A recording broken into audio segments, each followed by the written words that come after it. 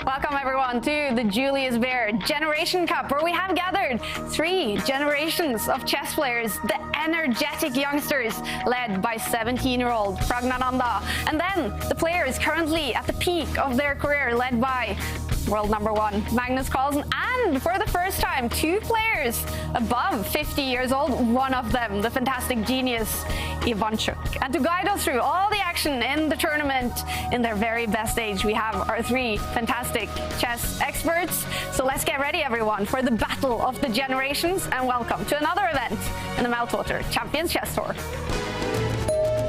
This move I have never seen before. It's now or never for Giri. Unbelievable how he finds that move. We've got to call that Prag style. They're playing like stockfish. But he's gone for it. White hanging on. And he's dropped a bishop. Dropped his bishop. Handsome mistake. This is so difficult. Oh! No way! Hello. That is the kind of move that I like to see.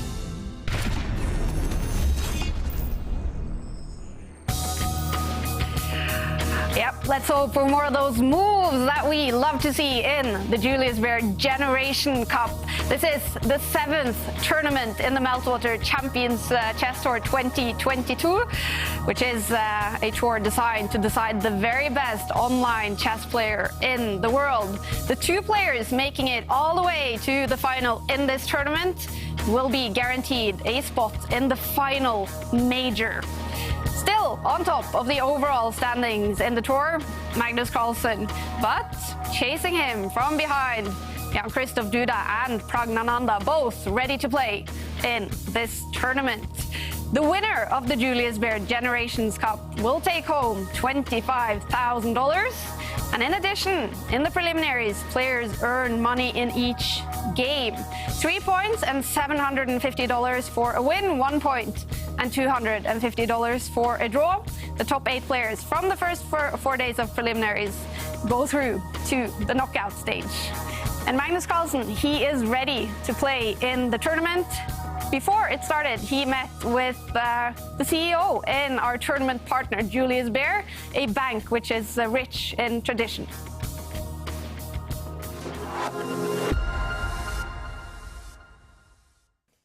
Good morning, Magnus. It's such a pleasure to see you. It's nice to be here, and let's get started. Oh yeah, we start with a digital selfie. Let me try and get that sort of semi-properly. What do you think when you play? I have a plan for the first few moves. After that, it's a bit of a disorganized mess in my head.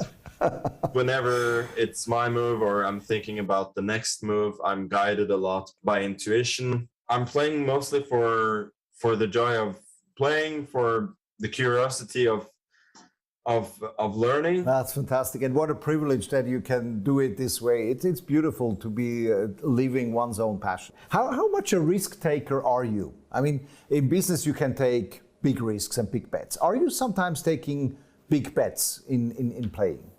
If I feel like my opponents are a little bit too cautious, then my strategy usually changes completely. Then I know that I can take more risks without being punished. Then I'm really going to go after you and put a lot of pressure and just get you into these more high-risk situations.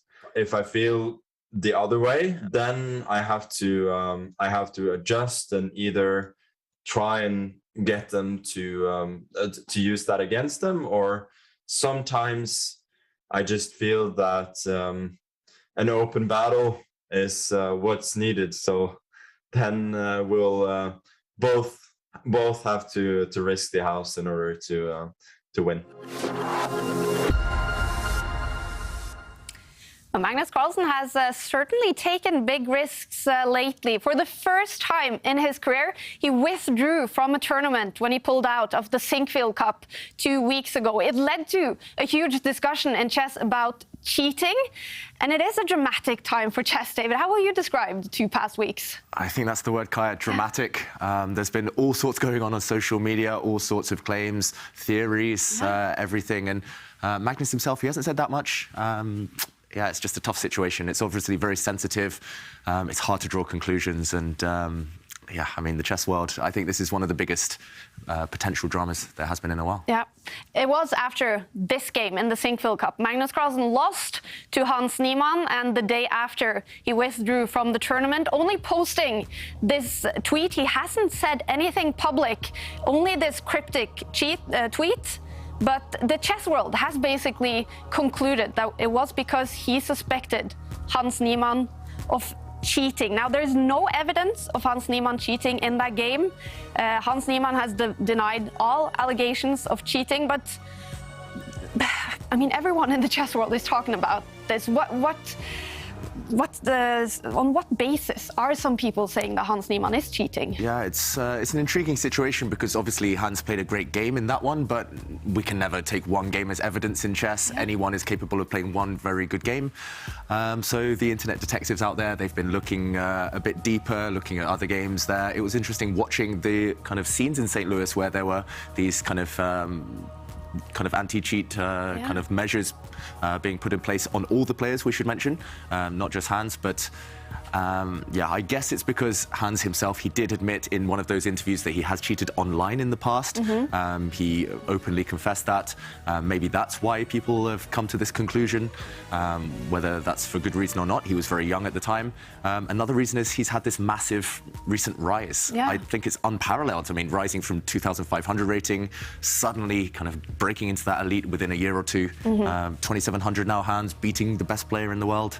But yeah, it's tough to draw conclusions. We don't have all the information, clearly. Yeah, absolutely. Now, it's special, of course, both of them, Magnus Carlsen and Hans Nimon, are in the lineup in the Julius Baer Generation Cup. They will play each other tomorrow.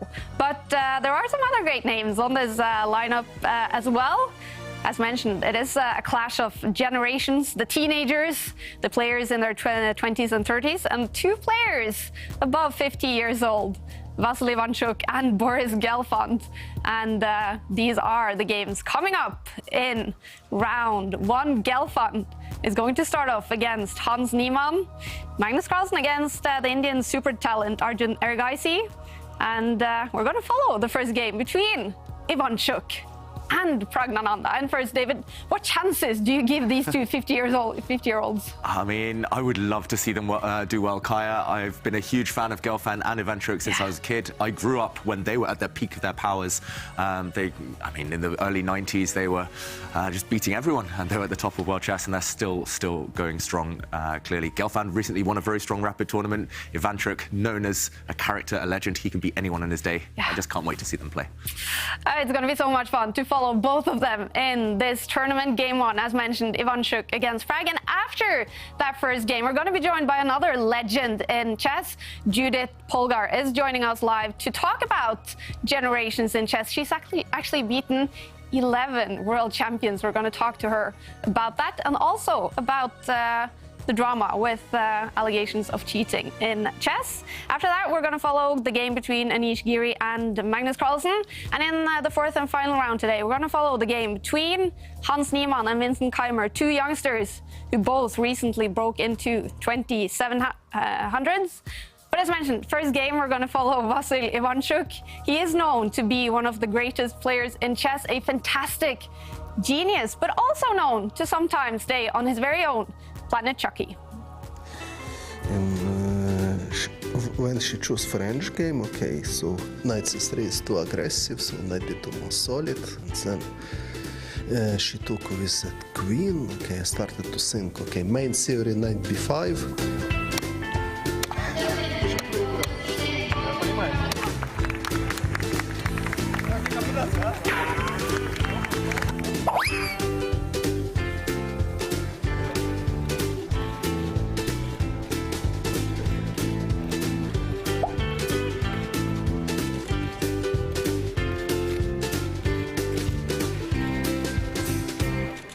Congratulations once again, we will invite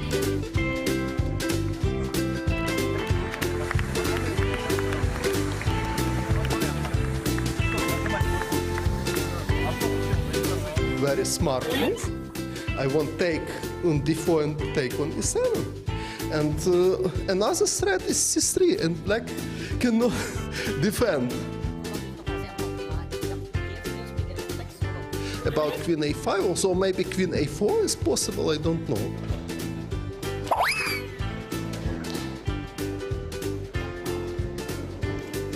Okay, probably it wasn't the most precise way, but okay, I at least check not miss something very primitive, and then okay, I realize my advantage. I feel sorry for the reporter there having to hold up the microphone for 10 minutes listening to Ivanchuk answer about the game. What a fantastic person he is. And we talk about Planet Chucky, Simon. What is that? It's a weird, mystical world where only geniuses survive. Yeah. And, I mean, Chucky is just one of a kind. I mean, there's no one like him. There's never been a character like him. And he is a genius. I mean, genius is maybe a bit of an overused word, but he is so incredibly strong. And we saw in that video just the way he thinks. Yeah. It's like insanely not normal. And all the top players in the world, you know, he was probably at his strongest in the 90s. And all the top players in the world have basically said, you know, Chucky is the most talented player around, if you ask them. So he's special. There's something very, very special. I'm just so excited he's playing here. I know. It's great. Yeah. So, yeah. I'm looking forward to the interview. We hopefully get with him after today's rounds. And as a player, Jovanka, how will you describe Ivanchuk? Yeah, I mean, Simon just sums it up there, genius. Yeah. And, you know, he has a very unique, universal style. He's good in the opening, the middle game and the end game. And he's just amazing, you know, and he's really excellent at those complicated positions. Okay, how cool. Now let's head into the play zone, because we do have 16 players sitting all around the world, and it is special because Ivanchuk, he is from Ukraine, and he is playing this tournament from inside Ukraine. He is sitting, luckily, in Lviv, which is in the far western part of the country, but we are, of course, hoping he stays safe inside a country who is attacked by Russia. Ivanchuk starting the day off against 17-year-old Pragnananda, sitting in India. And looking at these 16 names, David, who do you hold as a favorite in the tournament? Oof, it's hard. Clearly, Magnus starts every tournament he plays as a favourite, but I'm cheering for one of the older generation. Gelfand as well, we haven't spoken about yet. We will later, but he's another real legend of the game, and I have a feeling he'll surprise a few people. Yeah.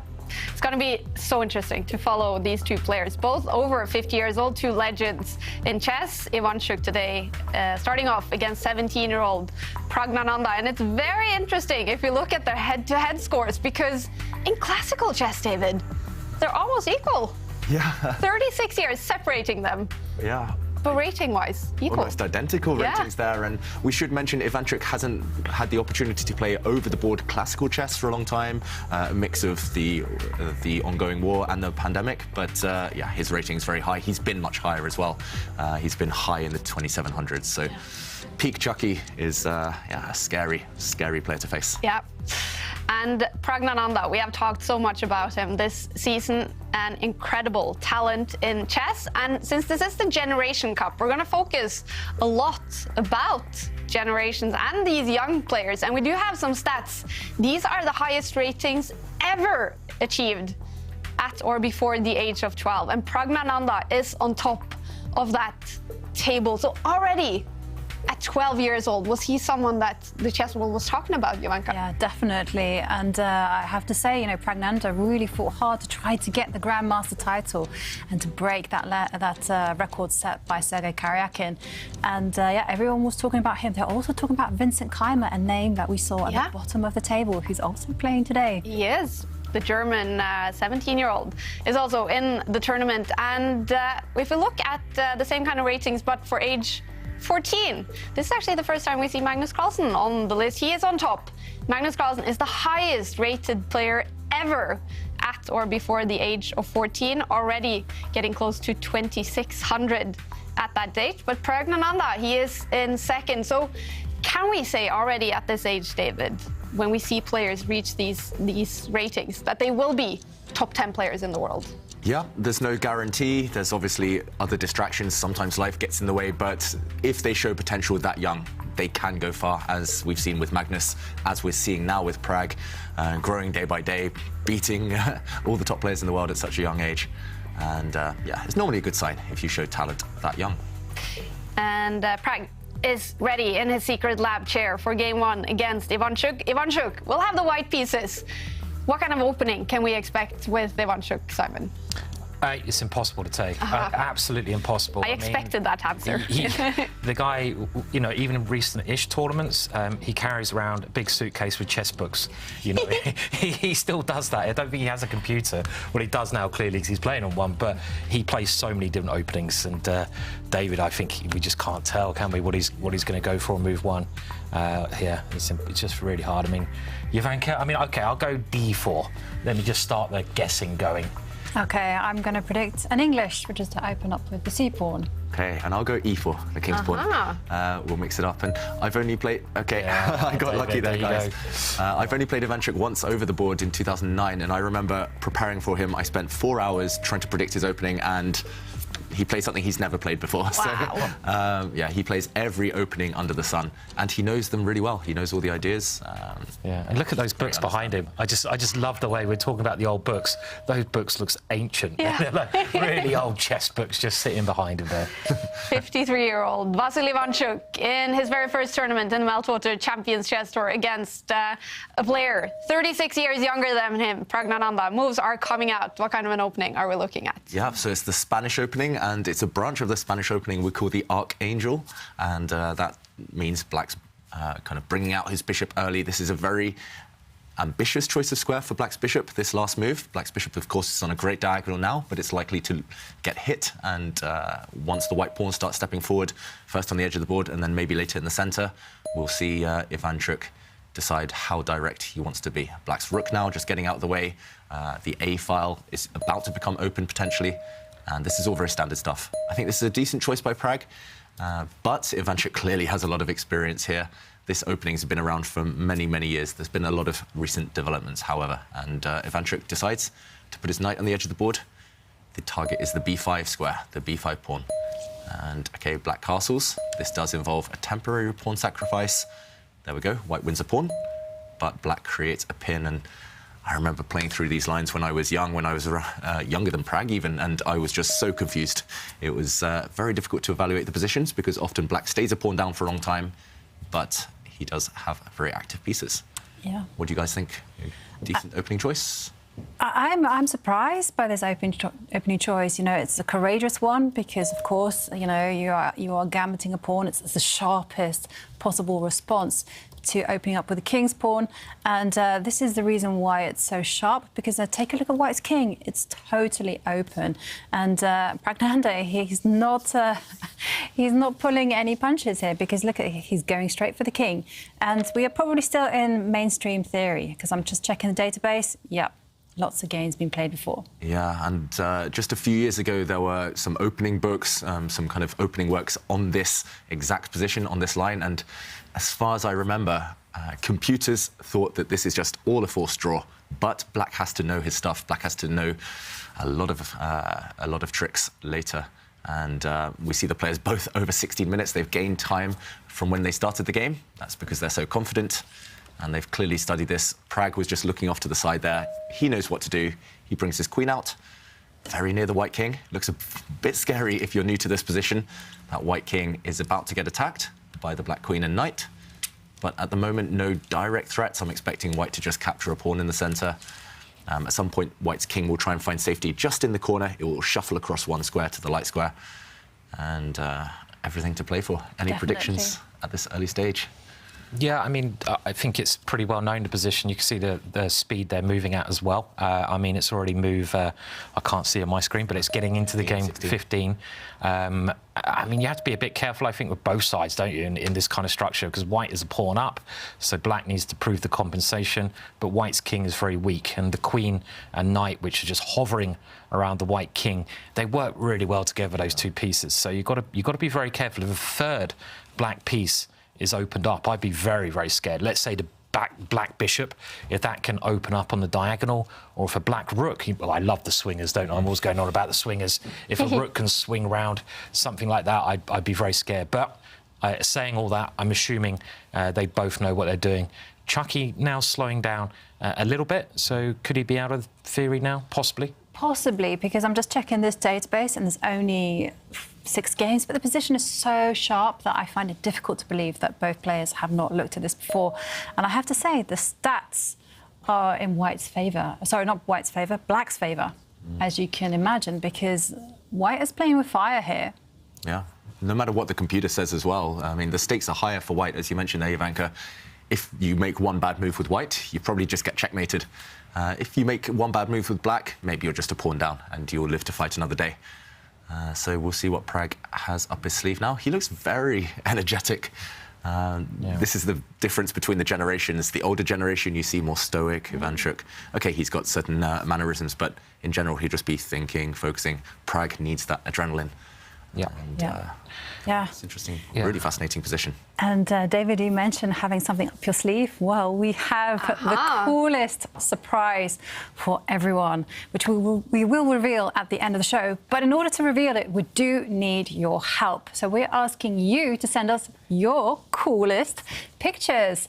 And you can do that using the hashtag #ChessChamps, and we'll feature them on the show with a surprise, which I cannot wait to reveal it to you guys, because it is seriously amazing. It is such a cool surprise. So we need you guys to share your best chess pictures. It can be a selfie you take today watching the show, or maybe playing some chess. It can be something you have in your archive, playing maybe your favorite tournament, playing the first game ever, someone else playing chess.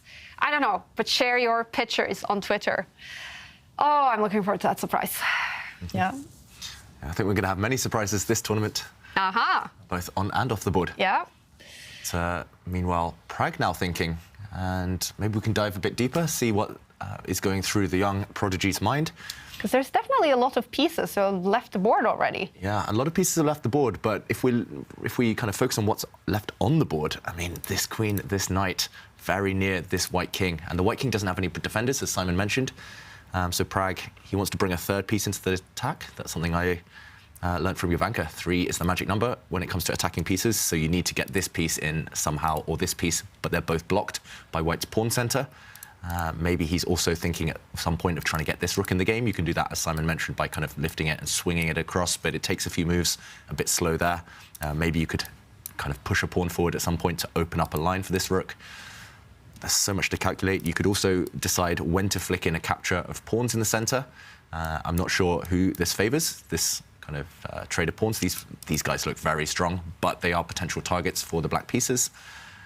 What else could Black be thinking about here? Maybe just moving his rook across, putting some pressure on the center. Is there any chance that Black could try to do something with that loose knight sitting there on b5? Yeah, definitely a possibility. There are some other branches of this opening where you can get away with certain tricks against this piece at some point, but I don't really see how at the moment. I guess you could take this pawn with a bishop, for example, opening up an attack against the white knight, but if the white knight just retreats and captures, then we see just a trade, and again, it's not clear. The knight and bishop have disappeared from these two squares, but who does that favour? Long term, the white bishops are very good here, but short term, still a bit loose for white. Simon, I think you'd take the black pieces, wouldn't you, in this position? Attacking chances. Yeah, I mean, I guess nowadays positions like this are very, very well analysed in general. I know they both are slowing down. They might be out of theory, but you've got to play into positions which you enjoy playing. This is like a key thing that I think a lot of people forget. So do you like holding on to the extra pawn, defending a bit, trying to soak up the pressure? If so, you take white. Or do you like risking playing sacrificial, getting the initiative and trying to keep that initiative going? I mean, both styles have big dangers, but personally, I love attacking, so the white king is weaker, black's pieces slightly more scarier, so I take black here. I think it's actually a very clever opening choice from Prag, because if you think about opening knowledge, how we learn nowadays, computers is how you learn, like really, you know, and Prag, I imagine his capacity of quickly absorbing opening information is much higher than Chucky's. You know, Chucky might still be relying on books or old analysis, so why not take him into something very, very sharp where your opening knowledge can shine a little bit more. But saying that, I don't know what move to play. I mean, I guess if I was black, I'd think about taking the pawn in the middle, moving a rook over. I think it's really key keep the pressure on and try to get another piece in. But White's centre looks extremely powerful here as well, and I want to try to get the other knight in the game with this idea. Try to swing the knight all the way to the king's side, as David's showing here, is the kind of thing I'd be. I need to get that third piece in to improve the position. So all these ideas I'd be going for. Checkmate ends the game. Yeah. Go for the king. Checkmate. That's all you need. Easy. Yeah. Easy, Prag. Just do it. Simples. Take him down. So we've kind of shown a plan for black. I mean, but surely white is also going to play as well. Nah, he'll just fall into checkmate. Nah, he won't do anything. He'd just let Chucky checkmate, won't he? No. Chucky checkmate. Oh, no, Prag checkmate. Yeah. Okay. In the video we saw Planet Chucky. He did actually checkmate Magnus Carlsen, Ivanchuk, in, was it a Blitz, World Blitz game, I think? Yeah. Well, he's beaten Magnus several times, actually, in all forms of chess, classical, rapid and Blitz.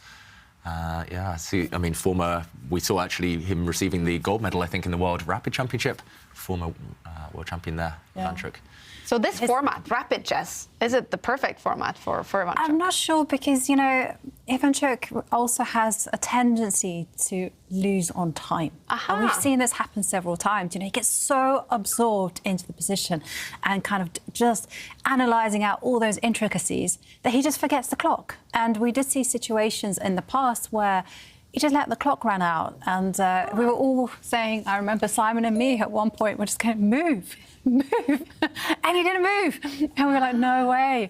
But that was life. And, Pragnanta has actually played a move that was on my radar as well. Bishop takes pawn. I kind of like what you guys were suggesting, which was a bit more harmonious. Here, Pragnanta means business, and he's going directly for the kill. Yeah, started some tactics. As we mentioned, if this bishop is captured by the white pawn, then white's knight will drop off to the black rook. So white also has the option of taking this bishop with his own knight. He missed that checkmate idea there, didn't he? It's a big mistake. Could have finished the game off there with that knight coming over. It's less sharp than you today, Simon. Less aggressive. I'm not sure about that. So. Too much respect for the great Ivanchuk, I guess. Perhaps. I think he still has some tricks up his sleeve. Yeah, some. Definitely. Some sly plans. And, meanwhile, the white knight does step back, indeed, and capture. We'll see this white knight captured as well by the black pawn. What else could you be thinking about? Maybe he's thinking of moving the black rook across, but no, why not take that piece while it was sitting there, ready to be captured? Yeah, you're right, Jovanka. In 2013, the London, the candidates tournament, Ivanchuk, he lost on time, what was it, 3 or 4 times? Whoa. 3 or 4 games. And that was, of course, the famous event where Magnus qualified on tiebreak with Kramnik. Magnus actually...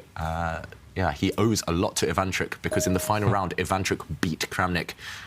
If Kramnik had just scored a draw, Kramnik would have qualified for the World Championship and history would have been very different. So Ivanchuk has made history what it is today. Yeah, exactly. He has. And incidentally, in that tournament, the round before, Ivanchuk actually beat Magnus. Wow. And, Magnus is like, oh, my goodness me, how could he do this? And then, of course, in the final game... He saved him. He saved him. Angel and demon all at once. But he's never been world champion himself, Ivanchuk. But I heard you guys even said it, maybe the best player to never become world champion. He was world #2 many times. And, he's incredibly strong. And just look at the focus that he's displaying. I mean, he's world #2 behind Kasparov, and this is when Kasparov was just crushing absolutely everyone. If Kasparov wasn't around, he would have been world champion. Yeah. But there was a famous case, and one of my favourite games, where Ivanchuk, I think, got through to the semi-final or very up there, the World Championship qualifier, and he's playing Yusupov, famous now trainer, and they got down to a tie-break game, and Ivanchuk lost this tie-break game, and had he won that, history may have well been different because this was in the 90s when he was really strong. But it was a famous story. It was played in quite a busy city, and as soon as he lost, he went out into the busy street and he just started screaming, and he just because this is his chance, and just in this street he was just letting out all this emotion into the street after the game. So that's how the story goes, I think. But it was a brilliant game for anyone that Yusupov played to win that match. Heartbreak for Ivanchuk. Yeah. Well, he's playing fast in this game. He is playing fast. I was just looking at his camera. I mean, he's also muttering something. Any one of us good lip readers? Anyone hazard a guess? Not in Ukrainian. No, I'm afraid. exactly. Yeah. But we could have fun here. Who knows what language it is? Maybe there's a different language on planet Chucky. Ah. But yeah, a few moments ago, while you were telling that story, Simon, he closed his eyes as if he was reliving that moment, and just kind of closing his eyes, talking to himself. It's very much. It's kind of reminiscent of the Queen's Gambit when Beth is staring at the ceiling. There's something going on in his head that we wish we could see. Yeah. But do you know who he reminds me of? I mean, like, OK, who does Chucky remind you of? And this is a good question for the audience as well. If you could think of one person in the whole world, I mean, for me, it's Spock out of Star Wars. It kind of reminds me of the genius, Star Trek even, sorry. Yeah. You know, the genius guy who's you know, that calculator who could, you know, really work magic there, because he's got that same, you know, again, like you say, he looks at the ceiling, he sort of sees these amazing ideas which no one else does, and yeah, there's something very special about that. So Yeah, he also maybe looks like him as well. exactly. Yeah, that's what I was thinking. Yeah, he's like little bit of a I can see resemblance with Spock. So yeah. Bokchuk. the Vulcan race. That's it. Doesn't Spock play chess as well? Some 3D game, chess. right? Yeah, the I think 3D chess, yeah. Which just looks really weird. So chess is hard enough. And look at Ivanchuk now. He's going through so many emotions. He's also wearing is that a Real Madrid top? Oh, yeah. Big sports fan. Ivanchuk. I should mention the two most experienced players in this tournament. They've both got these kind of mannerisms as well. Ivanchuk likes to twirl his eyebrows. Yeah, And I've seen Gelfand that. likes to twirl chess pieces. They're both famous for... But what do you think he twirls online? Because when he's playing over the board, Gelfand does twist the piece like this, but when he's playing online, what does he twirl? I hope Maybe we he find brings out. yeah. We're going to need to have a look. So. Yeah. Playing with his mouse, just kind of... Can't do it. He can. But, yeah, meanwhile, there's one new move on the board. So after a couple of exchanges, Black's rook has jumped into the white camp, into the white half, attacking White's pawn centre. That's why White's bishop has developed, this dark square bishop protecting the pawns in the centre. But now, if Pragnananda wants to restore the material balance, he can use his rook and grab that white pawn on b2. It's undefended now. I'm not sure you really want to move your rook again. If White gets time to kind of bring pieces towards the protection of his king, if the White queen can develop, if White's central pawns can push forward, Ivanchuk just has a beautiful position. So, Prag, will he just kind of go for that materialistic approach, just grab a pawn, it's equal pawns, the game goes on, or does he try to look for something a bit more aggressive? I suspect he might be doing a hit and run with the knight. He's actually going to capture the pawn. I haven't worked out the tactics here. But I reckon he might just go for it and initiate that fire on the board because, like you say, you know, he just can't be messing around with the rook. Make use of those lines, I say. Wow, yeah. And this pin now means that White's bishop is likely to fall in the centre of the board, so you've given up a knight. But this piece is now attacked by both of the black rooks, and it's not clear how you save it. It feels a bit shaky because Black's back rank is weak. Black's king, if it's given a check on the back rank, it will be trapped. There's no escape squares, but it's hard to get at it at the moment. Is there a Planet Chucky move there? This is where this is the thing. We need that moment of genius, that inspiration that Chucky always seems to have.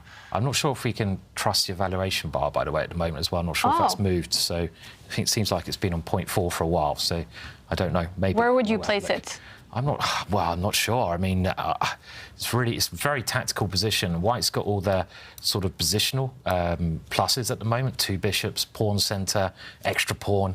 But Black's got all the tactical chances. So I think in 4 or 5 moves, we will know a much more valid assessment of what's happening here. But this knight takes d4 is certainly a key move, isn't it? I mean, if this works, then Black could be doing very well. Yeah. But I kind of feel there might be something there. I don't know what, but... I'm thinking maybe you can go a bit weird and move the rook up onto... OK, we've actually seen a different move. Yeah, so Jovanka, you're thinking maybe something like this.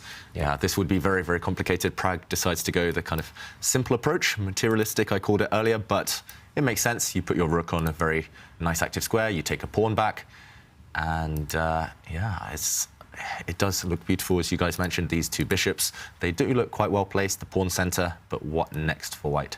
I just want to kind of overprotect the White king at some point. The queen is tied down. I would love to eventually bring her to this square, not right now.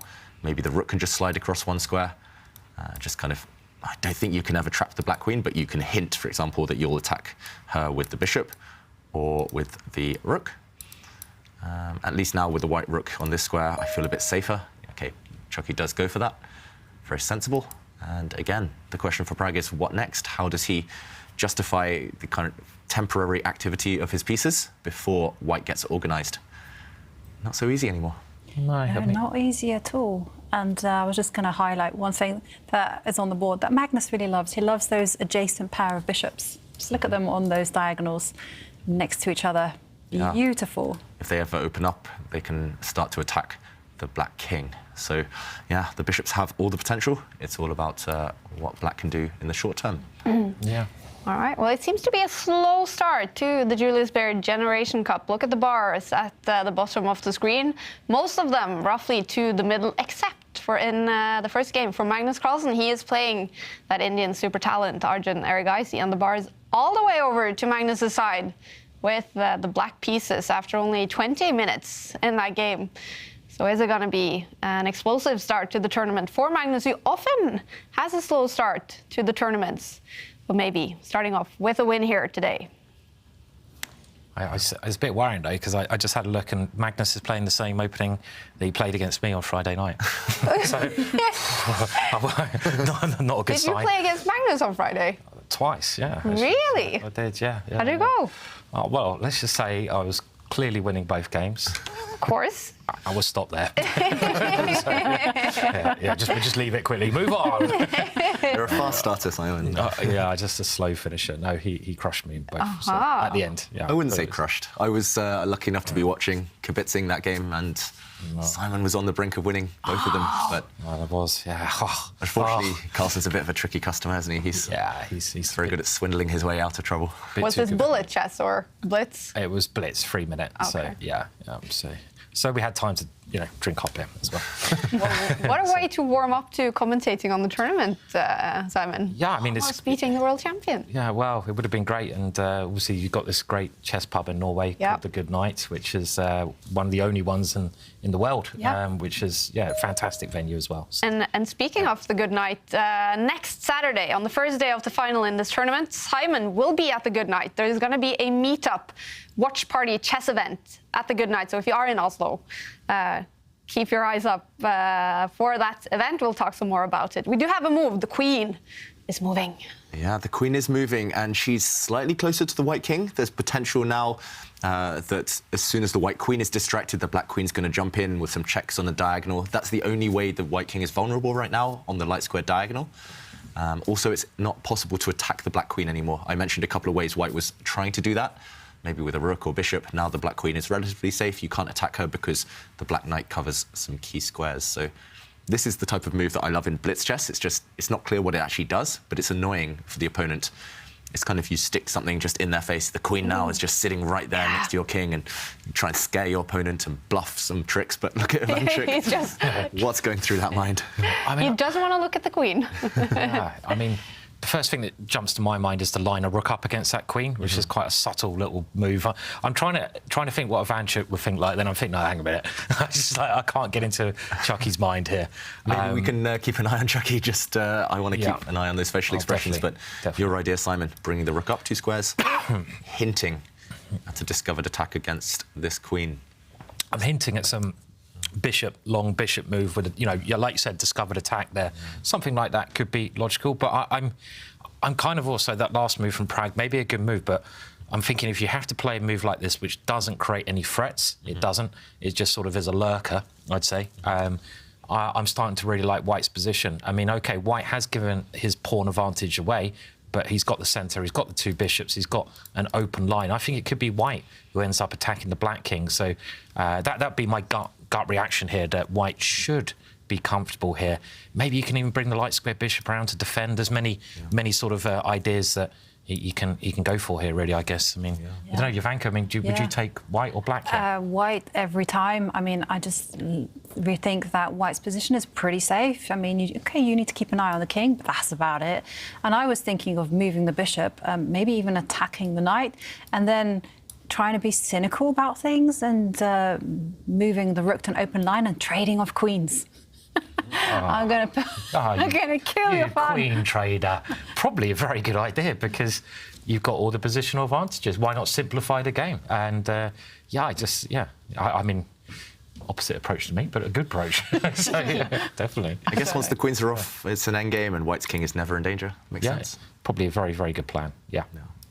So, what is Chucky going to do? Is he going to play one of these moves we're expecting? Oh, and look, the bar, suddenly. Oh, OK, Yeah. it's gone up in White's favour. I think it's been stuck and they've just fixed it. That's all I think it's happened. Yeah, So, and we see the analysis board here where I'm drawing some arrows, but actually, I was going to say on the game board, suddenly pieces just changed. We suddenly saw knights, we suddenly saw a bunch of other pieces. But, OK, White's bishop does indeed come. Yeah.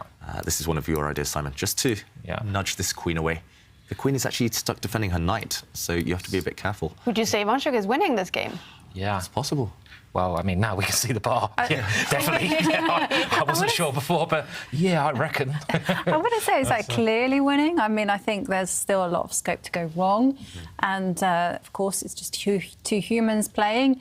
But, yeah, it's looking really good. You know, he's got everything he wants. He's got the centre. He's got the bishop pair.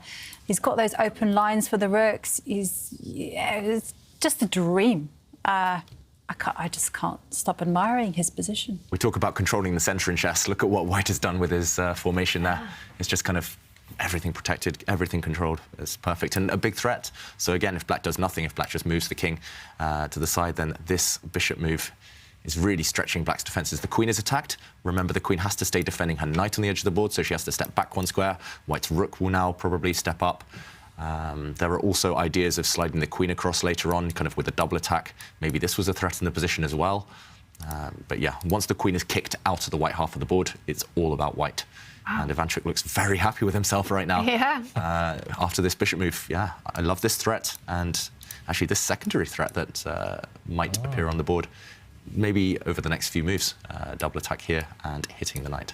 Yeah. It's looking good for Ivanchuk. And we do have the first result in the tournament. Hans Nimon winning his first game here.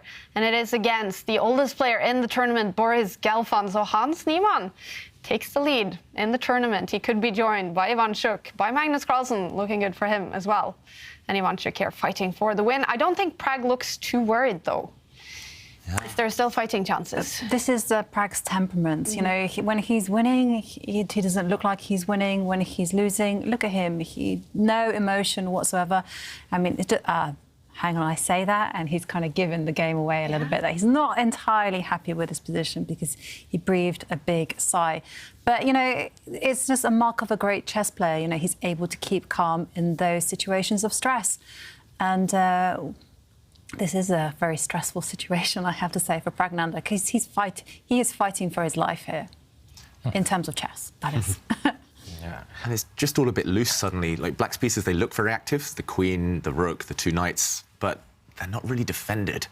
And if something goes wrong, if the coordination between those pieces is broken, you might just lose one of those knights. I could just look at Chucky, just put the video up at full screen, bit of, classical music in the back. No. I mean, look at it. He's such a interesting character to look at, isn't he? I mean, like, as you said, David, maybe he was saying something and then he's clinching his eyes. I mean, he goes through all the emotions here. But you're right, David. Just Black's position is very stretched here, and there's the rook move coming up. Maybe there's lots of tempting moves here, isn't there? Yeah. Ivanchuk is well in control. Yeah. We do have to mention that Prag does have a threat with this queen retreat. He is threatening to capture the pawn in the middle of the board with a check, and Ivanchuk has to take measures against that. Unfortunately. Well, fortunately for him, I should say, it's very simple. Just move the rook up, attack the queen, kick her away. Yeah, you could even move the queen in, couldn't you, as well? Get another piece near the black king. And it certainly seems to me that the black king could be under a lot of pressure very shortly. Yeah, and this is interesting, just this battle of generations, because Prag has grown up kind of facing the generation just above him, the Magnuses. In this tournament, we see a bunch of players, the Dudas, the Giris, that kind of generation just above Prag. But the older generation, they have a different style, right? And they're very principled. Ivanchuk, we would think he'd be rusty. He's barely played over the board lately, but he's very principled. He'll still play what he thinks are the correct openings. He'll still have no fear. He'll still He's happy to weaken his king as long as he gets those long-term advantages. It's a very different type of chess. And it's interesting to see how Prag does against that. Yeah. Old versus new. Yeah. I mean, this is why it's such an exciting tournament. This generation gap that we have here. It's going to be fascinating to see how. I think we're all kind of rooting for the older players, aren't we? I'm going to say I am. I want to see the old guys do well because I'm now be one of the old guys. They'll have their moment together. Yeah, they've got loads of tournaments to come, and the old players, we grew up on their games, as David said earlier. We grew up on their brilliancies. Ivanchuk's had some great games beating Kasparov, Gelfand, positional mastermind. They are legends of the game. And it's huge inspiration, right? If these players, 53 and 54 years old, can really make a mark in this tournament. Yeah, it just never shows exactly like you say, that absolutely anyone can do this, that anyone can compete at the top. I am slightly concerned, having said all that, about Vasil's clock time, because now for the first time he's gone under the clock, and I'm just reading it. I mean, what can I say from his expressions? It looks like he's in pain? Anyone else would be in pain with that face, but no, I think he's just calculating. Okay. And the genius, isn't it? Of that genius is very. They say a lot of pain geniuses, and he is kind of the pain genius. But okay, the evaluation bar's gone down a lot. I mean, there was some other very tempting moves. Like I also noticed he could have moved the other rook up, but which should have been, again trying to get into his mind a little bit. Still looks very good for White. So do we know why the evaluation bar has dropped it? It's hard to say, right? It's hard to say. It looks like a very natural move. White's queen coming towards kind of where the action is happening right now. We do see Stockfish giving its move suggestions just below the players' cameras right now, and it thinks that black should retreat a knight. So that is the knight on the edge of the board. We hate having knights on the edge of the board. Step it back towards the black king. Just keep it nice and safe. And that minimizes the damage. But there are other tempting moves. I would be inclined to think that it's more Prag style to be kind of... he's a counter-attacking player. We've seen that throughout the tour. His style to kind of create threats, be a bit more direct. So the second best move according to the computer is for the other black knight to jump into the white position to the c2 square, hitting the white rook in the corner, hitting white's dark squared bishop. That looks very natural to me as well. So I do think we'll see one of the top two computer moves for Prag because they're both very natural right now. And yeah, it's a very tense position. Now Prag is the one burning time on the clock. We could see a time scramble. I think that will favour the younger player here, but Ivanchuk is calculating ahead, so he's definitely got a plan for the next few moves with this queen jump. Yeah. Still everything to play for. Definitely everything to play for, and the position is heating up. And you have to say, we aren't the only ones cheering for the older generation. Oh. Adam Genesis Doctor says, "Go Ivanchuk, art for you." So he even has his fans creating art. And well, the move that you suggested is on the board, the knight retreating. Yeah, so Stockfish's top choice, but then again, the evaluation bar shot back up. So, I mean, it's that type of position. It's just so hard to calculate. Even the computer needs some time to adjust, maybe. There is a threat re-established on white's central pawn, the one that did just move. Black's knight was eyeing up that pawn. The black queen was eyeing up that pawn as well. So now this black knight is kicked away from its perch. And where is it going to run to? It could just hide out in the centre of the board. I'm starting to worry for the black queen, though. She's running out of squares. And like Simon said just 5-6 moves ago, the black king maybe is the one actually in bigger danger. As soon as this knight is kicked away, the black king doesn't have many protectors left. It's just the pawns in front of it. And white's pieces are gravitating towards that black king. Can anything happen in this game? Can anyone win it? Anyone can definitely win this one. But at the moment, it looks like white is the one with all the momentum. But as the time gets lower, you mentioned this, that it's going to be Chucky we fearful because Prag's got so much experience now. It's funny to say that the youngsters... Can I just say that? I mean, who's got more experience? Prag's got more experience than the old Chucky who's been around before Prag was born. But let me just say, Prag has more experience in this kind of format, in this time limit. And that is such a... It is just true. So if they get short time, will Ivanchuk be able to adapt? OK, well, he's gone straight in. I was wondering what would happen if the rook now came up to fork the queen and the knight, but I guess there's some He's setting response. Traps, right? Yeah, what am I missing? Rook takes pawn or something ridiculous? Knight takes pawn, or rook maybe takes just pawn. knight takes pawn. So okay, this, sure. as Simon mentions, this does look like a killer, a double attack, hitting the black queen, also hitting the black knight in the centre, but Luckily for Prague, there is a check. The knight takes pawn check, hitting the king, also hitting the rook, and when you capture, black's queen can escape. And I mean, it's still not that bad for white, but you have lost a pawn in the process. So it's close, it's hanging by a thread for black. If we go back to the current position, if moving the rook up doesn't work, maybe you just have to take your time out to defend this pawn. That kind of feels like you're doing not the right things. Yeah, just defending this pawn, it's not bad, but yeah, as Jovanka says and kind of hints at there, maybe it's not great either. What other moves could you look for? Could you move the light square bishop to, block the rook? Yeah. Because then you're opening up the rooks to, the rook in the corner would love to join in the battle. And I always say, when you're in the middle game, this is a good tip for everyone at home. You want to get all your pieces in the party. Like get all the guys in the party. You don't want someone on their own at home. They're going to be feeling sad, aren't they? Get them all in. So and apply that in life as well. Exactly. Anyone alone. Get them all in the party. Yeah. That's it. And everyone. Yeah, and you might be able to double up the rooks here, and that little rook could be the killer. Yeah. That lonely rook could be the killer piece. And this re-establishes your idea, Simon, as a threat. This is now a killer idea. This double attack, bringing the rook to g4. If black does nothing, then yeah, one of the black pieces will fall off, the queen or the knight in the centre. I don't even see how black defends against this, to be honest. Can I show a cool line?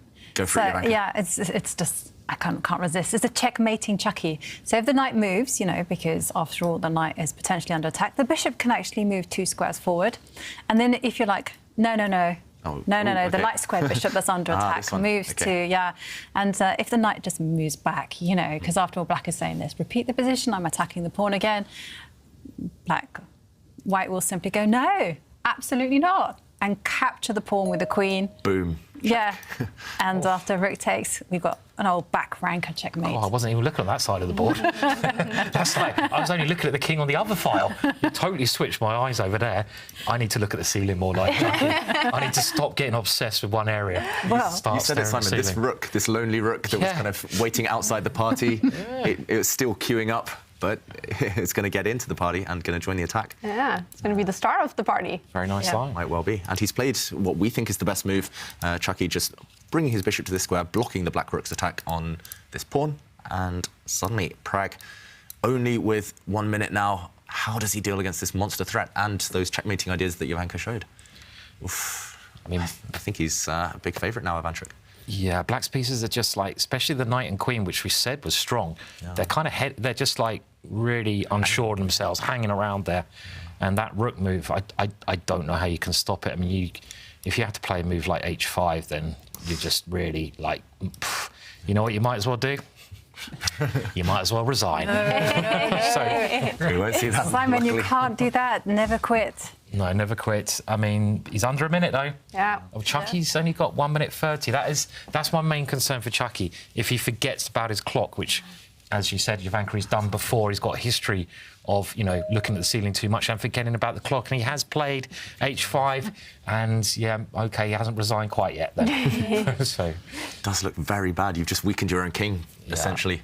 Yeah, the king looks so weak now, and you could double up the rooks. Very simple way to play now. The white rook comes forwards 1 square, getting ready for the loner to come in, swing over. Maybe there's some other great ideas here as well. Yeah, it's just that clock. It is kind of the joker in the pack right now. It could just completely randomise the position if Ivanchuk panics and just has to make 1 or 2 quick moves. This is his first time on the tour, so still adapting to that kind of online format, the time control. Gaining 10 seconds sounds like a lot, but yeah, especially if you're getting used to the especially in round 1. It can be tricky. Your move, Simon, just that rook in the corner now, raring to go, ready to join the action. I do like J-Deep's tweet where he says they always root for Pragnanda, except when playing Ivanchuk. It's a 90s thing. I like that one. Yeah. Keep them coming with the hashtag chess champs. Yeah. He must have been world number 2 when, like 15 years before Prague was born. It's crazy. Yeah, it's crazy. It's mad. Thinking about that. Yeah. 2 games have finished with winners already in this first round, you guys. It's Hans Nimon and Magnus Carlsen currently. Those 2 are on top of the table in the Julius Baer Generation Cup. That is kind of strange, taking in account the recent chess drama. But let's see if Ivanchuk joins them on top with 3 points if he wins this game. The bar now saying 4.0 pawn advantage. Yeah, it's looking good for white. I think the most obvious move is probably the best one here. It's your move, Simon. Just swing that rook across. The time. He's got to be careful. I can just see him forgetting about the clock. 20 seconds. Oh, He's come calculating on. too much. Here you just play by instinct. Oh, right? you've got to look at the clock, Chucky. It's so different when you're playing no, 10 online seconds. versus playing What's he over the doing? board. Got to move 10 Has he seconds. Can't make a move. I think he's forgotten about the clock. It's got 7 seconds. What's he doing? He's Come so on, calm. move. Oh, okay. Makes a move. So relaxed. But do you reckon he's seen the clock? I'm a bit worried. I'm still worried he hasn't seen the clock. I'm just a bit worried. Sorry, carry on, Jovanka. Yeah, I was just a bit worried that he's like leaning back. I mean, this is different kind of behaviour. Normally we see everyone kind of like primed. They're leaning forward, they're eager to strike, and he's kind of very detached, and that's too chill when you have 17 seconds. Yeah, now Prag is the one low on the clock. On 3 seconds, 2 seconds. He has to move. Has Prag What's moved? happened? Has he moved? Maybe a short delay here. Yeah. He must have moved. Okay, yeah. 3 seconds left. He made a move. He had to make this move. The two white rooks were stacking up, attacking that pawn. Here we go again. 8, 7, 6. I think he might lose on time. Okay. With 1 second left, he made that move. Just 1 second. Yeah. I mean, we've seen all sorts on the tour happen, but we don't know what to expect now. Play it, Chucky. Yeah, this bishop move looks like a good one, bringing another piece towards the black king. Can he go rook takes pawn? This is the key No. thing. Oh, he's got another one. That's a bulldozer move. Look at that Killer. pawn just opening up the position. But Prag is so calm. Prag is a great defender. Not only is he a good counter-attacker, but he knows how to kind of just stay alive in games. And, OK, we saw an exchange of pawns. Now White's bishop dropping back. That's not a good sign. He just brought his bishop forward. Now he's lost a bit of time, but still the black king out in the open now, super weak.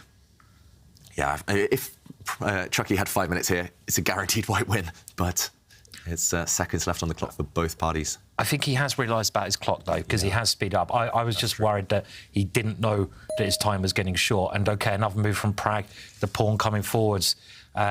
The bishops must start jumping into play soon, surely. But it's such a complicated position. You can blunder even when you've got a winning position. So you just got to calculate very well here. And, OK, is he going to get to 1 second again? No. He was tempted to sacrifice material. I was wondering whether the hand would irresistibly play this move. I don't know. Okay, gives a check. That's unexpected. I thought he was going to recapture his knight, so temporarily White is actually a whole rook down. But the attack, now Prag, he can block this check. This is why I was surprised. I think Chucky as well was surprised by that move. He leant back, and not for a good reason this time. Oh, I think the tilt has started now. The black queen can just go and take the white light squared bishop. Oh, no, look at his face. Fallen apart. Oh, no. He's just a rook down now. No compensation. Wow. Oh, no. Heartbreak. That's so sad. He was playing the perfect attack. He just, I think he mixed up his move order. He found a great idea, just got it, just didn't execute it in the right way. Oh. And now it's just over. Now the white king is the one coming under fire. Yeah. And black has defended everything, extra rook. He can resign. Yeah, I mean, just... That's sad. That's sad, you know, because... Look at that. Dear. No, and he resigns. Ivanchuk, he was about to win this game against Prag, but a blunder and huge time trouble. And it is a win. 3 points for Pragnananda, 0 points there for Ivanchuk in a dramatic, fantastic game between two generations, 53-year-old Ivanchuk and 17-year-old Pragnananda. What happened in this game, David? I mean, it was a masterpiece by Ivanchuk. We were praising his attacking ideas, bringing all the pieces to the party. Everything was perfect for White, but it just fell apart in that time scramble. And it was just this one moment we mentioned that, maybe he got his move orders mixed up. Here, White's attack is very promising. The black king is the weaker of the two. White's pieces are all huddled together on the king side. And I think that maybe the best approach was the simple one, just capturing this pawn with the bishop. He actually took it with his rook, but Chucky had missed that after rook takes. Here, this check can be met by a block. Black's knight can simply step back, no more attack, and black is doing very well. But if he had kept it simple, taken with the bishop after the black knight recaptures here, maybe you could make an argument for taking with the white rook, but maybe now Ivanchuk's idea is even stronger. This check, and now this block wouldn't be sufficient because White has a nasty check of his own. Suddenly, due to this pin, this rook cannot be captured. The black king is simply doomed. No matter where you retreat it, the black knights are starting to drop off, and Chucky would have won this game. So in this position, just one move, one slip, taking this pawn with the rook instead of the stronger bishop capture, cost him the point, cost him the game.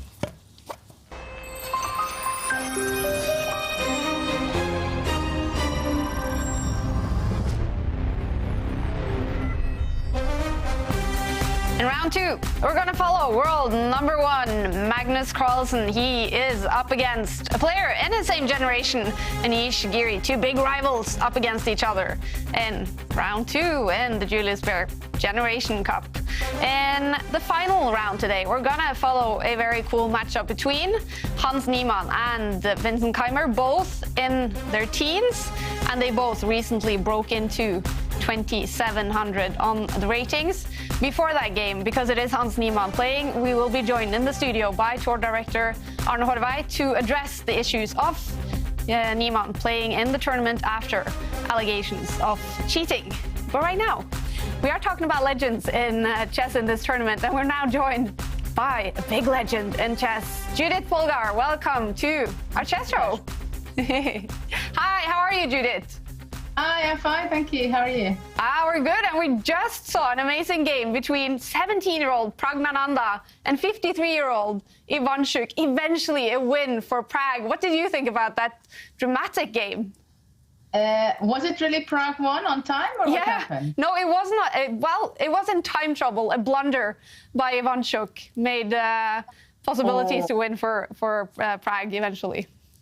Oh, I was just following, and a minute ago Ivanchuk was winning, I believe. It happened in the very last second. So a big clash of generations. And if someone knows all about generations in chess, Judith, it is you. First of all, you've been working on the Challenges Tour, commentating and working on the youngsters. So what would you say is the status for young players in chess right now? I have to say it's looking really good, right? Well, generally, of course, there are huge talents out there. Having Alireza, of course, right there in the very top, number 3, I think, in the world. And we see a lot of Indian players, but also Hans Nimon and others who are coming up. And it's so nice to see on these online events that they can show their ability, what they know, and they can challenge and play with the very top players. Yeah.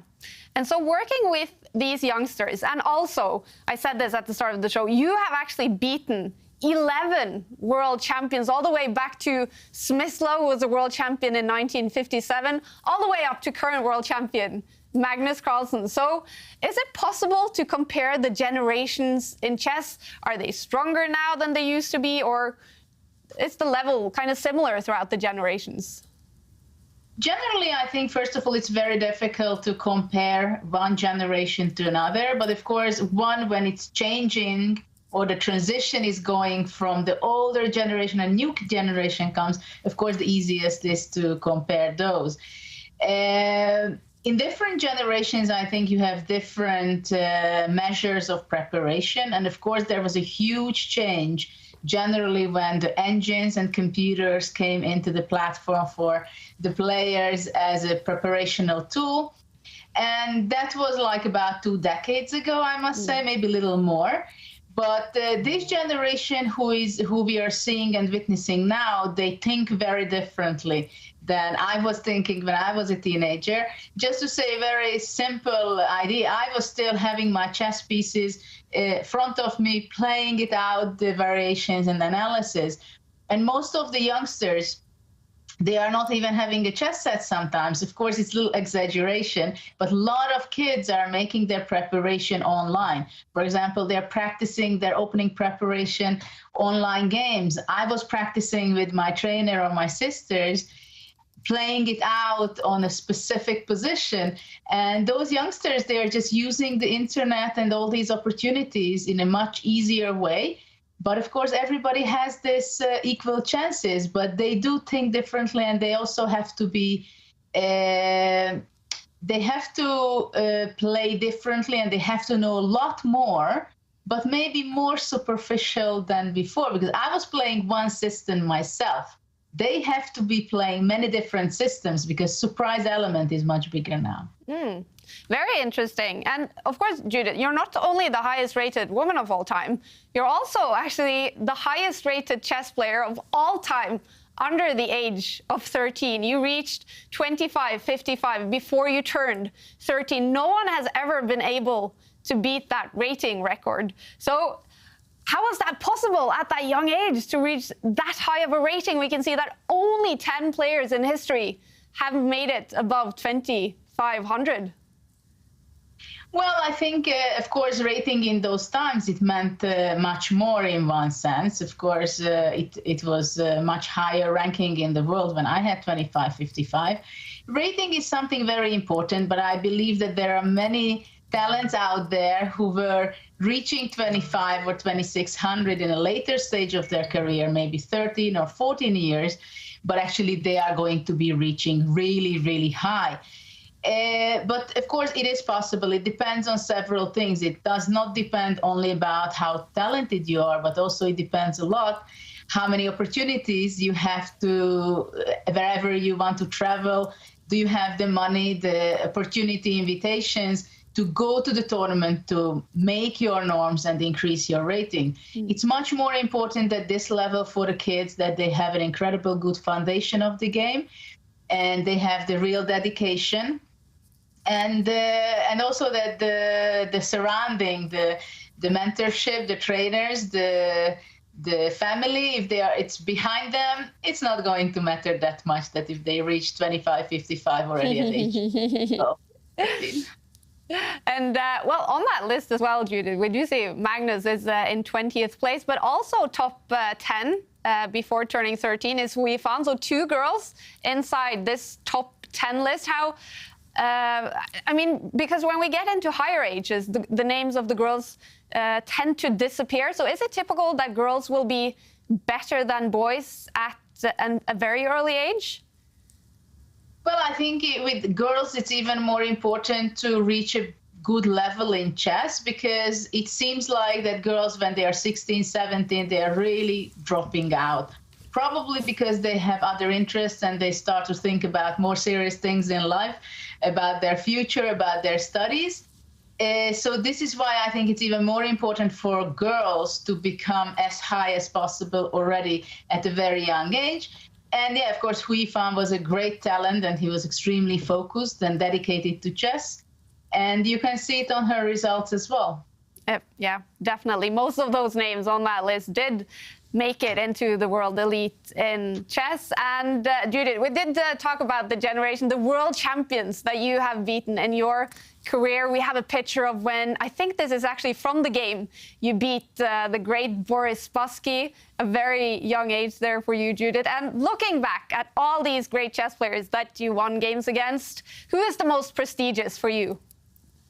Ooh, that's a tough question. Of course, this match, what you see the picture of with Boris Spassky, it was one of the most memorable because it was not only a game, but it was a match of 10 games. And I won already after game 9. I won 5.5, 3.5, and in the last game I lost. But this was something most memorable from point of view that one round after another, I could prove it that I was really better than Boris Spassky. And he was still, actually, he just played a few months before this match, the rematch with Fischer in '92. And, but of course, I have nice memories from several victories of mine when I won against Magnus in a rapid game, when I beat Garry Kasparov. And in quality-wise, first of all, I had several very nice games against Spassky. This, what you see, it was from the game when I was winning against Kasparov. He chose the very bad opening. That was his biggest problem. And this is one of the most legendary games in chess. 2002, you beat Garry Kasparov in this game. And we can see he was very upset. He was not happy after this game. Was he extra upset to lose against you, do you think?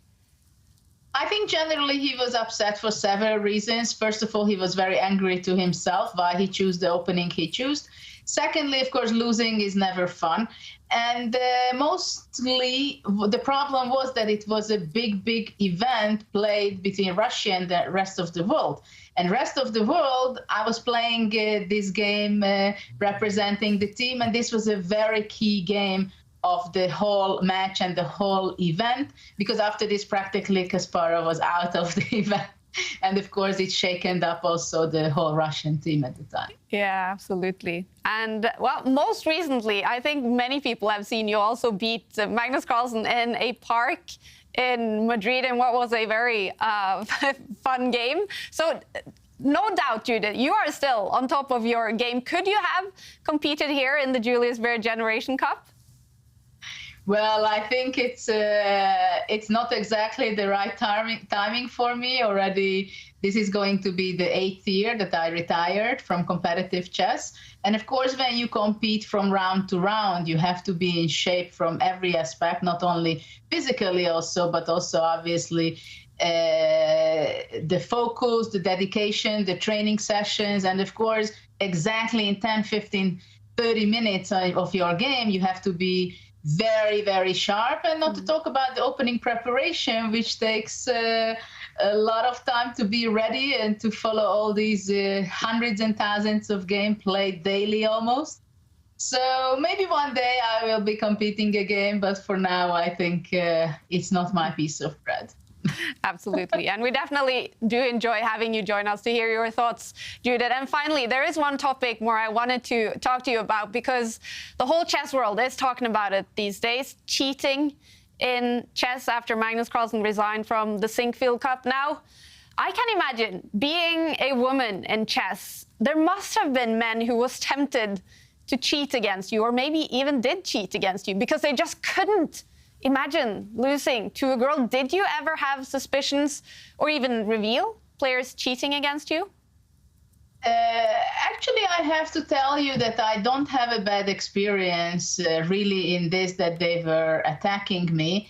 Maybe 1 or 2 occasions there were, but somehow I could keep myself very clean from the accusations, even though I was incredible fast growing in my chess. But of course, in those days, it was, in these days, if I would develop myself and I would increase myself the way I was, then it was 100% that everybody would be accusing me. That's not a question, because I was just simply increasing my rating points, winning tournaments game after game, that it was impossible and it was unknown before. But I think what is very unfortunate, what I see when there are accusations, that most of the time it happens after a game of loss. Yeah. You will find very rarely a case where the person won and then something happens. Of course, one of the most famous accusation was between Topalov and Vladimir Kramnik in their match. Yeah. So this is, of course, is the biggest question of the chess sport right now. And it was already in the last decade, because, of course, it's much more happening in an online sphere because it's much easier to do that.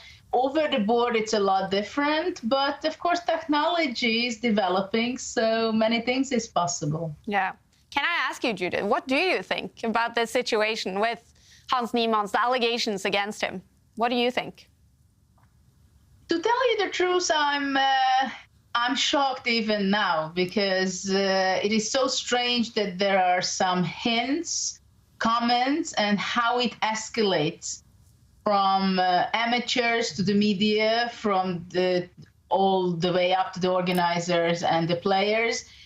In one way, it's very sad, because, of course, I think there will be no way that Magnus Carlsen can escape like this, not saying anything. So I'm expecting something, that something we are going to be seeing, some official statement or something. And at the same time, the whole thing is extremely fragile, because we're talking about a 19-year-old, very talented young player whose career may crack. And we'll see whether all these stories, is there any truth behind it?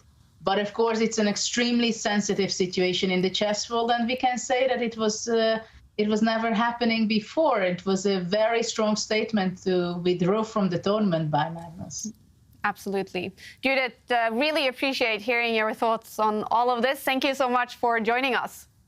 Thank you. A legend in chess, Grandmaster Judith Polgar. Round 2 is coming up in about a minute. These are the results from round 1. It was a win for Prag against Ivanchuk, 3 points for Prag. Nimon, 3 points for him against Boris Gelfand. Both of those two legends did lose in the first round. A win for David Navarra against the youngest player in the tournament, Christopher Yu. And Magnus Carlsen, he won the first game against Arjun Erigaisi.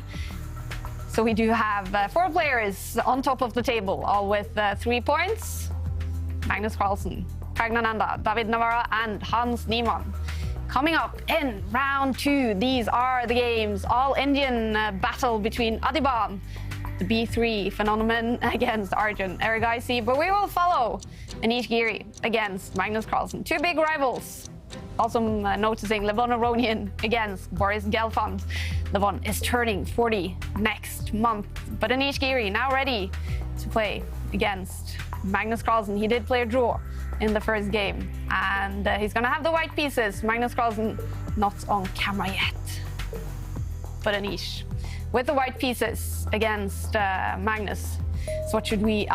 we don't have to speculate. This is what we can expect. Yeah, he's opened with his King's Pawn a lot lately, doing some chessable courses, of course, Anish Giri on these types of openings, so no surprises yet. These guys have faced each other countless times, but lately Magnus has been getting the upper hand against Anish, so Anish, I think his strategy should be to attack Magnus. He can't just make the game too quiet. He has made some maybe unambitious decisions against Magnus in the past and been punished for it, so whatever Magnus chooses in the opening, I'm expecting Giri to be a bit more direct this time. Still waiting for Magnus to make his move. And we do have head-to-head scores between these two in the Meltwater Champions Chess Tour. You said it, David. They played each other a bunch of times on the tour.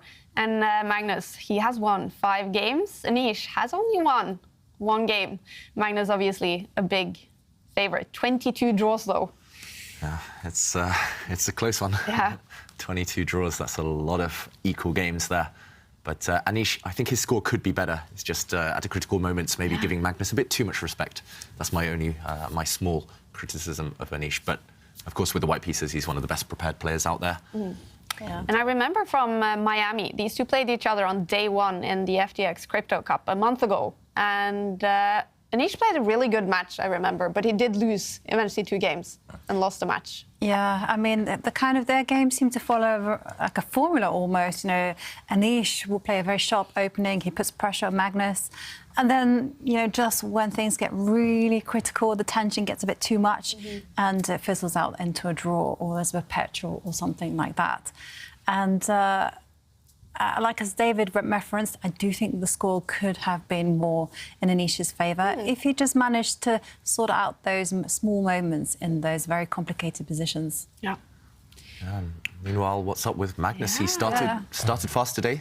Normally it takes him a bit of time to warm up into these events, but he started with a win, and a very nice win actually in game 1 against Erigaisi. Okay, he has arrived and ready to play. I mean, he does turn up. He does turn up a bit late often, and I don't know if he's having internet connections. I thought the internet's pretty good in Norway, but he often turns up late, and I always wonder why. They've actually reset the clock now. Should they do that, or should they punish him for turning up late? I'm kind of like punish him for turning up late, basically. So I'm a bit surprised they reset the clock, actually, personally. But, I agree. Yeah, the game starts at a certain time, so why not start the clock? Very interesting opening, though, at least. I mean, the perk, what we got on the board, one of the most aggressive openings that Black can try to play. A little bit disappointed with Anish's variation with White, because he could have gone for a much more aggressive setup than what he's done here, David.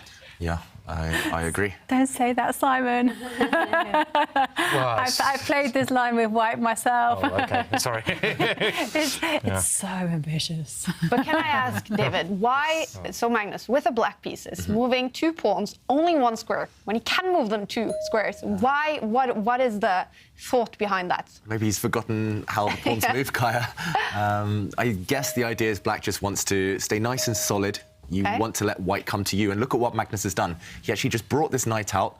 As soon as White stepped forward, he retreated it back to its starting square. So this is just provocation. He's asking White to come too far forward, and then he'll try and counterattack. Do you know what, David? This happened in our game as well. You know, on Friday, yeah. I played a slightly different setup, but he played the perk. He put his knight there. I attacked it. He went back. So it's exactly the same thing. He literally used you as a kind of sparring partner. Very worrying. So a guinea pig there, Simon, to test his ideas on. I mean, he likes this idea quite a lot, doesn't he? Because he often says that White's a bit overextended, or he played at least a similar idea against me. Yeah, he has played this before, or at least this idea in Olympiads even, so very important games.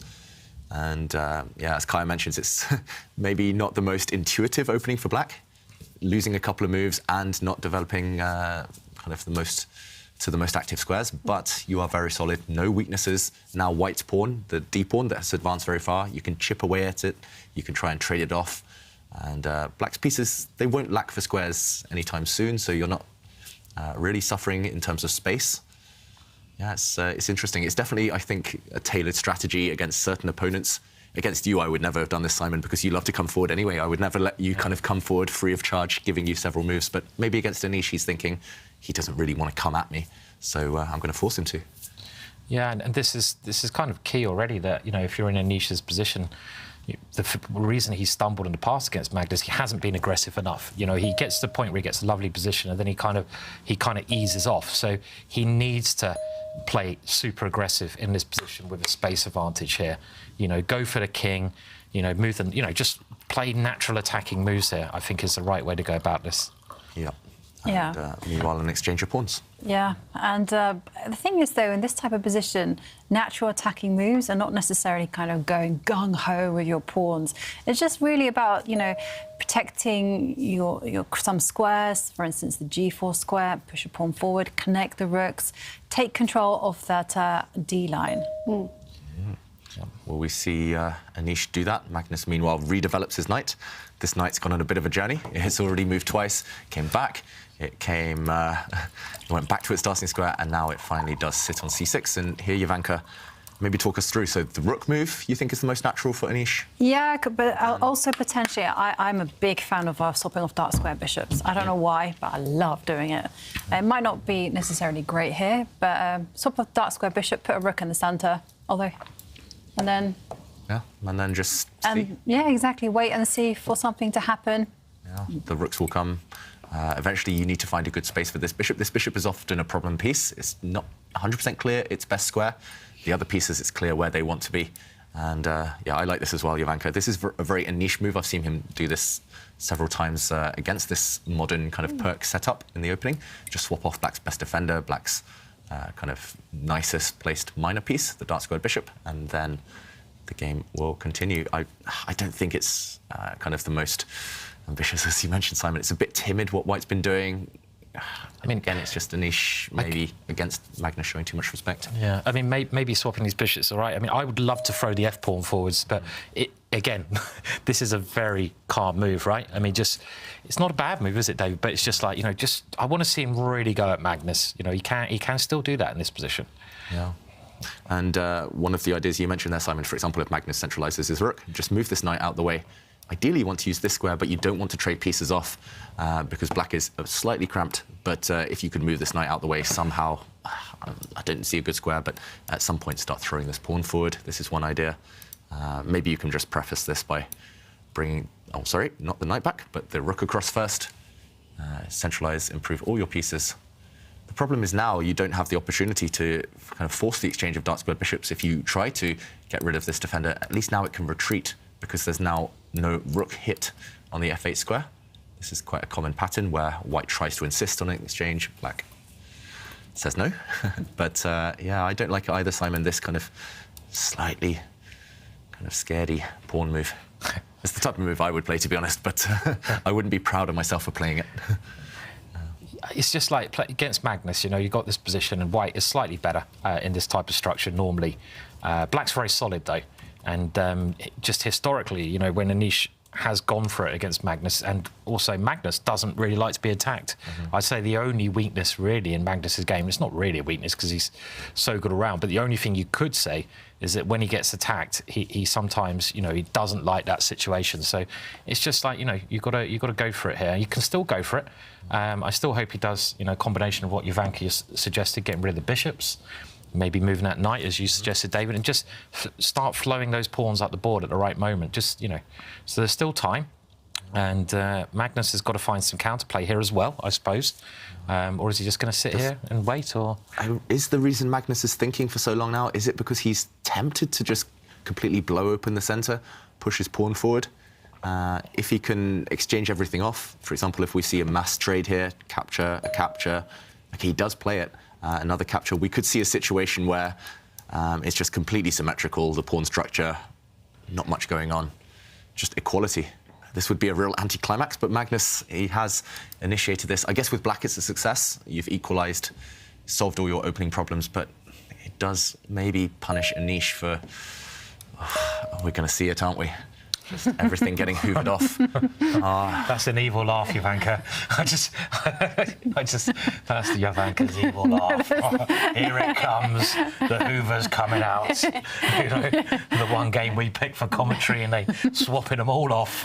Just what we wanted. So, I know I was just chuckling away to myself. I don't know. Sometimes I have these small moments of madness. Yeah, I mean, I agree with you. The vacuum cleaner's on the board. Everything is going to get traded. And we're looking at an even Stevens position. And whilst Anish is contemplating on the future, well, we have a tremendous surprise in store for you all, which we will show at the end of the show. And we are asking for this to happen. We need your coolest chess pictures. It doesn't need to be chess selfies, it can be whatever you find incredibly interesting. And there we see knight takes pawn, probably queen takes queen. What do you think? And oh dear, some exciting stuff. well, we're talking about excitement. I'm going to get excited. I'm going to the pictures that you guys have sent to us. Jessica says, "Here's my chess selfie. I started to play chess seriously about a year ago, and just last week in my second over-the-board tournament, I took first place in my section." Ooh. That is incredible. Massive congratulations, Yeah. Jessica. How cool. That is very cool. I do like that picture. And meanwhile, pawn has stepped forward and blocked the diagonal for the dark squared bishop. And Brian H. Live says 3 world chess champions signatures on one chessboard. Anand Karyakin and Magnus Carlsen. That is the best picture. I have to say, I have yet to get a signature from one world champion, let alone 3. Very impressive, Brian. Oh, sorry. Was one of those players a world champion? Sorry, not to nitpick or anything. Yeah, that's right, actually. Who Karyakin. No, Brian. Karyakin was certainly not a world champion. No. He's a world champion loser. just to say. I think he lost in the world championships, didn't he? Yeah, he's runner-up in that match in 2016. Yeah, he came close though. Yeah, that was a great match. It looked. And in fact, I listened to a part of the podcast where Magnus Carlsen talks about this match with Lex Friedman. Mm-hmm. And he said, he was so angry with himself. He thought, oh my God, I'm going to lose to someone who I know is much weaker than me. And that really upset him. A very interesting podcast, in fact. Yeah, well worth a listen. Meanwhile, this game... I'm not sure it's well worth discussing right now. It's just completely level. All the knights have disappeared. The queens have disappeared. The structure is completely symmetrical, and I think Anish was very likely. Anish is just trying to work out he can swap everything off here, isn't he? He's like, oh, there goes another one. Well done, Anish. He's found a way to get another pair of bishops off. Yeah, it's such a promising position. I mean, Magnus played this great break in the centre to get equality, and that move was the move, wasn't it, that you pointed out, David, to and then maybe this is a fair way the game's going. I was going to say fair result, unless one side blunders. Of course, it should be a draw at this level. Even the valuation bar agrees with me for a change. That's quite remarkable. Middle, right? Valuation bar wants to get this one done and over 0.0. That's as drawn as you can get. Okay. But say you had this position and you're in a must-win situation. I don't think either player would have played this opening or the last few moves, at least. But somehow or other, this is what you've ended up with. Go for it. What would you do? Resign. I mean, you just have to keep playing, don't you? You have to keep playing. You can't do anything too ridiculous, because if you try doing something ridiculous, well, you lose all your chances. You've got to kind of play, and hope something happens. But it depends who you're playing as well. If you're playing Magnus, and I mean, you might as well resign, I suppose. I mean, you can try to push your pawns to create some chances, something like that on one side of the board. I mean, trying to make this position exciting is really hard. I mean, you've got the open file. Wow, look at that. White's controlling the D file. Amazing. What about another challenge? No, this is for David now. Okay. You need to break the world record in longest. Oh, I would love... this is the perfect position for that. Longest games, go on. You just... OK, first you trade off all the rooks. And then you just sit for 49 moves. Then you push a pawn. You sit for another 45 moves. You push another pawn. Don't trade anything off. Don't break the pawn structure. Just keep it symmetrical. and then eventually you'll get to move 270, the world, one past the world record.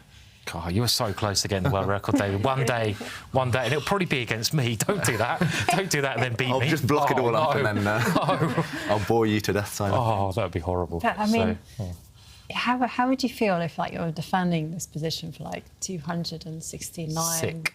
moves? Sick. Especially Especially if I was playing David, because I know he'd be enjoying it so much. He'd just be like 3 o'clock in the morning. That's all you want to do. Even the arbiters are like, like this. What happened last time. This is amazing, actually. So David, if you don't know, had this game, which was like, well, I'll let you explain, David. It's one of the longest games, right? But the arbiters were doing this to you, right? Exactly. I think it might be the 4th or 5th longest game in history. And the arbiters were just looking at me, shaking their head. And one of them was literally just putting his arm on the back of my chair, like just kind of talking out loud.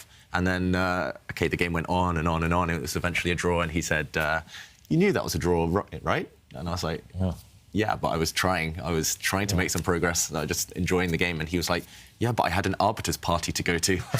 So, you ruined the party. And maybe their dinner as well. Exactly. Wow. You never answered the 10 p.m. question about whether Harry Krishna hates you now after this, or was he in on it? No, I think we've bonded over that. We've got a shared experience. Okay. 8 hours at the board.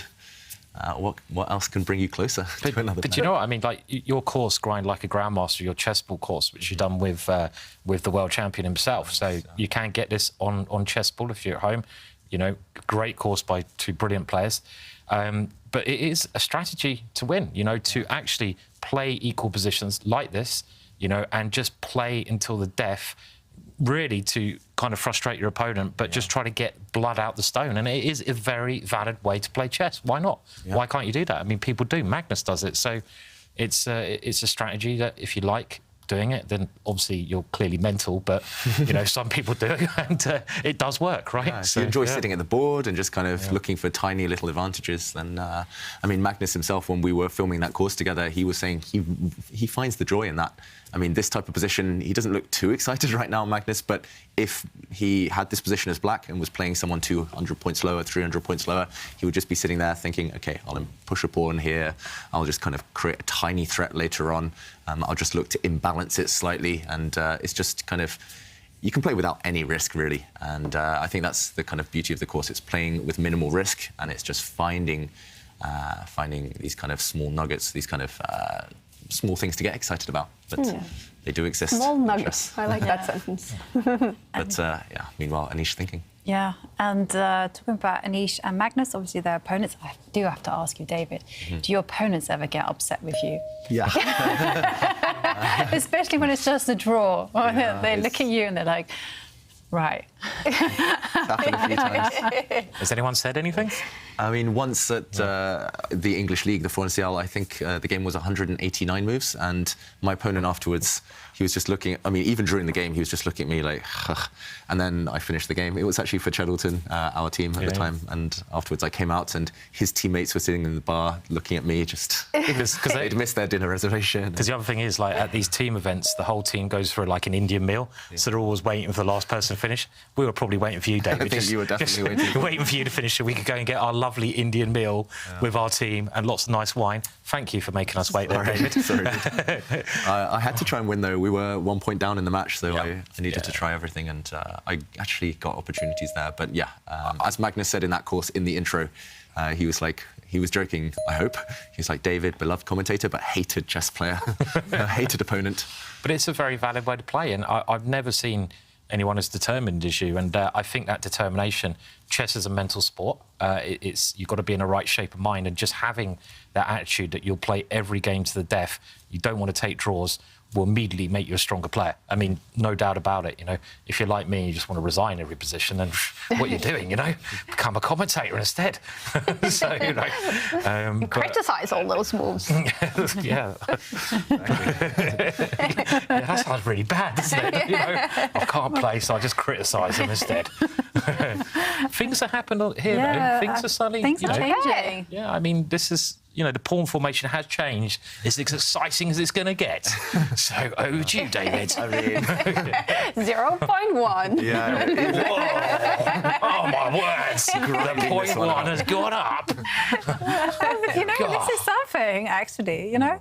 Look at Black's pawn structure. Look at Anish's Slightly face on the better. camera as well. Anish, if Magnus is looking at him, maybe he'll get a little bit of satisfaction, joy there, but it's gone back to 0.0, the computer. Maybe we can jump in. I mean, we have to just show the tiny little bit of action that has happened.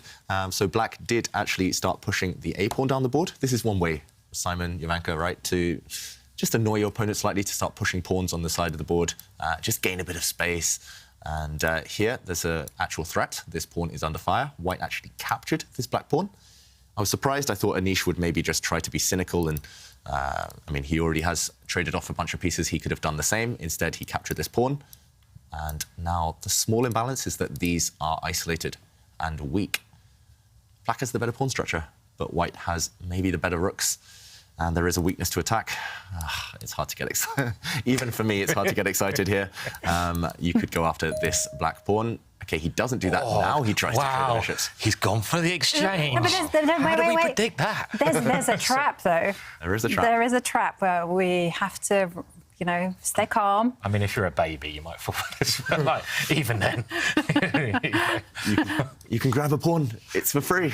Yeah. Or is it? Yeah. And the trap is that after you grab this pawn, your rook is on a loose square and loose pieces drop off. So White's bishop can jump out the way with a check.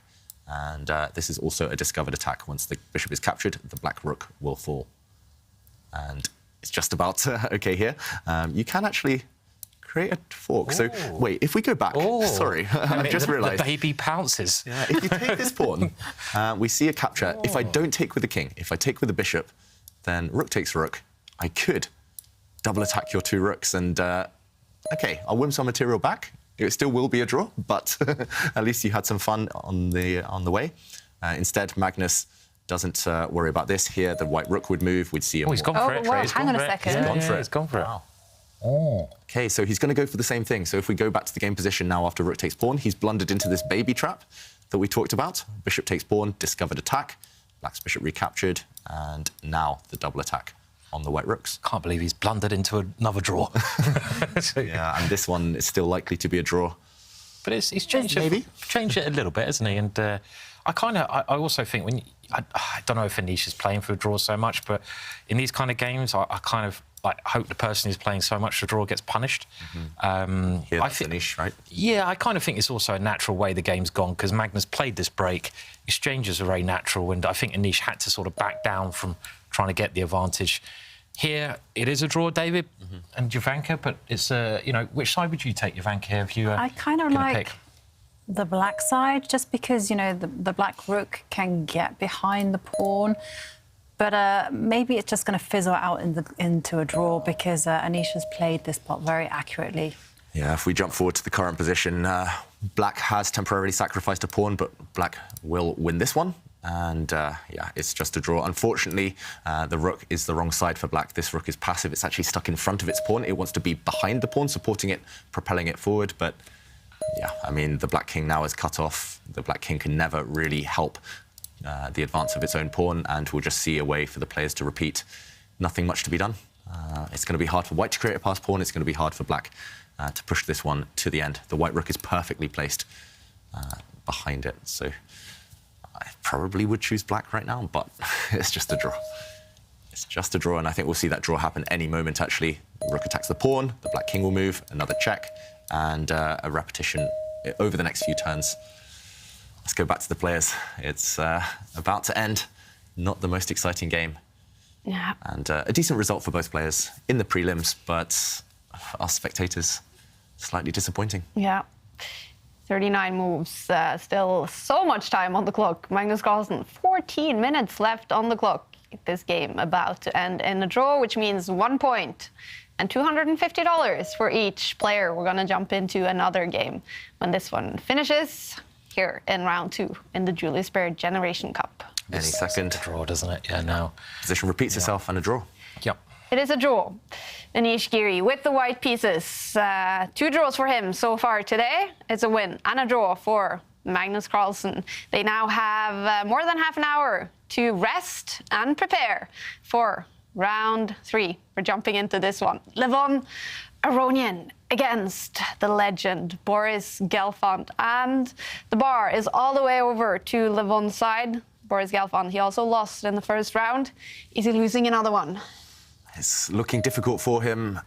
There's some chances that you might be able to create an attack against the White King, especially now that there's no pieces around to protect it. But it's just hard to bring pieces to support that Black Bishop. If White's King is safe, which it looks like it is for now, then it's just about the pawn structure, right? And unfortunately for Gelfand, his pawn structure is terrible. Black has double pawns on the c-file, an isolated a-pawn, also double pawns on the f-file. White's knight is ready to gobble up one of those pawns. It might be like a pack of cards. It might start falling down for Black.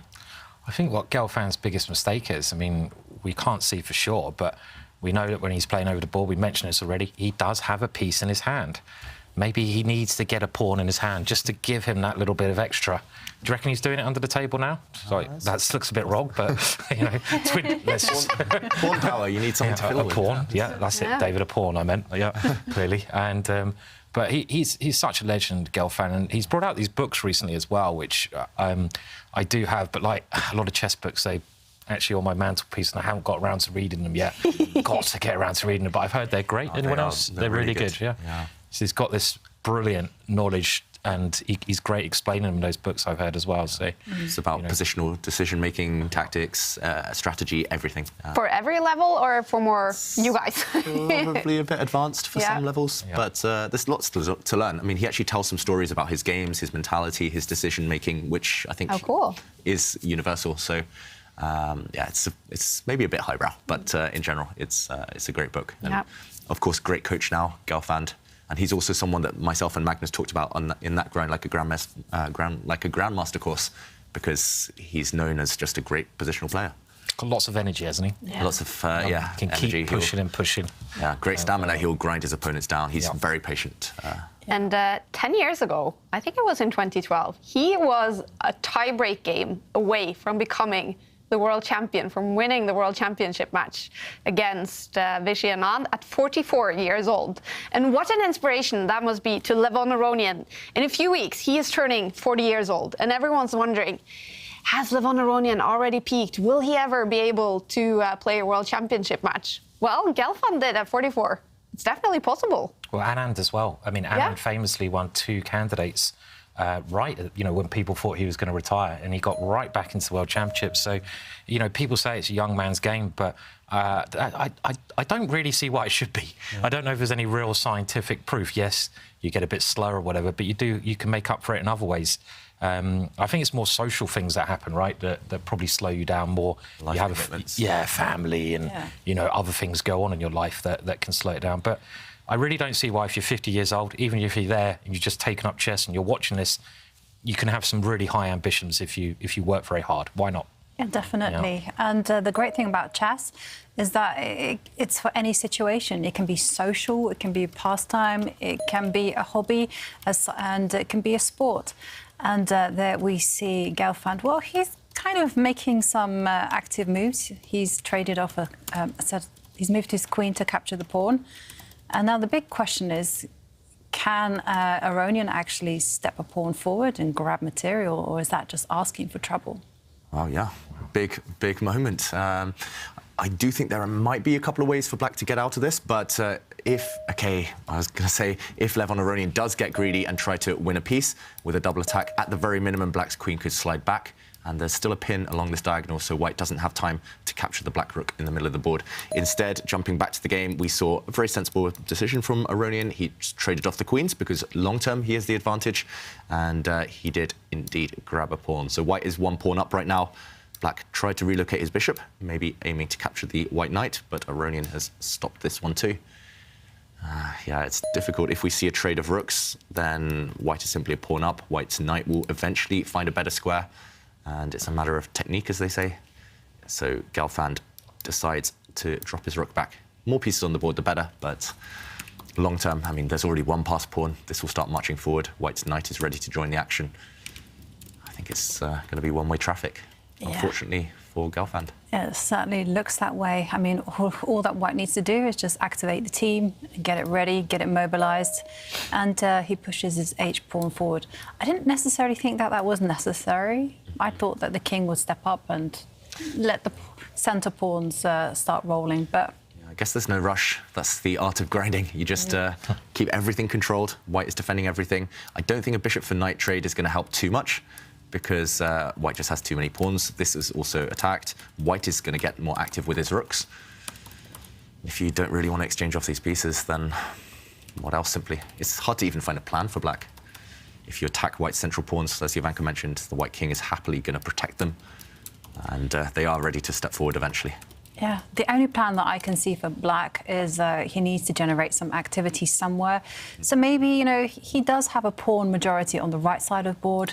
Step a pawn forward, step Harry 2 squares up, and then try to, I don't know, blind Aronian with some light and create some kind of pass pawn, but it requires a lot of help. Get Harry and Gary and Freddie and yeah, you know, twin boys might Freddie as well, right? Might as well try. That's the good thing about having a losing position. The good thing about having a losing position is you can try anything. It doesn't matter. You lose all your sense of fear because you're going to lose anyway. So why not have some fun? Why not throw your pawns up the board? And I think you've got to change gears quite often in chess. And you know, if you get a bad position or you can see something is about to, you don't like the way it's going, that's when you should try something drastic.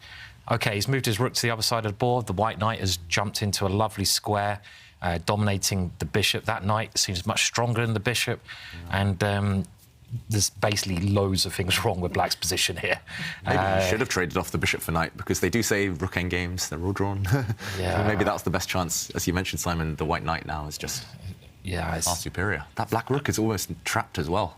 Yeah, and White's pawns can come in the middle, they can come on the left side of the board, and, you know, that's how you win endings generally, by getting a pawn to the other end of the board, turning it into a queen. That's kind of your basic winning strategy, but you've got to do that in the right way, and you certainly, as you know, if you're going to grind like a grandmaster, you don't want to rush. Get your pieces to the best squares first, and then just slowly push them up the board. Grind like Gelfand, but this time it's Aronian doing the manoeuvring. And there was actually a trap in the previous position. I just want to show this for kind of aesthetic reasons. So Black, his bishop was attacked. He decided to move it to hit this white rook. If he had retreated it or kept it on any other square, then this would have given White the time to push his pawn forward. And look at this black rook on the edge of the board. It's just stuck. It's trapped. And next move, we win it. We'll push a pawn forward and win material. So Black had to create a threat. That's why we have to be tactically alert, even when it looks like it's just kind of a slower strategic position. Black hit the white rook, not giving White time to trap the black piece, and after a trade, okay, White just defended everything, defending this pawn, which was under fire. Black covers the 7th rank. I mean, the trade seems right, but I'm a little bit surprised that he's given up that really nice knight. He could have taken that later on and maybe sorted out Black's pawns a little bit. I suppose it does weaken the Black king a bit more. And White, of course, is still winning. He's a safe pawn up with beautiful pawns, but a little bit surprising to my eyes, at least. To mine as well, you know, especially because the Black king, one fine day, I'm going to condition, the king could just find itself on h5, and, you know, suddenly, you know, my dream of pushing Harry, which looked like a pipe dream, might come into existence. And here he comes. Here it comes. Yep, the white king moving forward, but the black king at least has a path towards a weakness. This is White's only weakness. You have to play against it, I guess. And also, now White doesn't have any passed pawns. This passed D pawn, which previously had nothing stopping it, suddenly it's blocked. Its path is blocked, at least by the newly born Eddie, the E pawn. Freddie became Eddie. That's interesting. Happens in life. Yeah, and OK, White's still pushing forward. I guess you can support this pawn in the centre, but Gelfand, he spotted this plan of Jovanka's. Yeah, at least some hope. It's not all doom and gloom anymore. No, definitely not. But, I mean, the thing is, though, the Black King can't really go running like that. And the White King, as long as the White King is somehow anchored to the right side, I mean, White should be absolutely fine. But I agree. I feel like Levon has made his life a little bit harder than he should have. Yeah. And here it comes. The rook attacks the pawn. How is Gelfand going to defend that? I guess he has to go passive, or maybe he can initiate a trade of pawns. No, he can't. Yeah, maybe you can step that pawn forward. If not, then you're right, Jovanka, you do have to go passive with black's rook on the 7th rank. It's not a great piece anyway, so that would make some sense. Yeah, maybe you can step forward in the center, but okay, he does defend. Sometimes you need to make these kind of sad moves, just putting your piece on bad squares. You need to protect things. Still, Levon has some work to do. Eventually, this 2 versus 1 majority, I feel, on the left side, that might decide things when black's pieces are all distracted. But yeah, I mean, Aronian, he's about to hit 40, but 40 is the new 20, right? Like, he's got years ahead at the top level. Hope so. He's playing it every week. He's probably one of the most active players on the circuit, Aronian. Yeah, he is actually. He's playing in every. He's just played online, over the board, everything. Yeah. Wow, played a lot of chess. I like that. 40 is the new 20. Yeah. And well, Nikolai Skirgaard says that chess is hard enough with a board. We can testify it is hard. It's even harder without one. Yeah. But we were desperate to play. Wow. And that was very, very impressive. I can imagine some fighting in that game. Is the piece on, C3 or C4 up for discussion? Definitely. No, I actually have seen it been done before. We were also desperate to play. It was during the Olympiad in 1998, and we didn't have a board, so the English Grandmaster said, OK, what about we just put the pieces? Hang on a minute, Jovanka. Someone took that picture. Yeah. So they had a phone, and they didn't have a chessboard on their phone. I'm finding that quite hard. I'm finding there's something a little bit suspect with that. Good point. Could they not get a chessboard on their phone and play on a proper... Detective Williams is on the case. It seems weird playing on a pub table like that without a board. I don't know. It's just like, With the pieces. With the pieces, I don't know. And no board. Yeah. That's a good point. And meanwhile, the white pawns have started mobilising, and the black rook moves to the stanza to attack a pawn. And I also wanted to share another picture. This time, it was sent by our very own Kaja, who says that this is her best chess picture. It's very dark, Kaja. What is it? It is after Sinkfield Cup 2014. Magnus Carlsen is the other person in the picture. So this was my first ever chess event. I was not at all good in any way in chess. And Magnus said, can you spot the checkmate in one? And I did. Oof. Yeah. Kaja. So yeah, the only success I ever had on the chessboard was that moment. And if you take a close look, you can see Magnus can't stop laughing. So I guess it was a big surprise that I did find that move. That was all part of the journey, Kaja, that brought you here today with us. Good stuff. That was the first one. Yeah. All right, well, will we see any checkmates in one with the black pieces in this one? We're still a while away. It's possible. With the white pieces, I guess. Yeah, with the white pieces, more likely. Yeah. The black king doesn't have too many escape squares. The black king, if it does come under fire, could be a target. Then again, the white king, not entirely safe either. I love what Gelfand's been doing, whether it's good or not, whether it works or not. He's at least whipped up some kind of hope, some counterplay. If the white king had gone forward, maybe we would have seen some checkmating ideas, but the white king running to safety. And the question is, what next? Black does finally have a passed pawn of his own, the h-pawn, but the king is in the way. Therefore, the king steps back. I totally agree with what you said. I like what Boris is doing here, because the position is really bad. So you just got to give yourself the best chances. He's gone for Jovanka's plan, and you've got a passed pawn now, and that's all you need in an ending to cause problems. You push the passed pawn, and Harry is always the most dangerous passed pawn and the best passed pawn, and deserves a medal because he's just brilliant. So start pushing him soon. Not biased at all. Not at all, no. But he's given himself chances, so he's doing everything that he can do. And now we have some more exchanges. White's still winning, though, because the A-pawn, black's pawn, that the white rook's now come to attack, is going to be very weak. I think he's just got to go exchange the rooks and push Harry, probably. Something like this is... Pray. Yeah, hope pray. for the best. Yeah. Something like that, anyway, at some point, yeah. It's 5 pawns against 4, but it's, I mean, you're going to drop some weaknesses anyway. Black's pieces aren't great. I mean, especially that A-pawn, as you mentioned. So, yeah, trade-off. You could make an argument for maybe stepping back with the rook, keeping and all the rooks on the board, and then pushing black's H-pawn, but then you lose a bit of time. So, yeah, I think your plan is the best one. Trade-off. Do you keep that? Oh, that's a weird square, weird choice for the rook. I guess he's worried about the ending if he pushed the pawn 2 squares, that white can probably exchange rooks, which, I don't know, I mean, even that was a little bit unclear, I guess, but maybe it's just winning for white. Yeah, so if white offers to trade rooks now, as he does, then it's similar. Similar, yeah. At least you can keep the rooks on the board. The problem for Gelfand is now the black rook is terrible. You know, the one rule they say when you're trying to defend rook endings is, you know, even if you have to give up a pawn or two, never make your rook passive. You know, rook activity is so key, and Gelfand is losing a lot of time trying to hold on to a pawn by keeping his rook, you know, and he's made his rook very, very passive. So it seems to go against principles, that idea. But OK, I mean, he's still got Harry, so there's always chances when you got the little guy. Yeah, and at least for now, the advance of white's pawns has been kind of hindered.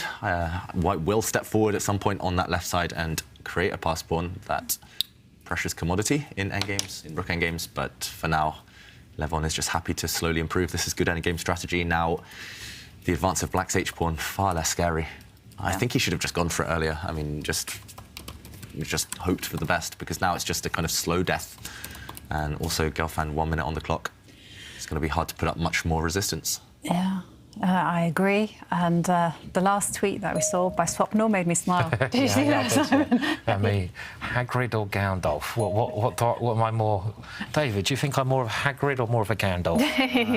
I mean, you might have the beard of Hagrid, but you have the wisdom of Gandalf. Oh, and the magic. Oh, straight in there. And the kindness of Hagrid. I love him.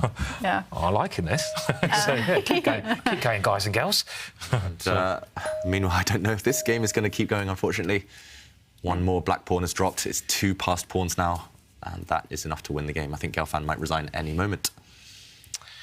Tough start. Tough start, and it does take some time to adapt to this new format. Absolutely. Especially Gelfand now. OK, another pawn has dropped. He's 3 pawns down. Yeah, Gelfand, he mostly works as a coach these days, and maybe not as active as he used to be, especially not online. So, yeah, it's understandable. It will take him a few games to warm up, but he will get some wins. Meanwhile, Ivanchuk, who also did lose game 1 in time trouble. Well, the bar is now, again, all the way over to his side in his game against Ivan Saric. Maybe a win. Just let's hope he's not in time trouble this time, Ivanchuk. Yeah, and meanwhile, a result in this one, Gelfand has resigned. There we have it. Levon Aronian takes all 3 points. Boris Gelfand struggling in the start of the tournament, but it's all about getting used to the format. So let's hope he can strike back with some points. And we're going to jump into that game. Ivanchuk, oh no, it is time trouble. Less than 40 seconds on the clock, but... Ivan Saric is shaking his head. Shaking his head, and let's do a quick count, because black has an extra rook and an extra bishop. 2 pieces for free. White can give 1 more check, but this is blocked by the black queen. Ivanchuk's about to win the game. Too much material. Oh, that's... I mean, I shouldn't be biased, but I am. Is it we going to... Oh, he didn't really smile that much. I wanted to see a big celebration there, but it's good to see Ivanchuk off the mark after that really disappointing first game, right? Yeah. So, yeah. Striking back, Ivanchuk, he is... now into the format. 3 points for him. Ivanchuk climbing on the table. Ivan Saric, he is shaking his head, not happy with his play in this game. 36 moves, and it is a win for Ivanchuk. 1 more game still going on. Hans Nimon, he won the first game today, and here the American 19-year-old is up against the youngest player in the tournament, 15-year-old Christopher Yu. And the bar is loving it for Hans Nimon. Are we seeing another win for him? It's looking good. Another count of pawns here is enough to clarify who is winning. It's simply white. 3 extra pawns. This white rook now is attacked, but no matter where you put it, just put it on a safe square. The white pawns will do the job. Look at his time as well. He's got 11 minutes hands as well. So he's been banging out the moves in this game. So yeah. Yeah. Unfortunately for Christopher Yu, it looks like things went wrong a bit earlier on the board and the clock. And OK, he's still fighting. The only chance for black here is to somehow sacrifice your bishop for all of white's remaining pawns, because an endgame of rook and bishop versus rook is actually a technical draw. But the problem is, how can you sacrifice the black bishop for white's pawns on both sides of the board? You can maybe sacrifice the bishop for 2 pawns, but as long as white keeps 1 up his sleeve for later, that'll be enough. And Nimon, so quick and confident these days. Yeah. Obviously, well. yeah. Everyone's eyes is on Hans Nimon after all the drama in the St. Cup, allegations of cheating, but we have to underline there was no evidence of cheating in his games. He also denied all allegations. But it must, I mean, he's only 19. Imagine, he knows everyone is watching his games, judging his games. It must be so hard. Definitely, and he will also know that people have come to conclusions about him with maybe without any foundation, and it's very, very difficult because he is in a tough situation. And look at him. I mean, I have to say, I'm very impressed by how he's handled this. I mean, he just is focusing on the chess. He looks absolutely determined, and he's making great moves now, and giving a check to the king. King is going to step back. The rook is simply going to move. And it's just going to be Operation Push the G-pawn up the board.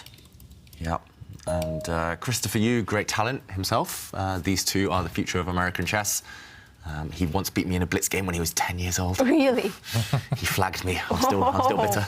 It was just a friendly game, and he was really, he's such a nice kid. And he was really apologetic about it afterwards, but happy at the same time. And yeah, he's made huge strides in the last couple of years.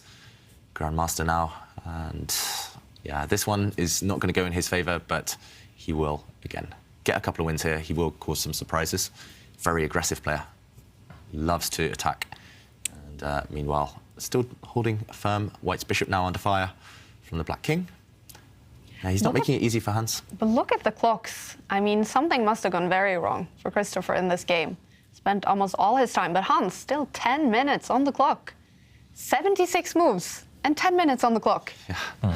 Wow. Yeah, he's anyone who's seen his interviews, Hans, here with us on the tour, knows he's a very confident guy. And that often helps. Actually, he's played very quickly on the tour before, and it's backfired. But this time, he's more in the flow, maybe, at the beginning of this tournament, Hans. And it's all about being in the flow if you're going to play fast, if you're going to take risks in that manner. And yeah, the rook's found a safe square, and now pawns are going to push on both sides. Not much to do. Definitely, yeah, I think he's winning. And you've got to be a very strong character, haven't you, to go through what he's going through. I mean, broad shoulders. Broad shoulders, whatever, conclusions people make, you've just got to be, strong to go and play in this tournament like this and play so quickly. It's admirable, that mental feat. So, at least, and those pawns are just going to slowly come, aren't they now? So the H pawn I expect will. Harry, your favourite child, Simon. It's always a good one. Always a good move, that one. So. Is it Harry that will become a queen? Yeah, that one or Gary. Harry or Alice on the other side of the board, waiting near the white king. The problem is black's defences are just going to be stretched, so any or maybe even all of the pawns will become queens. Yeah, it's difficult. But I like what Christopher Yu's doing, despite a hopeless situation. He's still battling on. Yeah. Never resign in rapid chess. Hans could get disconnected. He might blunder, might mouse slip. There's always a tiny little sliver of hope. Oh. Okay, attacking white's bishop, but this check is going to be the killer. Black's king is going to move, and the white pawns are going to promote. Yeah. And there we go. Hans takes another one. Another win for Hans Nimon. 2 out of 2 wins so far in the Julius Baer Generation Cup. No smile on his face. And he now has 13 minutes to prepare for Game 3 in the tournament. Now, this one, we did come in very late, but it was strange. On the clock, 10 minutes for Hans Nimon. It must have been somewhat of a dominant win. What happened here? Yeah, on paper, I mean, especially the end of the game looks dominant, but actually it was a drawn endgame earlier in the position. And if we jump in here, it's actually level pawns. Everything's balanced, apart from the fact that white's rook is more active than the black rook, and the white bishop is more active than the black bishop, than its counterpart. And the pawns started dropping around now. Black moved his rook. It's hard to find another move. White did gobble up one pawn. We saw later he was 3 pawns up, though, and I think this is the big mistake from Christopher Yu. Never retreat, never go passive in an endgame. He dropped his bishop back, allowing a deadly pin, and due to this pin, white was able to pick up even more pawns. The black king now had to come to the defence of that bishop, and another check meant that the pawns started dropping. Next move, this pawn fell, and black's position fell apart.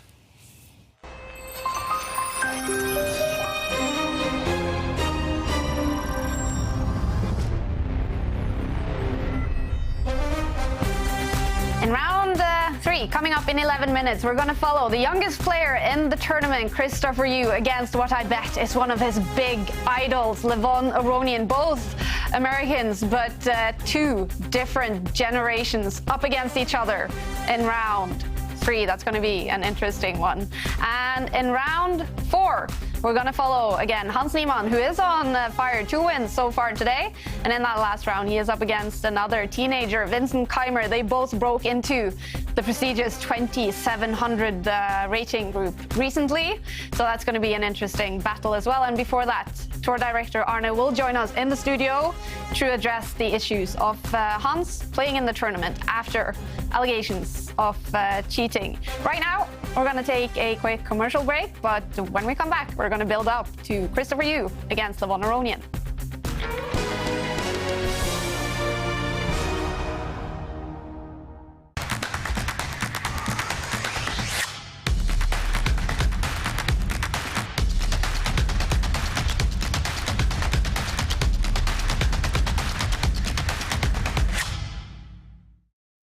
Air quality isn't the first thing that comes to mind when you think about chess and esports, but it affects our focus, decision-making, health, sleep, and more.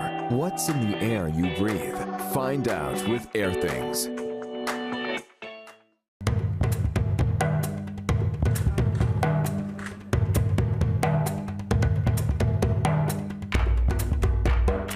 I think for me, She Moves Us is about the passion for life. It's about doing things that light up our mind, light up our soul, light up our brain, and in the process, hopefully light up the world and give motivation to others as well to be able to do the same. I think there are so many iconic women in the world who've raised the bar and really shown that it's okay to break conventions and it's okay to break norms. And yes, it's not easy and it's hard, but it's also so rewarding. To be completely honest, it's a lot to do with how I feel about the game that drives me. Definitely seeing the women around me in my personal space go after the things that drive them definitely makes me feel like I can do that as well. The one thing that I learned along the way would be that you don't have to live up to the expectations of others. I think you have to do things which exceed your own expectation to build a world around yourself that you feel proud of. And that's the only thing that is your responsibility, to create the life that you're proud of. For me personally, I would say a strong woman is somebody who has complete belief in herself, and no matter how many people question her, how many people try to put some kind of self-doubt in her, whatever the circumstances is, there is an ultimate belief in herself and her goals, and she's able to take on the challenges, whether it's external, whether it's internal, and go forward with, once again, the life that she wants to create.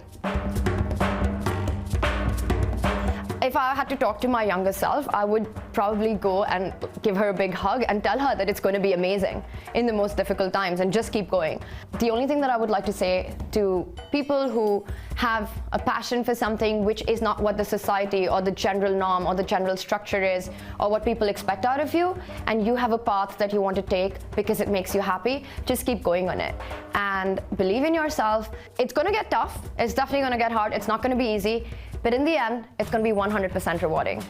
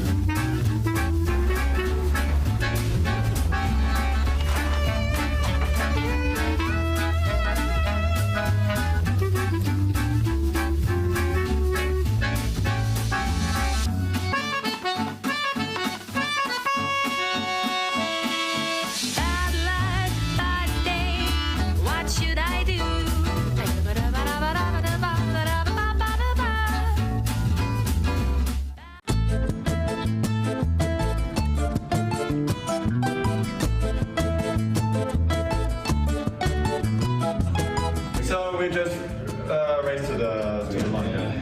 I'm definitely gonna crash. Set, go!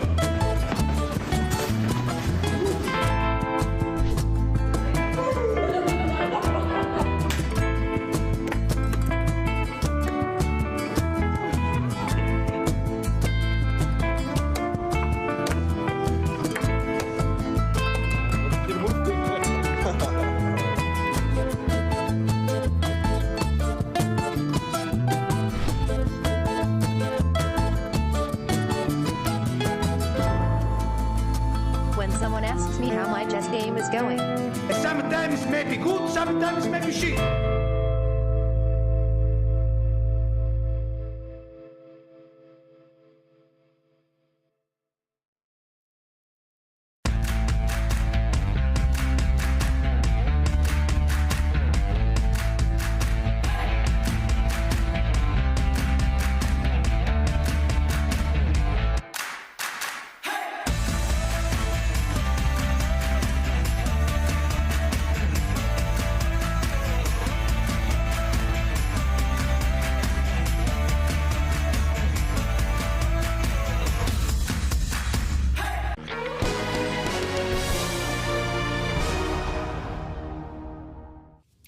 Welcome back, everyone, to Julius Baer Generation Cup. The last commercial you saw there was for Meetup, which is a great app if you're new in a town or if you just want to meet some new friends, someone with the same interests as you. And on Saturday, first day of the final in this tournament, there's going to be a meetup event at the Goodnight pub in Oslo, together with Champions Chess Tour. It's going to be a watch party, and Simon will be there to talk to all of you joining in. So download the app and find this event on the Goodnight. If you are in Oslo, I think it's going to be a lot of fun. And we're having a lot of fun here. First day in the tournament. We've seen some great chess also from the older players. Vasil Ivanchuk, he won the previous game. And here is today's Lisoveta learning point.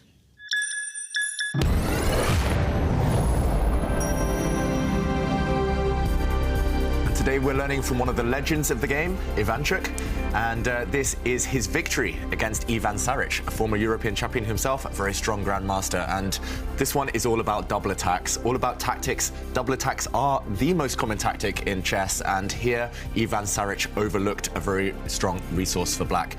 White is a piece down, but white has a strong attack, and if, for example, he had moved this rook in the center to the h6 square, the attack would have continued. It would have been very complicated with balanced chances. Instead, however, he thought he'd be clever and move his other rook forward. However, he had missed a double attack after a trade, first of all. There is a threat for white. White wants to bring his rook to g6, winning the black queen due to a pin, but black got there first.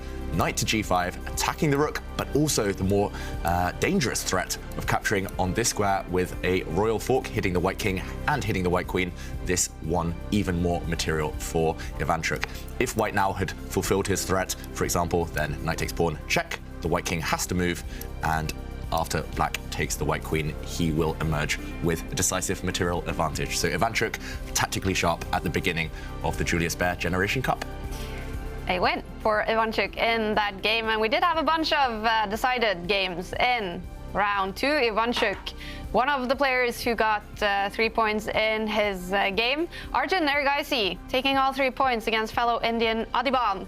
Nimon winning another game, 3 points against Christopher Yu. Levon Aronian won his game against Boris Gelfand. Pragnananda, a big win against Duda. And as we saw, Ivanchuk winning against Ivan Saric. So the standings after 2 rounds, we have 2 players on full score. It's Prag and Nimon, both 6 out of 6 possible points so far. 3 players on 4 points. Magnus Carlsen, also Levon Aronian, and we're going to follow him in the coming round against young Christopher Yu. These are the games coming up. Ivanchuk against Anish Giri. That's going to be an interesting one. We also saw Gelfand, oldest in the tournament, against Prag. Magnus now against Adiban. Will we see 1b3 from Magnus Carlsen against Adiban? But we're going to follow this one, and it started.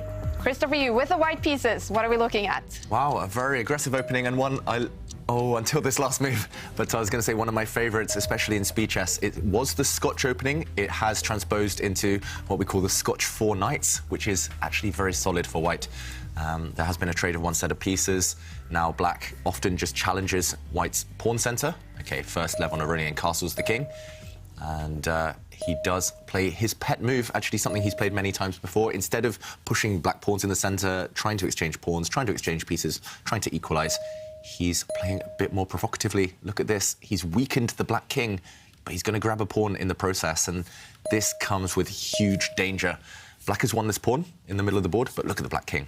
So open, and there's going to be long-term compensation for Christopher Yu.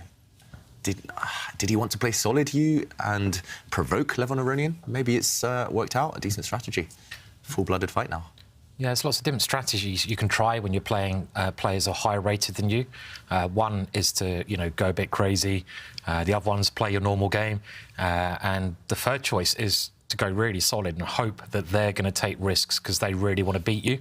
And actually, that strategy does often seem to be the most successful if you go solid and wait for them to do something which is risky. And this is risky. What Aronian's playing is an extremely risky line. Just look at the black king. OK, he's decided to play this Aronian because he really wants to win, but he's going to have, as you say, long-term weaknesses here. And Jovanka, I guess, this has been played before. And it has. And David actually mentioned that this was Aronian's pet line, and I have the game that he played against Ariane Tari in the World Blitz Championship in 2018. There, it was a Blitz tournament, remember? Aronian did win. And that game actually continued with the white queen moving all the way to the h5 square, attacking some pawns. And after some adventures, Levon Aronian was victorious. But I think it's a good choice against Christopher because maybe Christopher is not that familiar with this particular position. And also maybe he's not willing to kind of take the risks needed.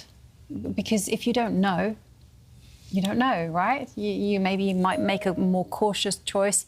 And, well, he comes forward with his pawn and breaks open the pawn structure that way. Certainly not a cautious move, that one, Jovanka, is it? I love that move instinctively, right? Because you're getting the rook in. Jovanka, has it been played before? And... I'm just checking. OK, yeah, I mean, it seems like a very natural move. Open up black's king, get your pieces in.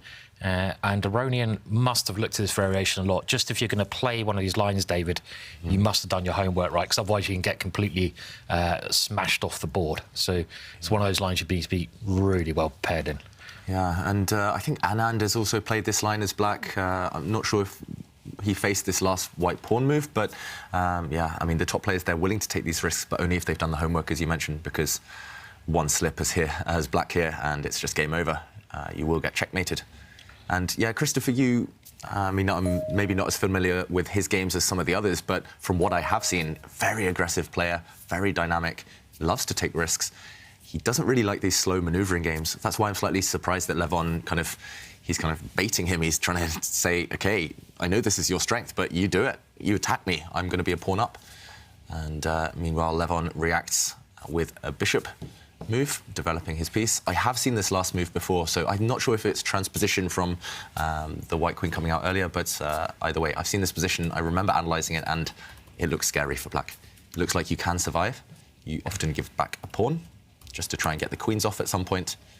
But what will Christopher Yu do here? Will he get greedy, try and capture a pawn with the white queen? Black's h-pawn is up for grabs, but that will give black some time. Black can start attacking that white queen, for example, with his rook. Yeah, and David, yeah, you kind of mentioned it. This move has, in fact, transposed into the line that you mentioned earlier with the queen coming out. And I'm just taking a look at the stats. And at first, on page one, I thought, OK, it's even Stevens, loads of draws. And then suddenly I went over to the second page and we see that black is the one actually scoring the points. The latest person to have played it is actually maybe a name that's kind of now becoming a bit more popular, Shitko from Ivanchuk, who drew against Magnus Carlsen at the Olympiad. Yeah. And, yeah, from Moldova. And he helped Moldova comes, what is it, 6th place, I think, in the Olympiad, far above their seeding, maybe the surprise package of that event. So an opening specialist using this line is often a good sign. And it does help as well Levon Aronian for his confidence, knowing that Christopher Yu has been surprised, burning a bit of time on the clock now. In such a sharp line, you can't really freestyle. Maybe you can freestyle a bit more with white than you can with black, but yeah, he's still down a pawn. You need to be active, you need to be energetic.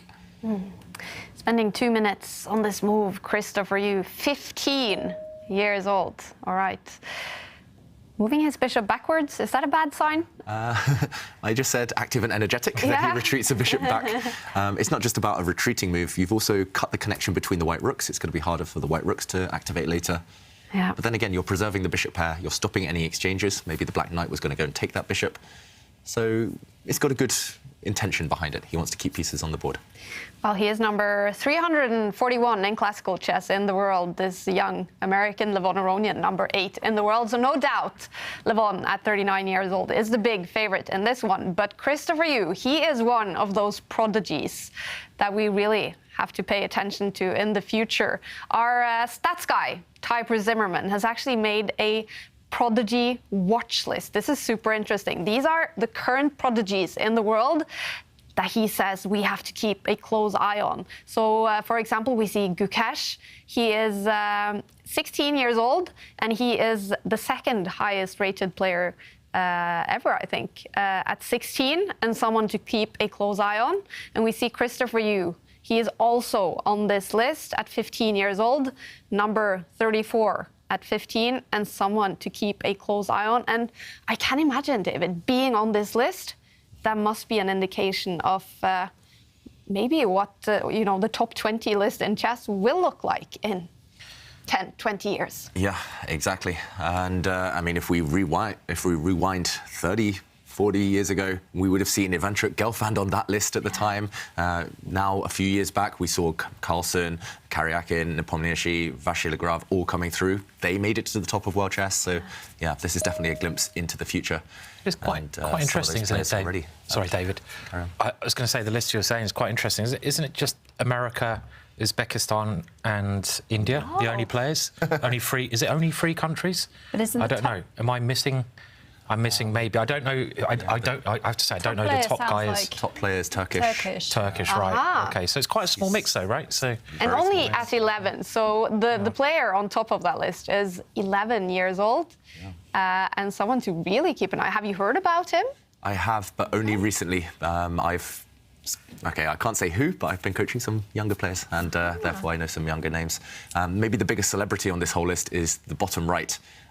Tanny, as they call him. Yeah. There's been, I mean, he's written books. I think there's a movie being developed about his story, and lots of big prodigies on that list. Tanny, he is in the Chess in Slums program, a fantastic program, and he is showing some amazing talent. Turning 12 years old very soon, and he is on the prodigy watch list. We're going to take this list up frequently during the tournament and keep an eye on it. We also see, of course, Abhimanyu Mishra on the list, youngest grandmaster in history. Pragnananda is there. Vincent Keimer is there. Arjun Erigaisi is on that list. I mean, these are some players to keep an eye up for. And Christopher Yu on the list, 15 years old. What chances do you give him in this game against the great Levon Aronian? Yeah, I mean, the more I look at it, the more I like this bishop retreat. Normally, I'm not a huge fan of kind of being inconsistent. Normally, if you say A, you should say B. If you sacrifice a pawn, you should attack. But I like the fact that white still has both his bishops on the board. I like the fact that lines are about to become open, but it's getting very concrete. It's just about pure calculation now. Can you get something back for that pawn you sacrificed? Here, for example, can you just capture a pawn on the king side, open up white's rook on the f-file? Lots of questions to be asked. What moves come to your mind first here, Simon, Jovanka? Yeah, I think same as you, David, that when you're in these really complex positions, you should always start by looking at the most forcing move, which would be pawn takes pawn, right? You take a pawn and you attack your opponent's bishop with your rook. So, you've got to go through the process of elimination. This goes for anyone watching this, trying to play chess. Go with the most forcing, your most instinctive move. If you can try to force a result, then have a look at that first. If it doesn't work, you move on to another move. But to me, that does look like a good idea, David. Yeah. Black does have good centralisation and a lot of pieces which seem to be also doing quite a good job. So it's really hard to work out. OK, he's taken it, so we're going to find out find out now. I mean, could there be a queen exchange? That'd be a little bit something I'm sure Christopher would not want to see. And we're going to have that unless he can retreat his queen. It's so complicated, isn't it? So, complicated. Yeah. There's only one escape square if you want to avoid a trade of queens. The problem is if you do swap off, like you said, Simon, firstly, it's not his style. He won't want that if he's been attacking. Secondly, for example, these bishops, if they ever do leave the board, like now, then we look at the pawn structure, and both sides have doubled c-pawns, actually. But when pawn structures are imbalanced, as they are here, it's often knights which are better than bishops. Black's knight, you could definitely imagine it kind of relocating to a nice central outpost. It might even somehow end up on this nice blockading square on c4 later. It just looks great for black. So white has to try and maintain the bishops as long as he can. He did swap the queens in the end, I think understandable. But in this position, he's, by occupying the open file, he's saying to Levon Aronian, yes, we can trade the bishops. Yes, you can get rid of my bishop pair, but if you ever take me, it's on my terms, and I undouble my pawns. Suddenly, the health of these two pawns is much, much improved. Chances? Oof. Roughly balanced, do you think, here? Or does white have an advantage, perhaps, due to the bishop pair temporarily, due to maybe active ideas with the rook? I have to say, I think it's dynamically balanced. I mean, by that, I mean, I think both sides have their chances. I mean, the rook coming to the 7th row, dangerous. If white is careless and makes a few slip-ups, then those pawns that he has on the left, they're just going to be so weak. I think all three results possible. I'm going to sit on the fence. Yeah, and I think if I didn't know the identity of these two players, I would say it's just completely balanced, but yeah, I'm slightly biased towards Aronian just because he's so experienced in these types of situations, also a bit more time on the clock. It's more his type of position, perhaps. But yeah, as you mentioned, it's everything to play for. Christopher Yu, I think he's done well in the opening. Slightly surprised, maybe, but he's emerged with a very decent position. And still plenty of chances, despite the fact that queens have left the board. Mm-hmm. And I guess the big pressing question for Levon is just like, how is he going to deal with the white rook that's going to go on the 7th row?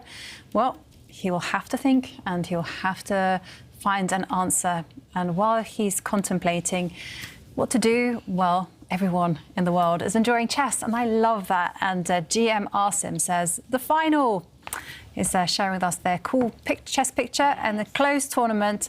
Army members only, 16 participants, and creating a knockout tournament in our free time with only one chessboard.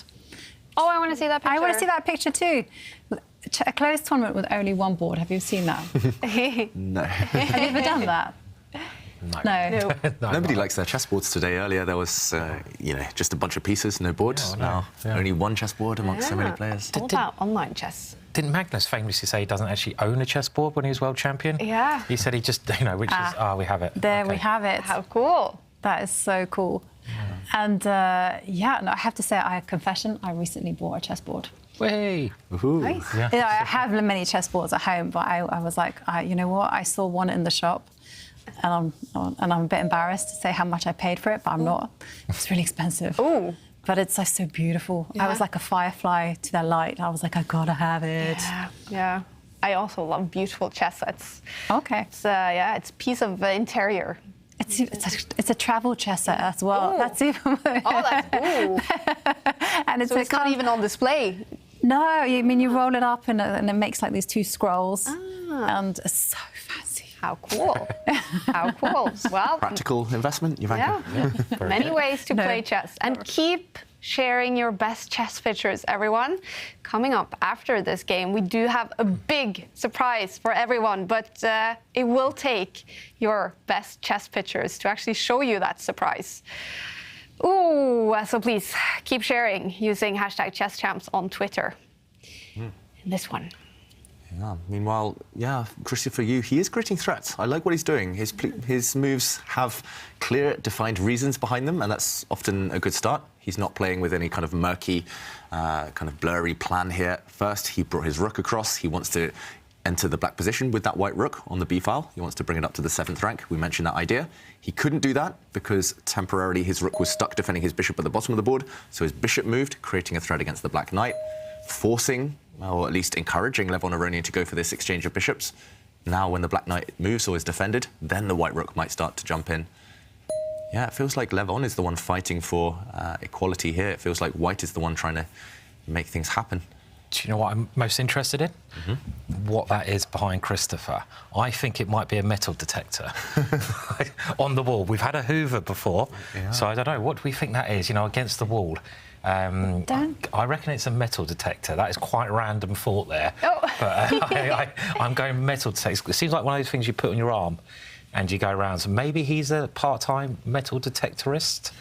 Going around searching for gold or... chess pieces maybe at tournaments, you know. I think that might be his phone in the centre of the circle, because... maybe he's streaming. Yeah, I think actually all the players for anti-cheating measures, they're required to have a second camera in their room. That is true. OK, so... I'm not sure what's propping up the phone. It might be a metal detector, Simon, but I think that's his phone in the middle. Yeah. It's good to know there's a couple of angles, actually, from, you know, it's so hard, isn't it, to get the perfect setup for anti-cheating, but you've got to try your best, haven't you? At least you can see there's no one else in the room. You can see you can see the screen that the players are seeing, because sometimes there are kind of... we call them bots, where they make the move for you automatically on a screen. Those would be detected, highly illegal, but now we can see what the players see. One of the measures taking in the Champions Chess Tour to avoid cheating. Yeah, I think they also have to share their screen on the call that they're in. Yeah. And there's other measures, they get checked. I think they might have to have their sound on as well, just to make sure nobody's shouting, you know, play Rook B7, like Christopher Yu has just done. Mum, shut up. I played a few online tournaments where everyone has to have their microphone on, and one player was making cat noises. At one point, my doorbell rang, and I got in a bit of trouble for it. It's like, I can't help it. You can't help someone ringing your doorbell. Wait one second. I just want to distract you guys a little bit, because there is a big threat on the board. That was it. There was a big check. There's a big check that's about to happen. Yeah, so for example, if White gets greedy, White's rook looks great right now. It can snack on a couple of different pawns. If it takes one here, Jovanka, what's the threat? You're just going to move your knight to the h3 square, and the king is forced to move. Yep. And then the rook takes pawn. And which one is tempting to capture with either this rook or this rook? I'm not sure which one's best. Either way, I think there is going to be a deadly checkmate threat. For example, here you're threatening to bring your rook down, but the white bishop might just step back and block. It's hanging by a thread, but maybe this is playable if you take with the other rook. Maybe the white bishop steps back two, just to defend this square. Again, it looks super scary. I don't see the checkmate yet, but I don't think Christopher Yu will want to allow these black rooks into the position. No. Absolutely not. No, better to take some precautions. Don't get greedy. Just guard the king.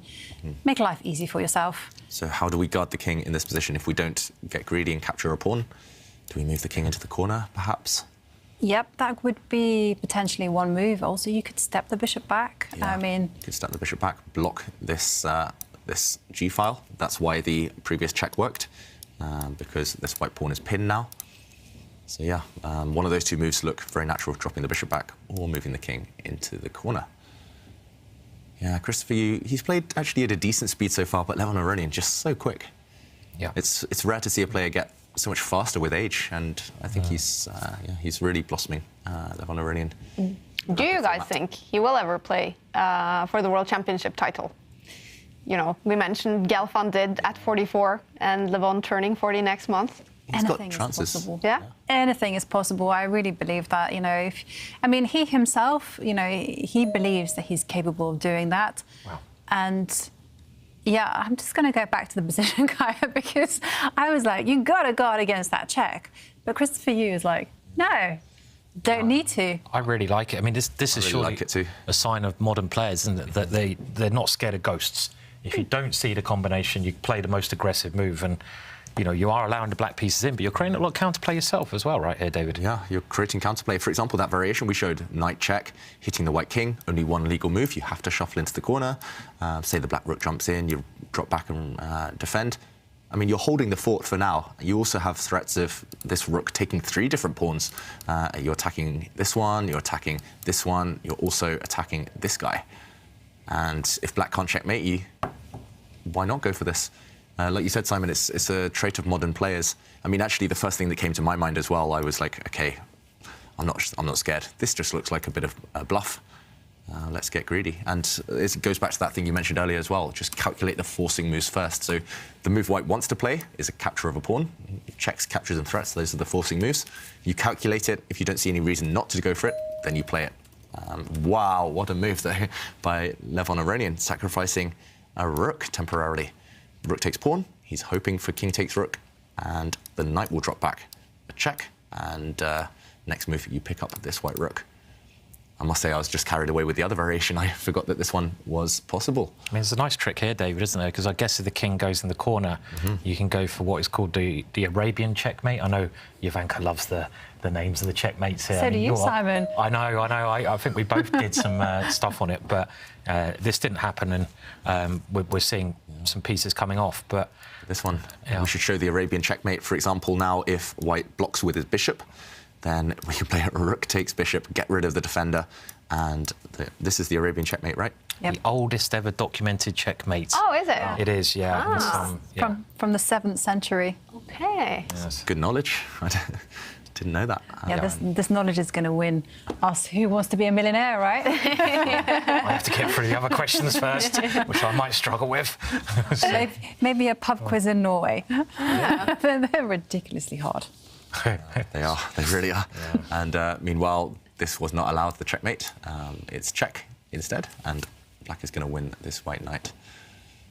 Who do you think would be the best quiz player out of all these players? The 16. Well, I know Magnus is incredible at chess quizzes because I've witnessed it, and he's got photographic memory, so. It's a bit unfair when someone's just good at everything, isn't it? Like, everything he does, he's good at, But I would have to say Magnus, probably. I mean, but... How about Gelfand? He's been there for so many years. He's seen a lot. He's seen a lot in his life, Are you talking general knowledge or chess? General knowledge. General knowledge? General knowledge. I just think Magnus, he seems to know everything. Yeah. And How about chess, then? Who would be the best chess? Magnus. Ivanchuk, maybe. Magnus, Gelfand, Ivanchuk. Yeah. Ivanchuk could be up there, yeah, so... Yeah. All right, we do have a bunch of moves on the board. Is this game sort of fizzling out to a draw, or is there fighting left? Still a lot of fight left, okay, nice. Especially while we have this imbalance of rook and bishop versus rook and knight. We should mention that after that little tactical skirmish, everything was just traded off. It was now it's back to level material, so nothing too dramatic has happened there. But normally, rook and bishop work better than rook and knight. Rook and bishop together here, white's pieces, they do the same job as a queen would, so they can be very powerful together, but black's knight is jumping, and the white bishop, for now, is pinned. And, OK, I think Levon Aronian, if he wants, can probably just equalise the position by bringing his knight into the centre to trade off for the white bishop. There we go. Yeah, if he was just one move slower, Levon Aronian here, if the white king had maybe got into the game, I think white would have had a great position. Great chances, but it feels like he's just in time, Levon, to neutralise any potential kind of efforts here by Christopher Yu. Looks like there could be more exchanges, right? And pawns are going to start to get hoovered, as we say, and obviously rook endings where the hoovers are out, equal material. They head the same way to a draw. It does seem like white, if anyone has some ideas, it might be white here. I can't see what they are at the moment. I mean, if your rook goes to the side, black goes for those exchanges, activates his rook. It doesn't seem like there's much here, really. Why should one side be better? It's kind of a symmetrical position, and the minor pieces are getting knocked off, so it's kind of, And you always have to remember the knights are so crafty, they can give a check, and, well... Yeah, we're seeing this now. We're seeing it now. Here comes the hoover. You predicted the future, Simon. Everything's going to get traded off here. They call me the ginger Nostradamus. They don't, actually, but you can if you want to. I'll start calling you that now, Simon. Yeah, cool. The ginger Gandalf, I like that one better. Ginger Gandalf. Gandalf the ginger. Doesn't have quite the same ring to it, does it, as Gandalf the Grey? Gelfand the Grey. No, I mean, he's the wizard. The wizard. He could be the wizard, yeah. And, well, now this is... Everything's been traded off. If we fast forward to the current position, we're going to see white go for this pawn, black's going to go for this pawn, and a draw any second. Let's go back to the players. They'll find a way to repeat. A good result for both, I think. Just a very high-quality game. Yeah. Definitely, and must be a great feeling for Christopher Yu at 15 beating what must be one of his big, not beating, but playing a draw against what must be one of his big idols, Levon Aronian, now both playing under the American flag. Bunch of moves, Levon still 13 minutes on the clock. Not too much struggle for him. No struggle, but king versus king does show it was a well-fought game. They fought right down to the end. Yeah. It is a draw, this one, and they will now have 35 minutes to rest and prepare for the final round of today, round 4. We're jumping into another game in round 3, and we're going to take a look at another Ivanchuk game. He is playing some fantastic chess today. He was almost about to win game 1, eventually lost due to time trouble. He won game 2, and look at this, against Anish Giri. The bar is loving it for Ivanchuk. Is he winning another one? He's doing well. It's still a lot of life left in this one. White's bishop is a bad piece, so yeah, still some chances for Anish Giri if the white bishop is kind of targeted and lost later on. But right now, Ivanchuk is 1 pawn up. He's about to go 2 pawns up because the black pawn in the middle is just dropping. I can't see any way to defend it. And yes, white's pawn structure isn't great either, but 2 pawn advantage. White will have nicely centralized pieces, especially the rooks after that pawn falls. Yeah. Also, clock advantage. That's important, I think, for Ivanchuk. We saw what happened in game 1 against Prague. If he can maintain a few minutes on his clock, big favourite now in this game. What do you guys think? Any hope for Giri? I mean, there's always hope. With those knights are pretty nice. I mean, they are blockading that bishop out. But 2 pawns is 2 pawns, so you just got to stay with it. And I suppose the thing with Ivanchuk is that he is very unpredictable, right? So he's the kind of guy, you know, you might hope that he misses something or gets short time. So there's always hope for that unpredictable reason. You know, just thinking of all the stories of Ivanchuk as well. There's so many great stories about him. I do remember going back to the Gibraltar competition, and you know, he turned up at the hotel, and I think this is like, I don't know, I'm guessing 8 years ago, and he turned up at the hotel where the chess is being played, and he turned up with these massive suitcases, and everyone was like, what's he doing? Why has he got such big suitcases? He's got like 2 massive suitcases, and you know, everyone was looking, and I think someone asked him, and the thing was he had a suitcase just full of chess books. So everyone else has their little laptop on their shoulder, the latest chess base, you know, 10 million games, all this, and he's got his suitcase with his favourite books in, which he's taken all the way over to Gibraltar to, you know, and he's probably got his library out there where he's reading them. But you know, it's just sort of you know, and he memorises everything. You know, he goes through all the games, pretty much memorises the informators, they say, where it's just a list of games, you know, cover to cover. So it's you know, I mean, now he's obviously, I'm sure, caught up with the latest technology, but this wasn't that long ago. So it was yeah, funny just to see that. So no. So I'm going to put you both on the spot because you mentioned books there. So you have to name a book for a beginner, someone that's an amateur player, and then a very strong player. So that's a very strong player would be like someone over 2,000. Oof, book for beginners. I know which one you're going to say. Yeah, I mean, I've said it before, right? Yeah. So, I mean, Chess for Tigers, I would say is a really fun read. And I think it's important, whatever you do when you're learning, to enjoy it. You know, you don't want to, you can get loads of advanced chess books which just bore the hell out of you. I mean, I remember some, I probably shouldn't name the author, but they got awards, right? They were like, oh, ECF British Chess Book of the Year. And yeah, that's right, you weren't involved, Jovanka, it's all right. This is ages ago, before Jovanka was judging. And I read it, and it didn't have any annotation. It was just lines of moves. I was like, I can't read this. You know, it really bored the hell out of me. So you've got to have some substance, something entertaining. So Chess for Tigers. And for experts, well, the Doresky books were for me very good. I think Positional Play was my favourite one by, and I probably pronounced his name wrong, Doresky. Doresky. I did. Okay, yeah. I did all right there. So it's pretty impressive for me. But I thought that was a great book. And what about you, David? I mean, depends how much space I have in that big suitcase. But it's Ryanair. It's Ryanair. You got space for one book. Hang on a minute. Yeah, half a pamphlet you might be able to get in. So I mean, I love the great predecessor books by Garry Kasparov, just because there's chess annotation, of course, but it's all about the stories, it's all about the history, and I love that. When I was kind of coming through the ranks, I was reading, learning that way. Maybe some of the Gelfand books for the really kind of expert players over 2,000 level, just because, I mean, there's so many stories again, really helps with decision making from such a legend. I mean, there's so many books that come to mind right now. Yeah. It's hard to call. Yeah. Yeah, for me, it would be Chess for Tigers for beginners, and then I'm really impressed by Judith Polgar's books, actually, and I really like her Master Your Chess. I think that's a great one. And when it comes to experts, I really like Yusupov. Yusupov writes some of the best chess books, I think, and very accessible. I read them. And Yusupov, that's a great team. And together they've written some really amazing books. Yeah, definitely. And Simon, your favourite move is made an appearance. I mean, we can say White is winning now, and the bar agrees. Incidentally, you said it before me, Jovanka. Whenever this move is played, White is always winning. There we go, simples. And I love what Chucky is doing. I mean, he's not scared of these players. He sees a black king, which this is the one thing you should always do in the middle game as well. You look at your opponent's pieces. You've got the white pieces here. Where are black's pieces? Black's knights do look good, but they're on the left hand, the queen side, that area of the board. That leaves the black king quite exposed. So why not start throwing your pieces, creating threats towards your opponent's king, where the pieces can't help defend it, and that's precisely what White's doing here.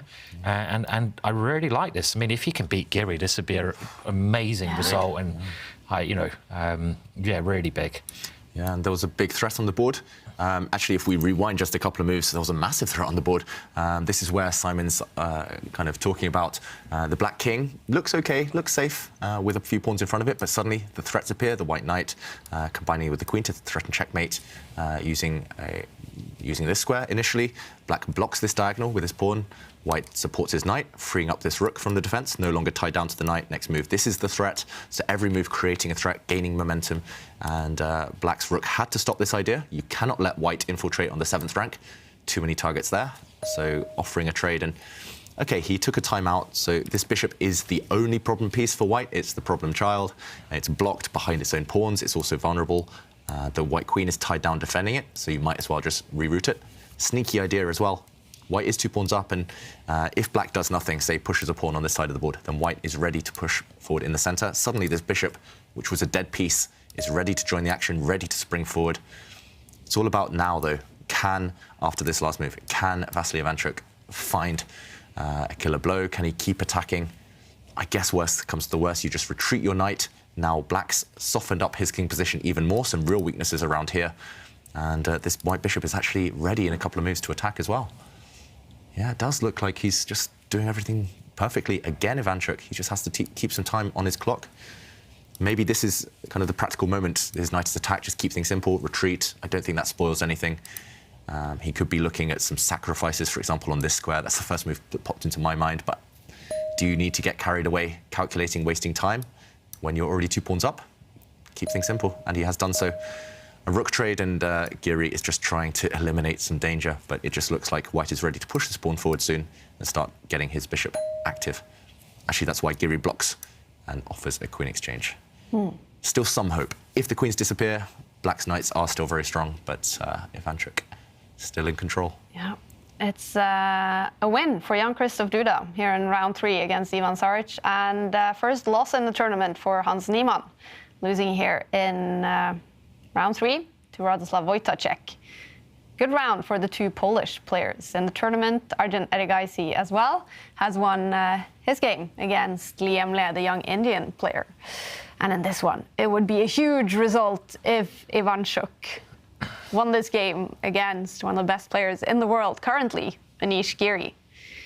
Struggling here, Anish Giri. He is down to 2 minutes on the clock as well.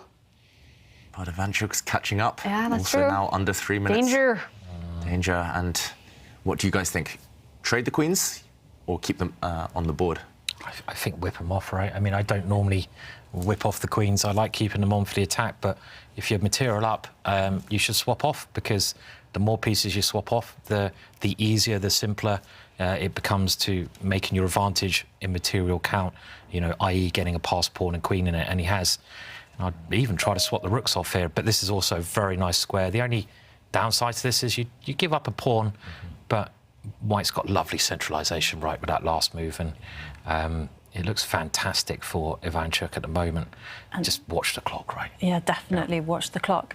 And I'm not even sure black can even grab that pawn. And having said that, Anish plays it because the rook is going to get trapped. Yeah, black's rook is terrible, actually. Also, black has this problem of what we call the superfluous knights. We mentioned this last month on the tour. This means that the black knights, one of them is useless. They're both fighting for the same square. Black's knight on the c4 square is great, but the other knight on the edge of the board is a bit stuck. And Giri there offered a trade of rooks, and Ivanchuk immediately, no hesitation at all, just stepped forward with his pawn. If the rooks disappear now, it's on white's terms, and white creates a very strong pass pawn. If there's a capture and white takes back, it just looks one-sided. He's just done everything right. I think Simon, I was completely in agreement with you. Keep things simple, and that's what he's done. He's only one pawn up now, but that's enough if you've got a strategic advantage as well as a material advantage. I think this is the confident look on Chucky as well. We're kind of, trying to work out when he's very confident. And obviously he's got his habits that he does quite a lot, but this D pawn is so strong. I mean, can black realistically stop that from becoming queen? I doubt it in the long run. And you mentioned the knights, David. We were saying how they were really strong earlier on, but those black knights are disgusting now. You can hardly move either knight, so they've become, Chucky's made them become terrible from good, which is a real skill. And he's just got to keep his nerve. He is under 3 minutes. And, just keep his nerve, don't blunder. Maybe he can just move the king in. Maybe he's now calculating, can I just queen a pawn? So just keep your nerve here, Chucky, and you should win. Yeah, and actually you can completely immobilise both black knights forever if you just push white's f-pawn forward one square. It looks a bit ugly because you block your own bishop in, but neither of the black knights will ever be able to move, right, if you push forward. I think it's a very nice idea, yeah, because, you literally paralyse 2 pieces with one move. We have to show this because, as you said, Simon, there's so many tempting options. First thing to calculate is whether you can just run through and promote. The problem is maybe the black king can come across and just in time to stop this pawn from promoting. The black king now keeps a watch on this guy. So if that doesn't work, maybe it does, but if it doesn't, then you look for other options. And these 2 knights, there's only one of them can move. The only safe square is the e5 square in the center for this knight. If white, for example, moves his king, then at least this knight gets out of jail. Next move, this knight also gets out, and suddenly they look much better than they were.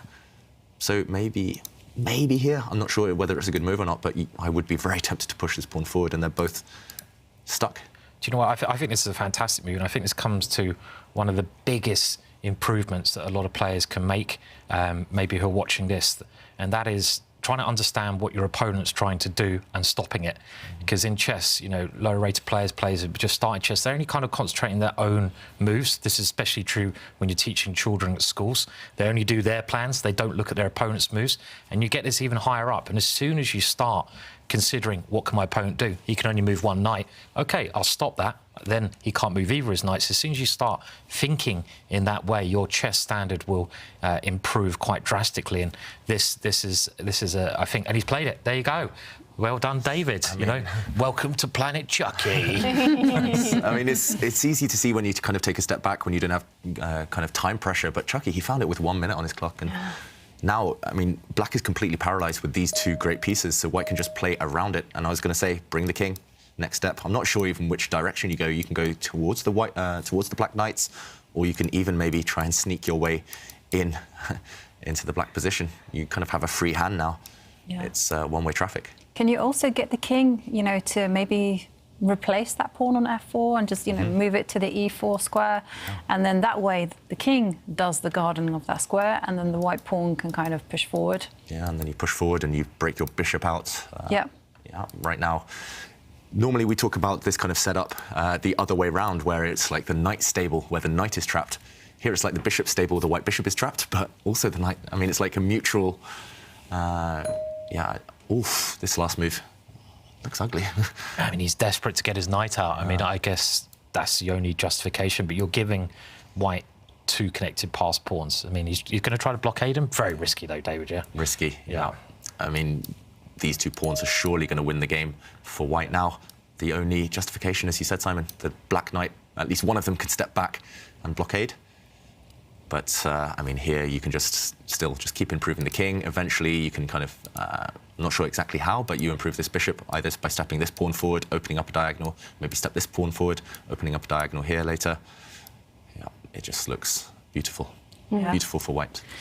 Wow, it's tense. This game is looking good for Ivanchuk, but I have to remind you guys to share your chess pictures. Coming up after this game, we will reveal the big surprise we have for you, but it will take for you guys to share some more chess pictures. So go ahead, be fast. Go to Twitter and use #ChessChamps for your best chess picture. Take one now. Where are you watching the drama? Where are you watching the great Ivanchuk?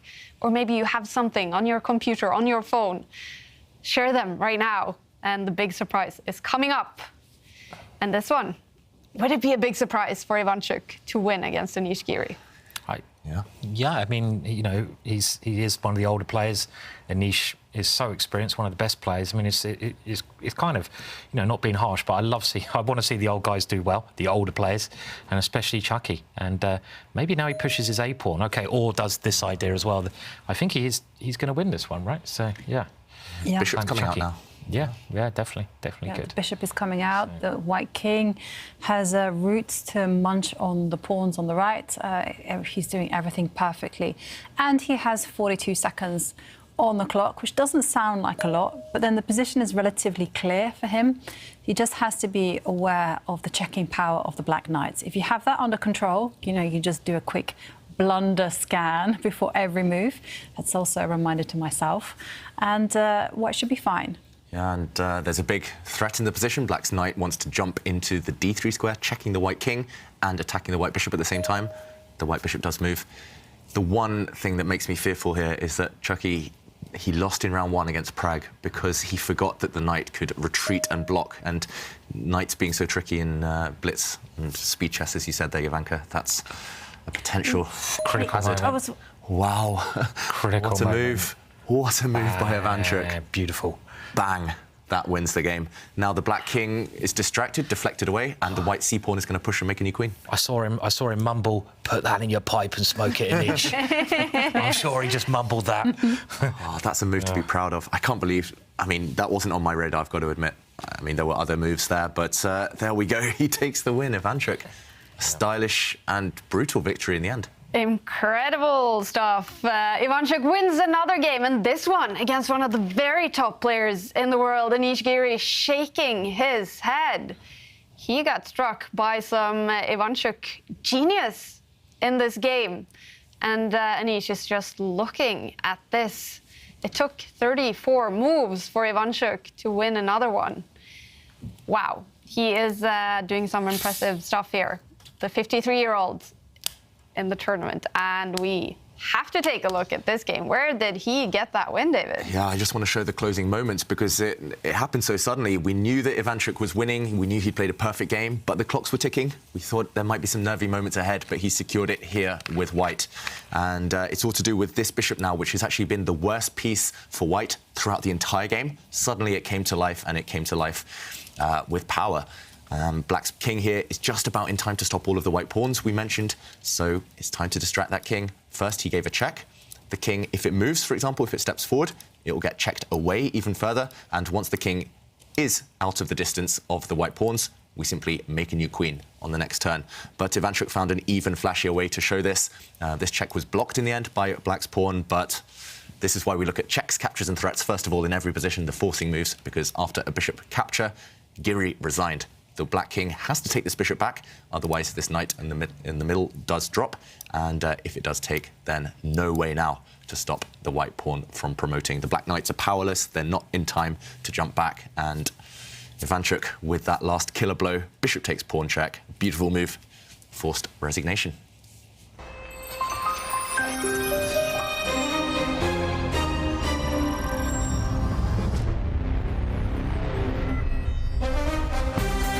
In the final round of today, we're gonna follow the controversial Hans Nimon.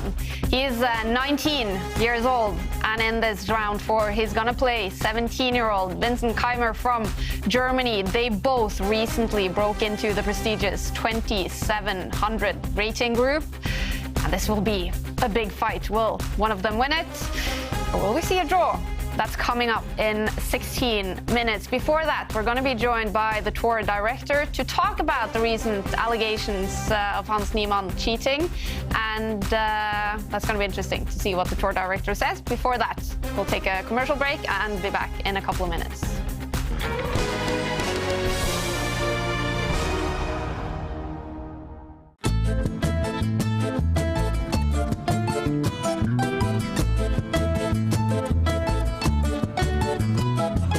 So we just race to the line. Cheetah! Definitely gonna crush. Set, go!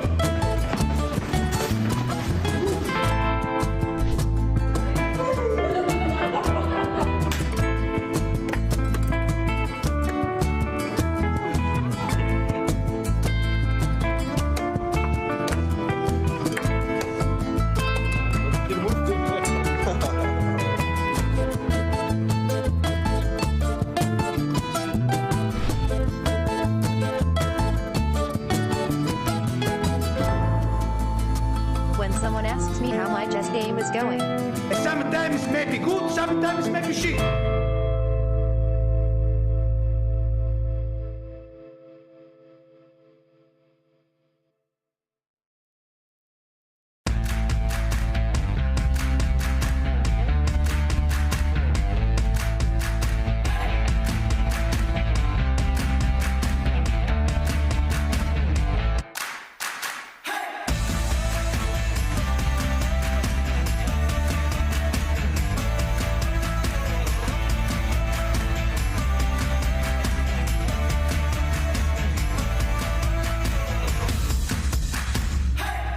I'm ahead of the game.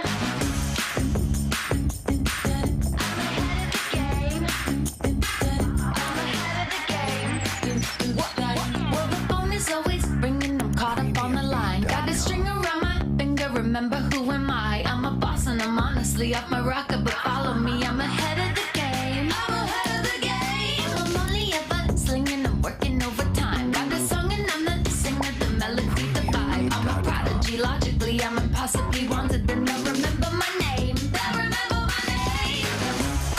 Ooh, well, I'm ahead now. I'm ahead of the game. I'm ahead of the game. Ooh,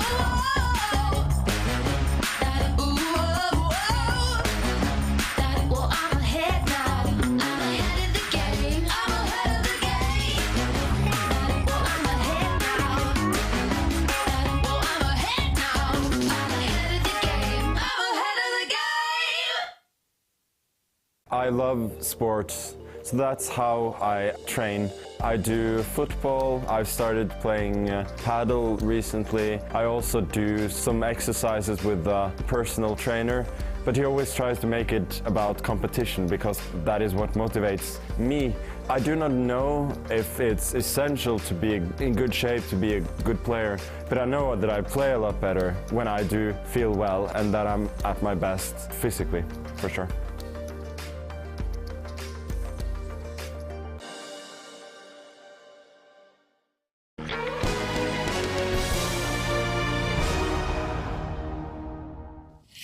Welcome back to our Champions Chess Tour studio. We are building up to the last round of today, where we will follow Hans Nimon against Vincent Keimer. And I'm joined in the studio now by Arne Horvei, tour director.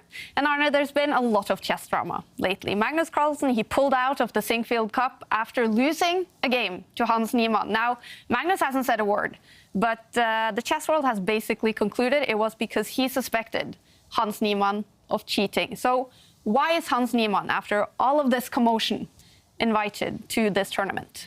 That's plain and easy due to the tour regulations. In the regulations, it says that if you are amongst the top 8 players from the last tournament, you are automatically qualified for the next and invited to the next tournament. And in Miami, we had 8 players in our major. Hans Nimon participated there. So he was automatically then sent an invite to this event. And that invite was sent well before the tournament in St. Louis started. So it means that we sent that invite to him.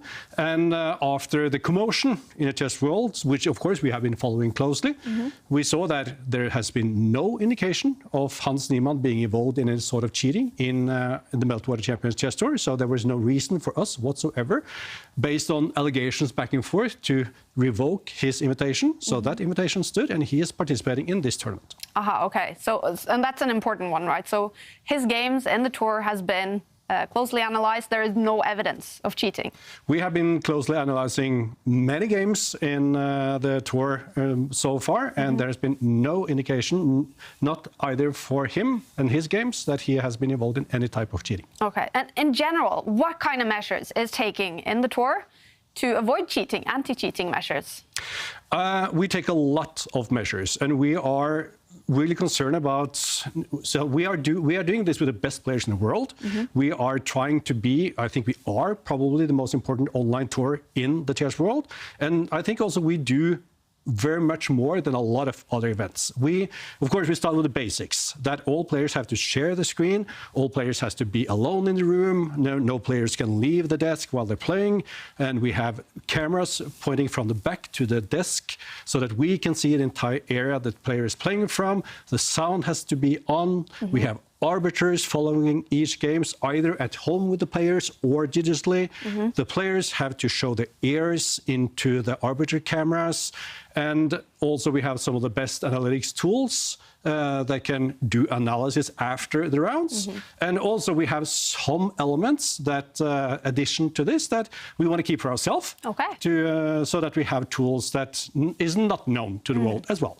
But even with all of these measures, I mean, new technology, there definitely must be ways of cheating. Also, the tour has the highest prize money in online chess, which could be a motivation for someone to cheat. So how important is the tour taking the role as an organizer with anti-cheating measures? Very important. And we know that, of course, the technology is consistently innovating, and we have to be in the forefront there as well. And we have to take the measure needed together with the players to make sure that chess, and in particular this tour, is looked upon as a clean sport.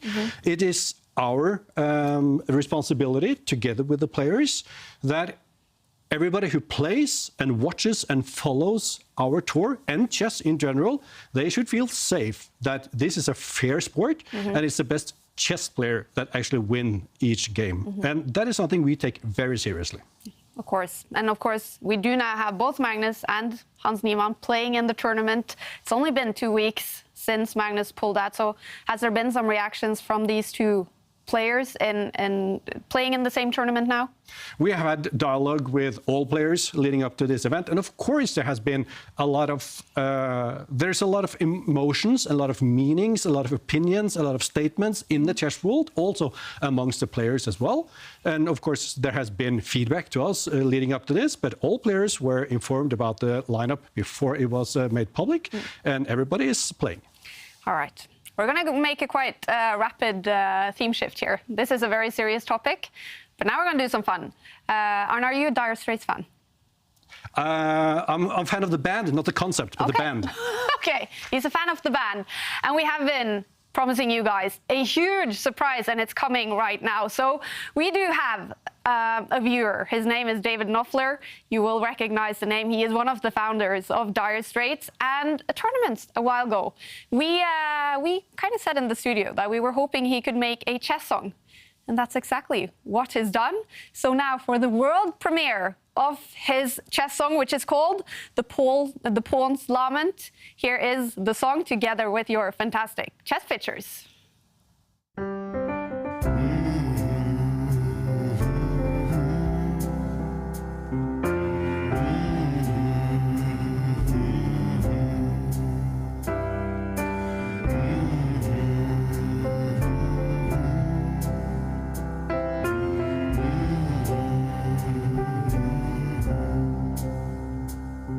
I lie awake before each dawn, with the bright moon shining like the sun, and I travel brave out into that golden corn, though I am but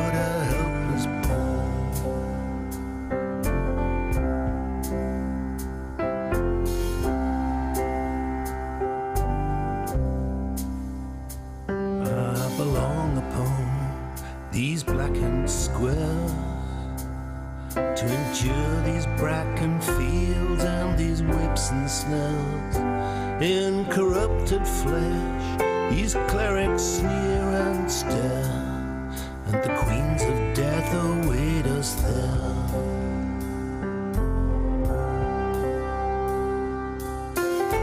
Foreign knights are questing far and wide.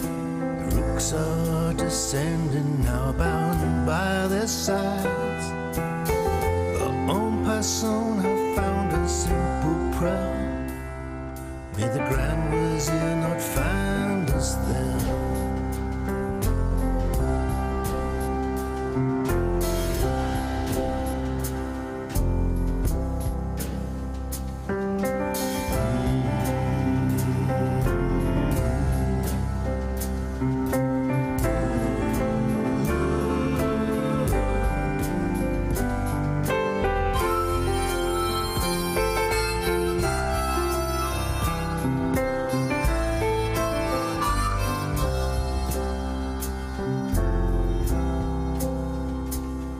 My sandalwood is dark and warm. My sanity is stripped and torn. But if I survive this coming storm, then I won't remain a hapless pawn. No, I could be just anything I want.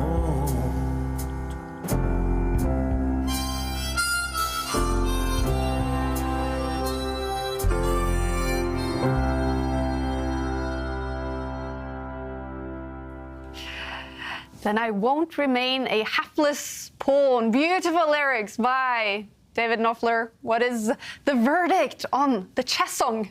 I love it. Yeah? I love the piano to it. It's very melancholy, but it's beautiful and soulful at the same time. Yeah. And it's a pawn's journey. That's a story that's never been told. I love it. Yeah. You agree? Simon, is this going into your Spotify list? Yeah, I love the song. I think it'll be perfect. I think I mentioned to you earlier around Christmas time, you know, with in front of a fire, with a chessboard. You know, that would be, perfect timing to play that song and listen to it. I agree. Quality. Yeah. Thank you to David Knopfler for sharing that song with us, and to all of you for sharing your chess pictures. Round 4, final round of today, is coming up shortly. Let's take a look at the results from round 3, where all games, except from one, ended up with a winner. The only draw was Christopher Yu against Levon Aronian. All the other one ending up with winners. Pragnananda, another win for him, this one against Boris Gelfand.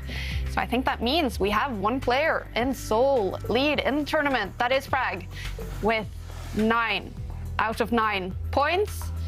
Magnus Carlsen in second place with 7 points, and a bunch of players on 6 points. Boris Gelfand lost all games. He needs to start stacking up some points, and coming up in round 4, some interesting matchups, but we're gonna follow the game between Hans Nimon and Vincent Keimer, two teenagers who both broke into 2700 recently. And one of the reasons people are sort of accusing Nimon of cheating is that he's made that lift up to 2700 so rapidly, actually the fastest in history.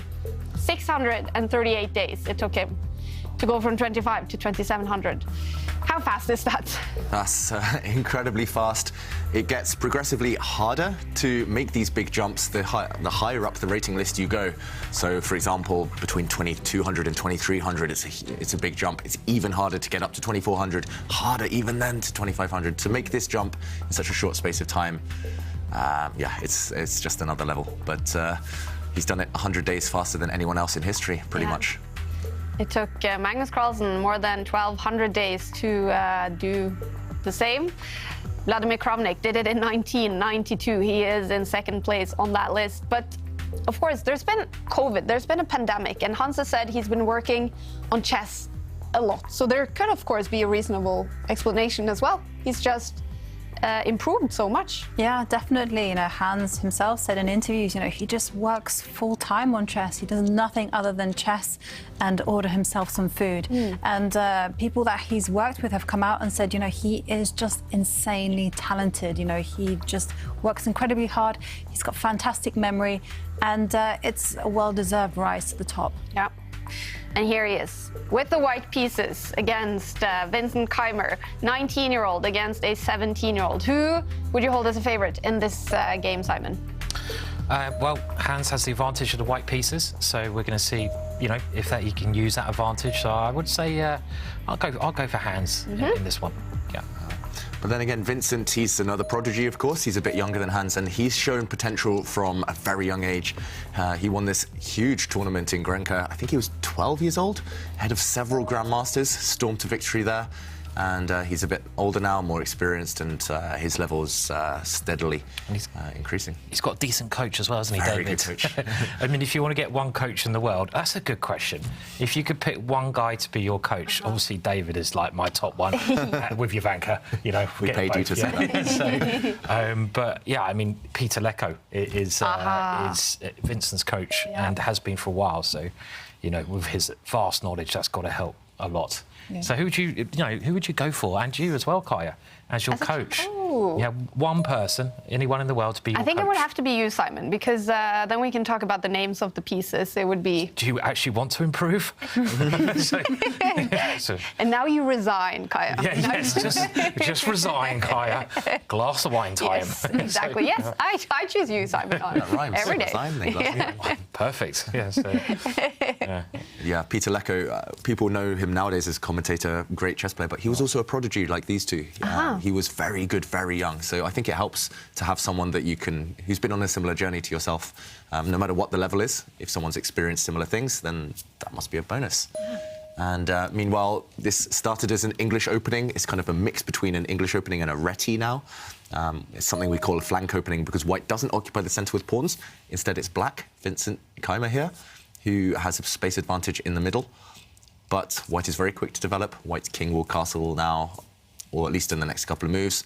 Then Hans needs to fight in the centre of the board. Hans needs to push in pawns, needs to chip away at black's stronghold in the middle. If you don't fight for space, or if you can't, then black just has a beautiful position. It's almost as if black is playing with the white pieces. Normally white is the one taking space.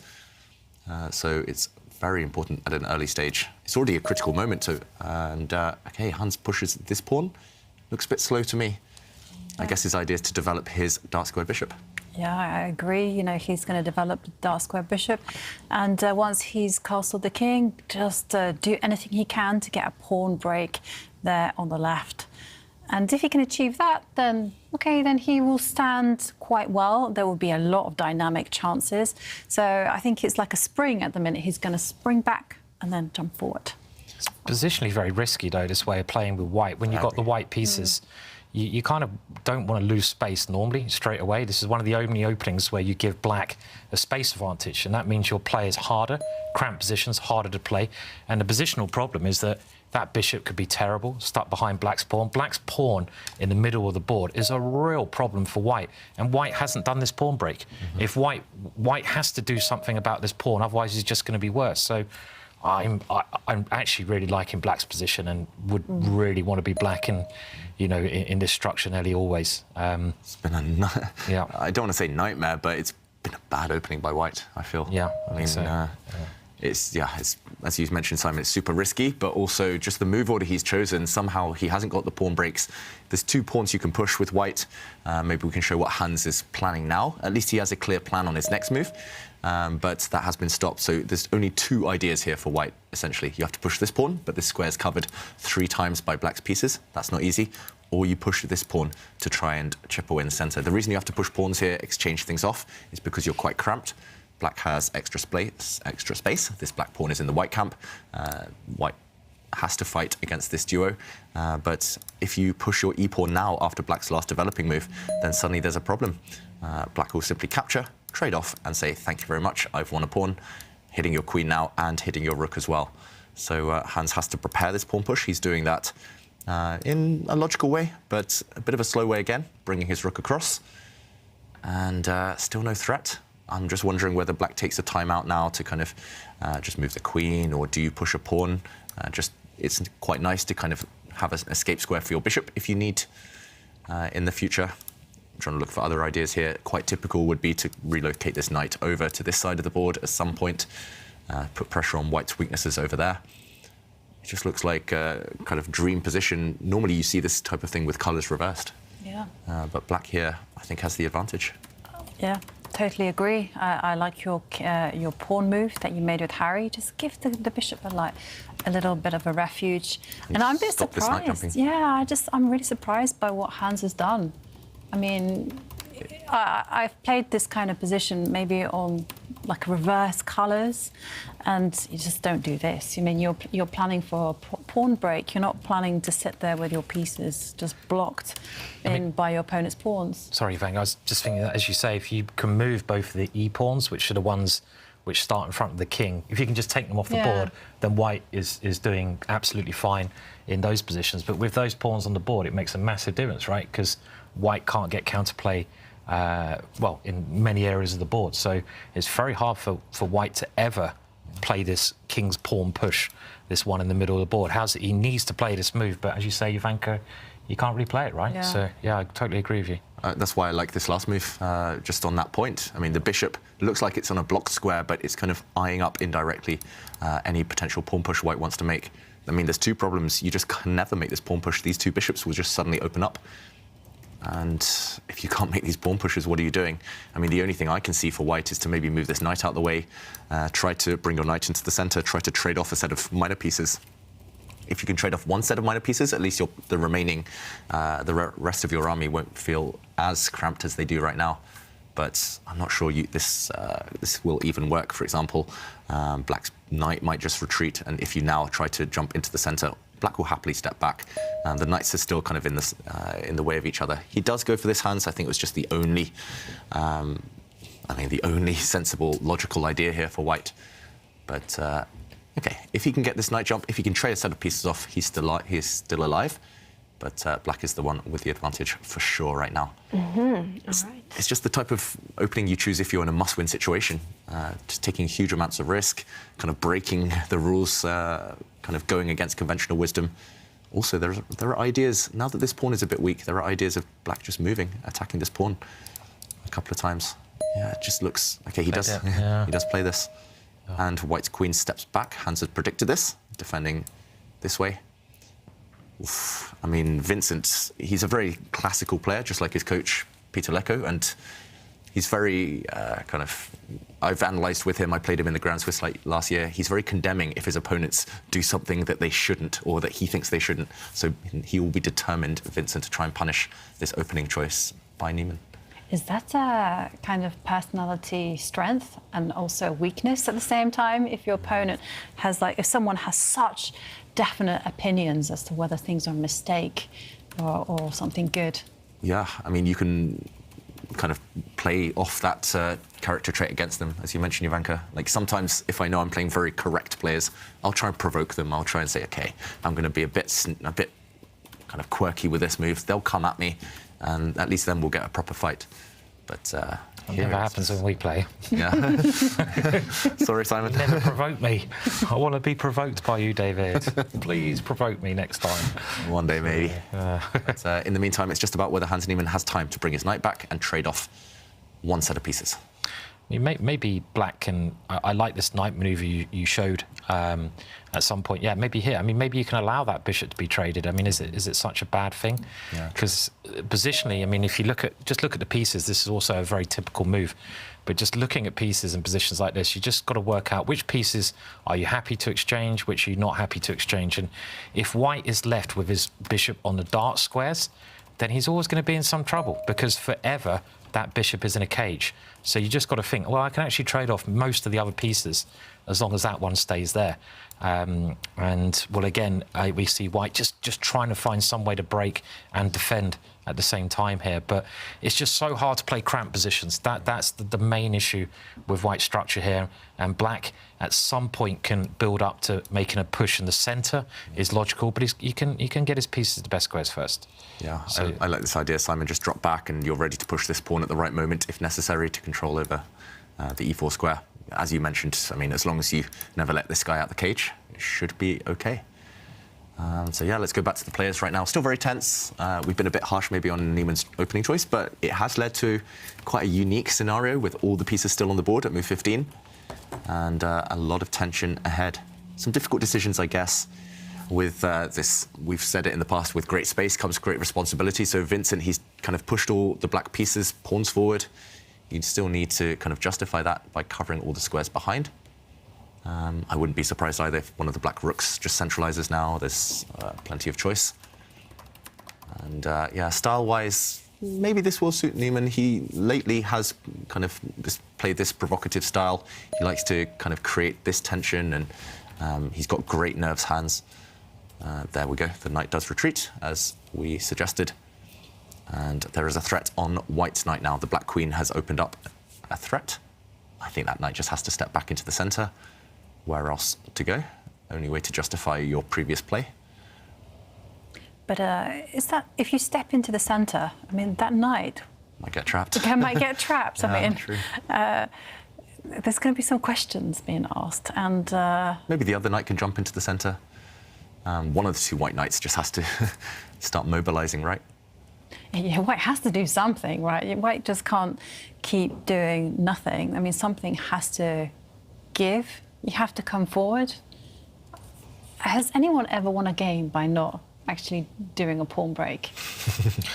There's this very famous game, Ulf Andersson against Basman from Hastings in 70s.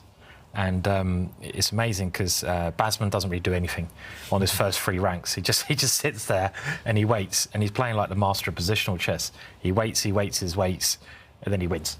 So that's the only game I can think of. It was at the Hastings competition, but I don't know if you know the game. I know it's. Yeah, I've seen it. You've seen it as well. Just moves his king back and forth. Yeah, really? Yeah. He literally, he just 20 moves, and just does nothing. Yeah. Like maybe a modern day computer would nowadays. You know, literally modern day computers in block positions. They often move their king backwards and forwards, and so Basman was the originator of the wait and see method. Creative. Yeah, he was a brilliantly creative player, and Ulf Andersson, and I hope everyone knows his name, was an amazing player as well. So, yeah. Yeah, and I've played games where I still have pawns, for example, on E2, D2, F2 until move 40 beyond. But at some point, you need to start pushing them. That's the problem. Often, if you leave pawns doing nothing, then you don't control important squares. And okay, meanwhile, Vincent is trying to force a decision from Nimon. What's he going to do with his knight on the G5 square? This pawn push attacks a knight, also creates some escape squares for the black king later. Multi-purpose move. But at least white has the opportunity at some point, maybe, to step pawn forward in the center now, just retreat that knight. There we go, it comes back. And now this pawn push we've been talking about, white's e-pawn, maybe he's ready to play it at some point. It still feels very loose if you don't time it correctly, as Nimon here. But both players playing very fast as well. We've got to praise this, both very confident, because there's so many options on every turn. I would be here sitting just thinking, okay, I've got 4 tempting moves for black. How do I choose? What do I choose? But I think Vincent, I would be like, I'd be like, I see the king. I'm just going to push the pawn and worry about it later. I'm just too impatient. I'd be like, that knight in the middle, it's annoying me. I'll attack it. I'll checkmate. Thank you very much. Cheers. Push the black F pawn. Fingers. Itchy Fingers Williams is my nickname. So we're so different, Simon. I would just never. I would move that bishop away. I would be like, I mean, and then I would put your plan into operation. The only reason I wouldn't move that bishop, I just wonder if it gives white more chances to push on the queen side. Probably not, though. Probably moving the bishop away, because you don't want to exchange pieces, you're right. Yeah. I'm sort of, that is true. But there are some choices, we're already discussing them, right? And that's the problem with having, okay, there you go, the best move's played. Simon loses again. But the problem with having a good position is that it's actually trickier, right? Yeah, or maybe, the valuation bar's gone down. Yeah, there you go. A bit of F5ing was on the...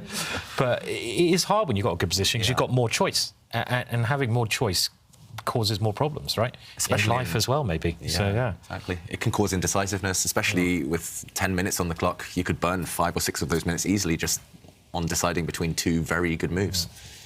yeah, you just have to trust your instinct there. And I guess Vincent trusted his instinct. I know his coach, Peter Lecco, and I think Vincent, they love the two bishops. So I think this is just a kind of stylistic thing. I'm pretty sure your move was good too, Simon.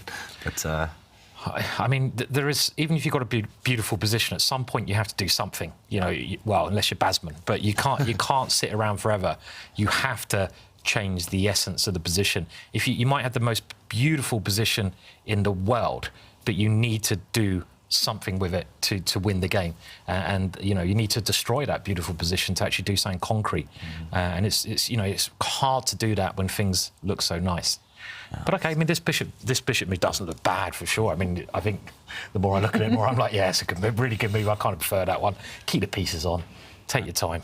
It's move 18 now. When do you think we'll see the first capture? First pawn disappearing or first piece disappearing? It's still all 32 pieces on the board. 26. 26. Okay. Okay, you 8 more moves before the first capture. Jovanka?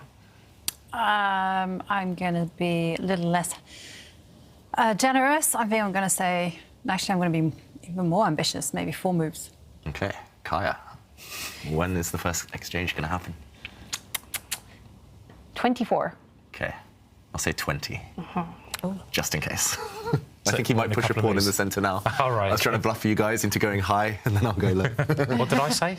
Did I say 8 moves? 26. Okay. Yeah. Oh, no, you might be right. He Yeah, doesn't go for any action yet, Nimon. He's just manoeuvring. But that knight just came from this square 2 moves ago. Yes. Wow, it's weird. It's as if he's really trying to force Kaja to come forward. He's heard about the bet, and he wants to wants me to win it. Yeah. I mean, it could easily be a bit more manoeuvring. I mean, you know, Black could try to move his rook into the middle, try to improve his knight, maybe even push the I don't know, push a pawn somewhere.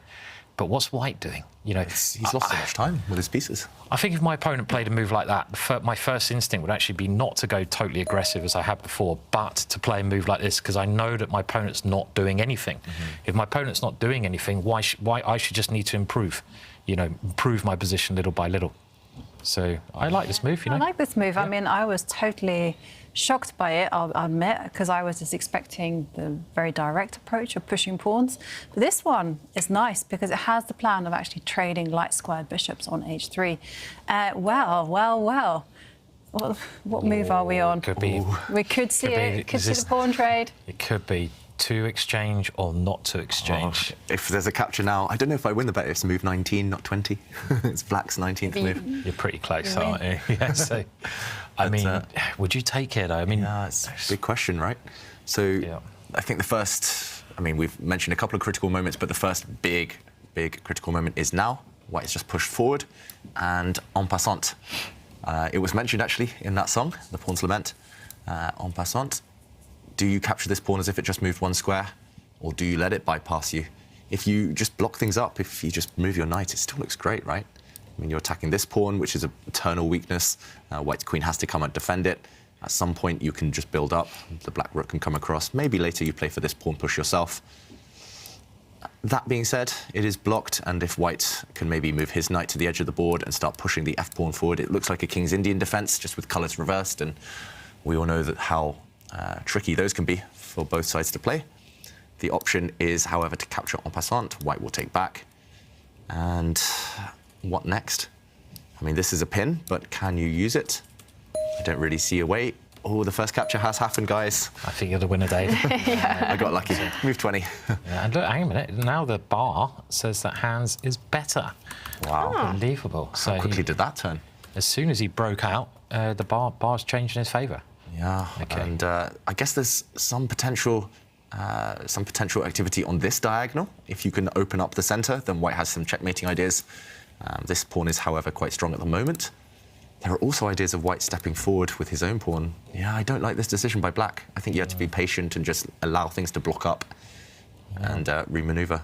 I mean, structurally now, White is better. You say more pawns in the centre generally means you're better. And look at, you know, we said that dark square bishop. Yeah. We said if that bishop ever comes alive, White should be OK. It was looking at a brick wall in the centre, but now it's looking like one of White's most powerful pieces. Yeah. So I think this is certainly changing in Hans' favour. Yeah. Oh, someone did tell me the other day that Hans just got offered $1 million to appear naked. Would you appear naked for $1 million, people? I mean, I'd do anything for $1 million. I'd appear naked for free. No, I mean, not hello.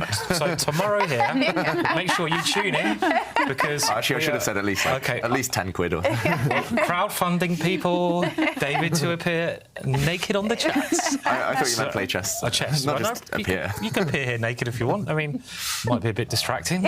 Sorry, I promise I won't do that. I won't. I don't want to give anyone nightmares.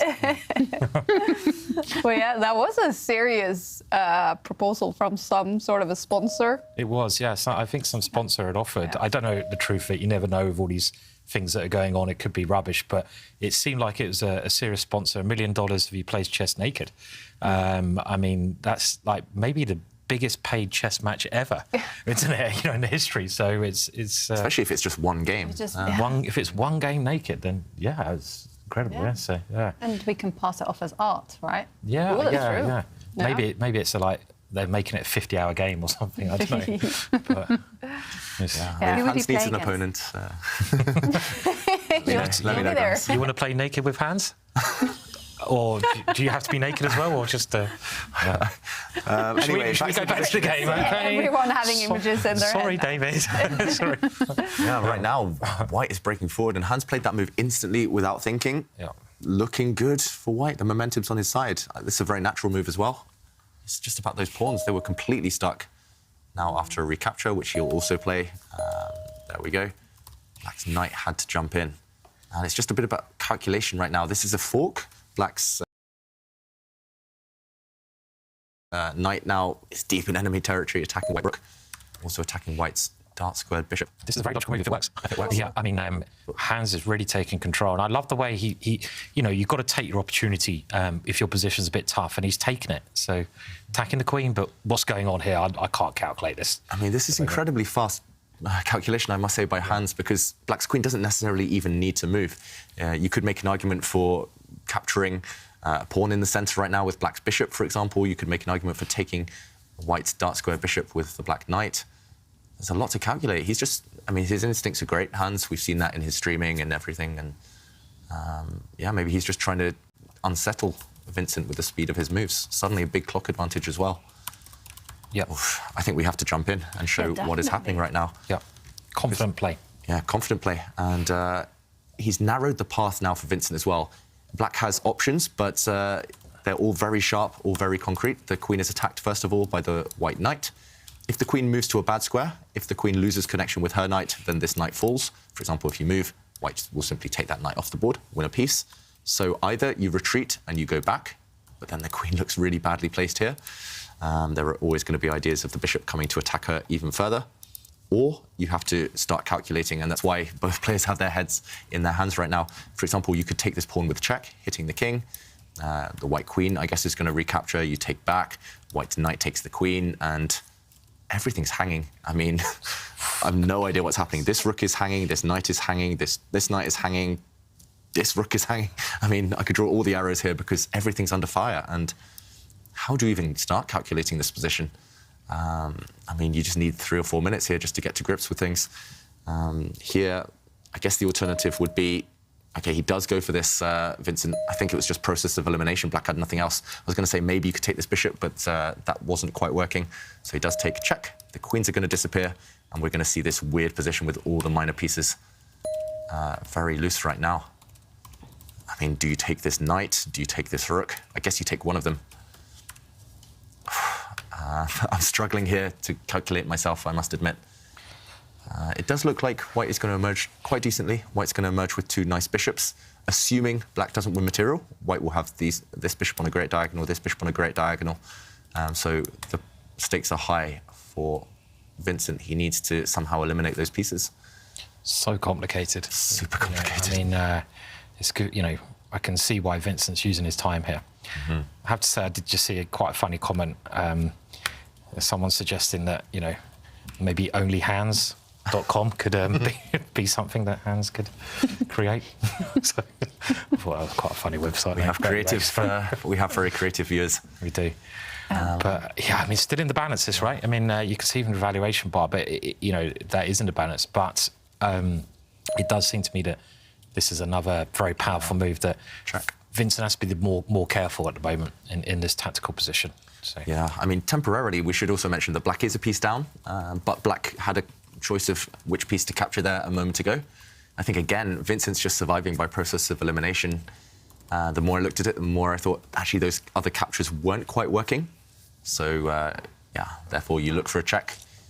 Now, white has two legal moves. Either you shuffle to the corner with the white king, or you capture this knight. If you capture this knight, it's going to be a bunch more trades.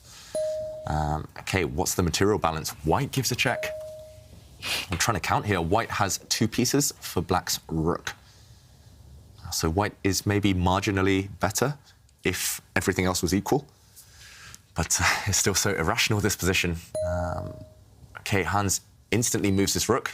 I think that was also pretty much a forced move. The rook was attacked by black's bishop. The rook needed to defend the white dark squared bishop. Oof. So tricky to comprehend here. White's knight is almost trapped, but it can retreat to 2 squares right now. I'm surprised the evaluation bar's in the middle, because it just looks like someone should be better. I'm not sure who. I mean, that was so complicated. Maybe they both just played perfectly there. I mean, every move is a forcing move, pretty much. Every move was a threat. It's really sharp, and I think you know, if we just count the material, if white can maybe just consolidate a little bit, the 2 minor pieces are nearly always better than the rook and pawn, and white has the knight and the bishop for black's rook and pawn. So generally, those pieces are better than your opponent's rook, unless you get into the ending. If you get into the ending, this is like the one general case where the rook is stronger. So I think, you know, there's more danger for black, sorry, at the moment. Yeah. Yeah. The stakes are higher, at least. Stakes are higher, yeah. Yeah, I mean, I'm inclined to agree. I would probably choose white here. And I think that's one area where maybe beginners or club players, they do sometimes struggle to evaluate. I know I struggled until I was quite a lot older. Do you choose the rook and the pawn, or sometimes even rook and 2 pawns? Or do you choose 2 minor pieces, bishop and knight? Because a rook and pawn, bishop and knight, materially the same, both worth 6 points, but you nearly always choose 2 pieces, right? Nearly always. I mean, there's lots of exceptions to all rules in chess, and I remember Mikhail Tal was very famous for sacrificing, and they say sacrificing, but taking the rook against the 2 minor pieces, but only in particular situations where he had a raging initiative. So, you know, it has to go by case. You can't generalise that much in chess, really. How about this case, then? I'd definitely take white now. It seems like white, OK, he has got the 2 knights, the rook and pawn, but they seem to be coordinating pretty well here. You know, unless, I don't know, you know, if white can just consolidate this, move his king, something like that, then I'd definitely take white here. I had a rule that actually was said by Sam Shankland, and he said, just to help you in these type of positions, look to the rooks. They will determine whether it's actually good. Because if the rooks can move and they can create useful posts, or they can defend weaknesses, then they're OK. But if not, then the minor pieces are better. How about black's rooks here? Yeah, I mean, I don't know. I mean, because you can envisage a future where the rooks are actually dominating. But here, you know, they have some open lines to go down. I'm not sure about that last move. I thought maybe he could do something else, but OK, maybe this is OK. And it just seems to me very, very balanced, actually. Maybe if I were to pick a side, it would be white, because I feel that the knights are just going to be easier to maneuver, and they're going to be easier just to, well, it's easier for white to attack points. Yeah, those white knights look good. I like your idea, Simon, just bringing this king into the game at the right moment. There's a question actually here about, I was just going to say this last move, do you rush by kind of creating a post for your knight, or do you just calmly bring the king in? Here he has created a nice outpost for the white knight to sit on. That's going to be a dominant square for the white knight if it reaches d6. I don't know what black does here, to be honest. Do you need to get the other rook into the game? For example, maybe you could give a check, activate 1 piece at least, and then try to activate this piece just before it's too late. Bring it to an open file. At least now the white knight, if it jumps in, at least you have a safe square for your rook. You defend everything. And at least you control some squares on this file. I mean, this knight just looks beautiful, though, to be honest. Yeah, I mean, also black's pawns on the queen side. You've kind of caught them in a position where they can't move, and they, you know, you can easily attack them. later on they could just drop off at some point if you get this structure you pointed out, David. I mean, that looks like a very powerful plan that Hans has found there. I think this is the only idea is to try to dislodge those knights and try to make sure they don't consolidate on good squares. And G5 seems like the right way to go. At least force that knight to go backwards. Yeah, and if the knight retreats, then at least it's not on a good circuit anymore. It's just about this one. How do we stop this one from becoming a good piece? Yes, not so easy. Maybe you just don't. Maybe you just have to accept it. I like the idea of giving a check and then mobilizing one rook and then using the other rook just to anchor the two black pawns. Yep.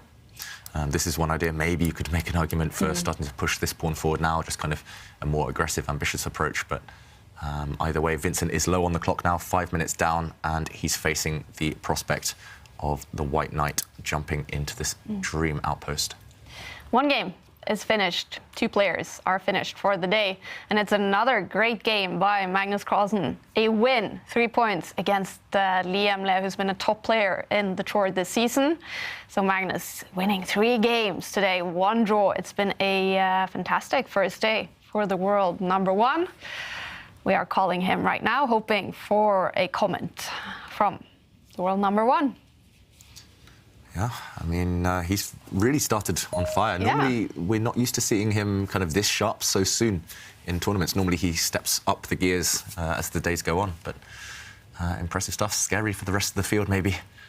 Have you been impressed by his play today as well? Of course, results are great. Yeah, I've been looking over and it's Magnus doing Magnus things, just provoking his opponents, playing some creative openings. And just great technique as soon as he gets the advantage. Yeah, this is the live table in the tournament. Magnus Carlsen now on 10 out of 12 possible points. He is the only one who's finished together with Liam Le, who's stuck on 2 points. Not a good first day for Liam Le. Pragnananda, if he wins his game, he's going to be in sole lead with 12 points, winning all 3 games so far today. Pragnananda. And Magnus currently on top of the table with 10 points. Massive first day. And tomorrow, Magnus will play Hans Nimon, the game everyone is looking forward to. In round 6 tomorrow, second round of the day tomorrow. These 2 will face off in an intense battle, is what we suspect. Now, in this one, Hans has also had a good first day. He did lose in the last round, but a win here, and he would be all the way towards the top of the table. What's the most likely result right now? Yeah, I mean, I don't want to disagree with the computer too often, but here I've got to say a white win is probably more likely than a draw, just from what I can see, unless I'm clearly misevaluating because the computer thinks it's roughly balanced, but I would choose white every time. Yeah, and also the time situation. Yeah. I mean, the computer can't really take that into account. And the time situation now is Vincent going under 1 minute and Hans continuing to play at his normal fast speed. I mean, OK, so he's going for the most aggressive move, and I think he's got to try to create this counterplay now. But it's definitely. I mean, does the knight come back even now? I mean, the retreating knight moves are hard moves to play. Going forwards is the very natural move, but going backwards must be the other candidate move, the one that you consider, because you can make more exchanges that way. Yeah. But maybe going forwards is still normal. It's still very tempting to leap into the black camp here, but yeah, I think this was a winning threat, actually, White's knight to retreat. So Vincent, he had to either move the black bishop or defend it, and he chooses to defend it. The white knight does indeed jump forward. The white knight stepping back to attack the black rook, yeah, also on the radar, but at least he gets this move, Vincent. Very nice idea. So you mentioned, Simon, those black queenside pawns, they couldn't move. Now at least you can push it. Well, the computer disagrees, but you can push it just because that white knight was being destabilized. And, whoa, some tricky knight forks incoming. A winning threat again on the board. Hans, if he gets time, OK, he looks very happy with himself. Look at his hands, I like that. He's like, yeah, oh, yeah, God, I like that one. Hans flexing his hands. Yeah. But has he got a winning move now? Yeah, Here it does. is. He's played it.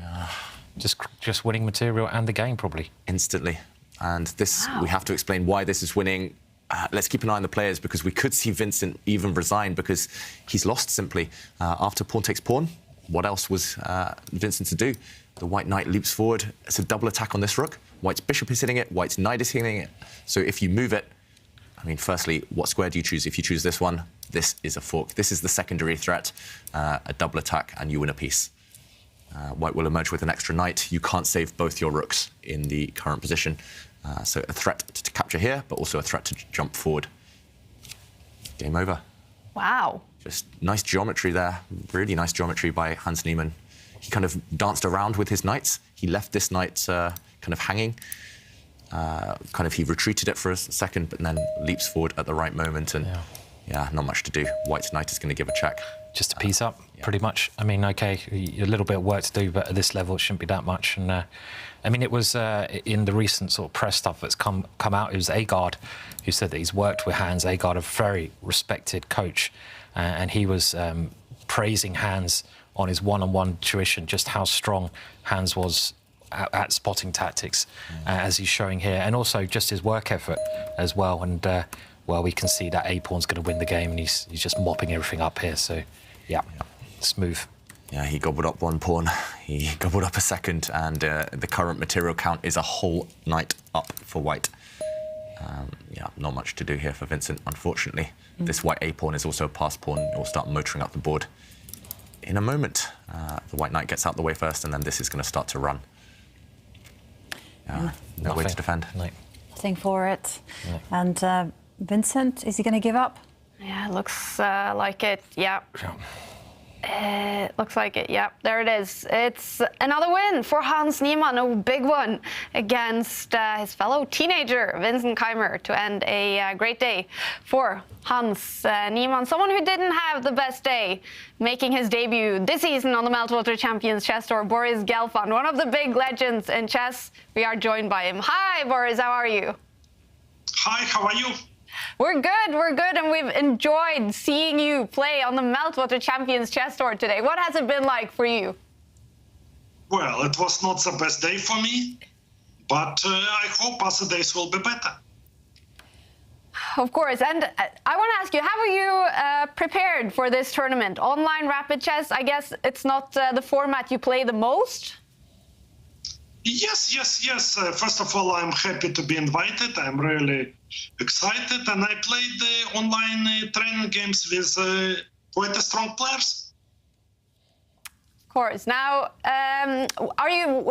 what has been sort of the biggest struggle today in your games against many of these very young players? My main struggle, I think, was that I played horribly. I don't know, I have to think what went wrong, but okay, definitely some moves I was missing, like the simplest things, and it's not how it have to be. Yeah. But we'll see, hopefully it will be better next days, yeah? Yeah. And these teenagers, players like Hans Nimon, like Pragnananda, what can you say about them? Are you impressed by the level at a very young age? Yes, I think it's an extremely strong generation. For many years, we didn't see just such a strong generation, and with most of them, I know well because I had kind of training camps or some online sessions in different projects. So I know very well how strong they are. Yeah. And it's a real challenge to play against them. Not with Hans, but with other guys. I think everyone, I had some interaction during the last few years. Okay. Well, tomorrow, Boris, you're going to start the day out against Vasil Ivanchuk, someone I bet you know very well. So what do you expect from that game when the two legends face off? I think it's always an excitement to play against Vasily. We played more than 100 games in total in our career, and a lot of them were really exciting. Most of them were really interesting and exciting. So looking forward for this challenge. Yeah, I think the whole chess world is looking forward to that. And Ivanchuk, he's actually had a very good first day. He's about actually to win another game. How will you describe him as a chess player? No, he's an amazing player. Yeah, if it's his day, he showed many times in his career, through all his careers, that he can beat anyone, world champion or anyone. Yeah, but it's not a surprise for me if he is beating anyone. Yeah. Absolutely. Now, of course, 3 more days in the preliminary. So what will you do tonight and maybe tomorrow to get ready and start winning some games? I don't know. First of all, the biggest challenge is to sleep well today. And it's still very hot here, so I cannot have a big walk as I used to in the afternoon. Maybe now in the night I will go somewhere for a long walk to calm down. And I'll stay focused, relaxed, and try to have a better day tomorrow. Sounds like a great plan. It's a pleasure to talk to you, Boris Gelfand, and it's a pleasure to have you in the tournament. So we look forward to following you tomorrow as well. Best of luck. Thank you very much. Thank you very much. I hope my fans will have a better day tomorrow. Yes, and we have big belief they will. Thank you for joining us. Thank you. Thank you.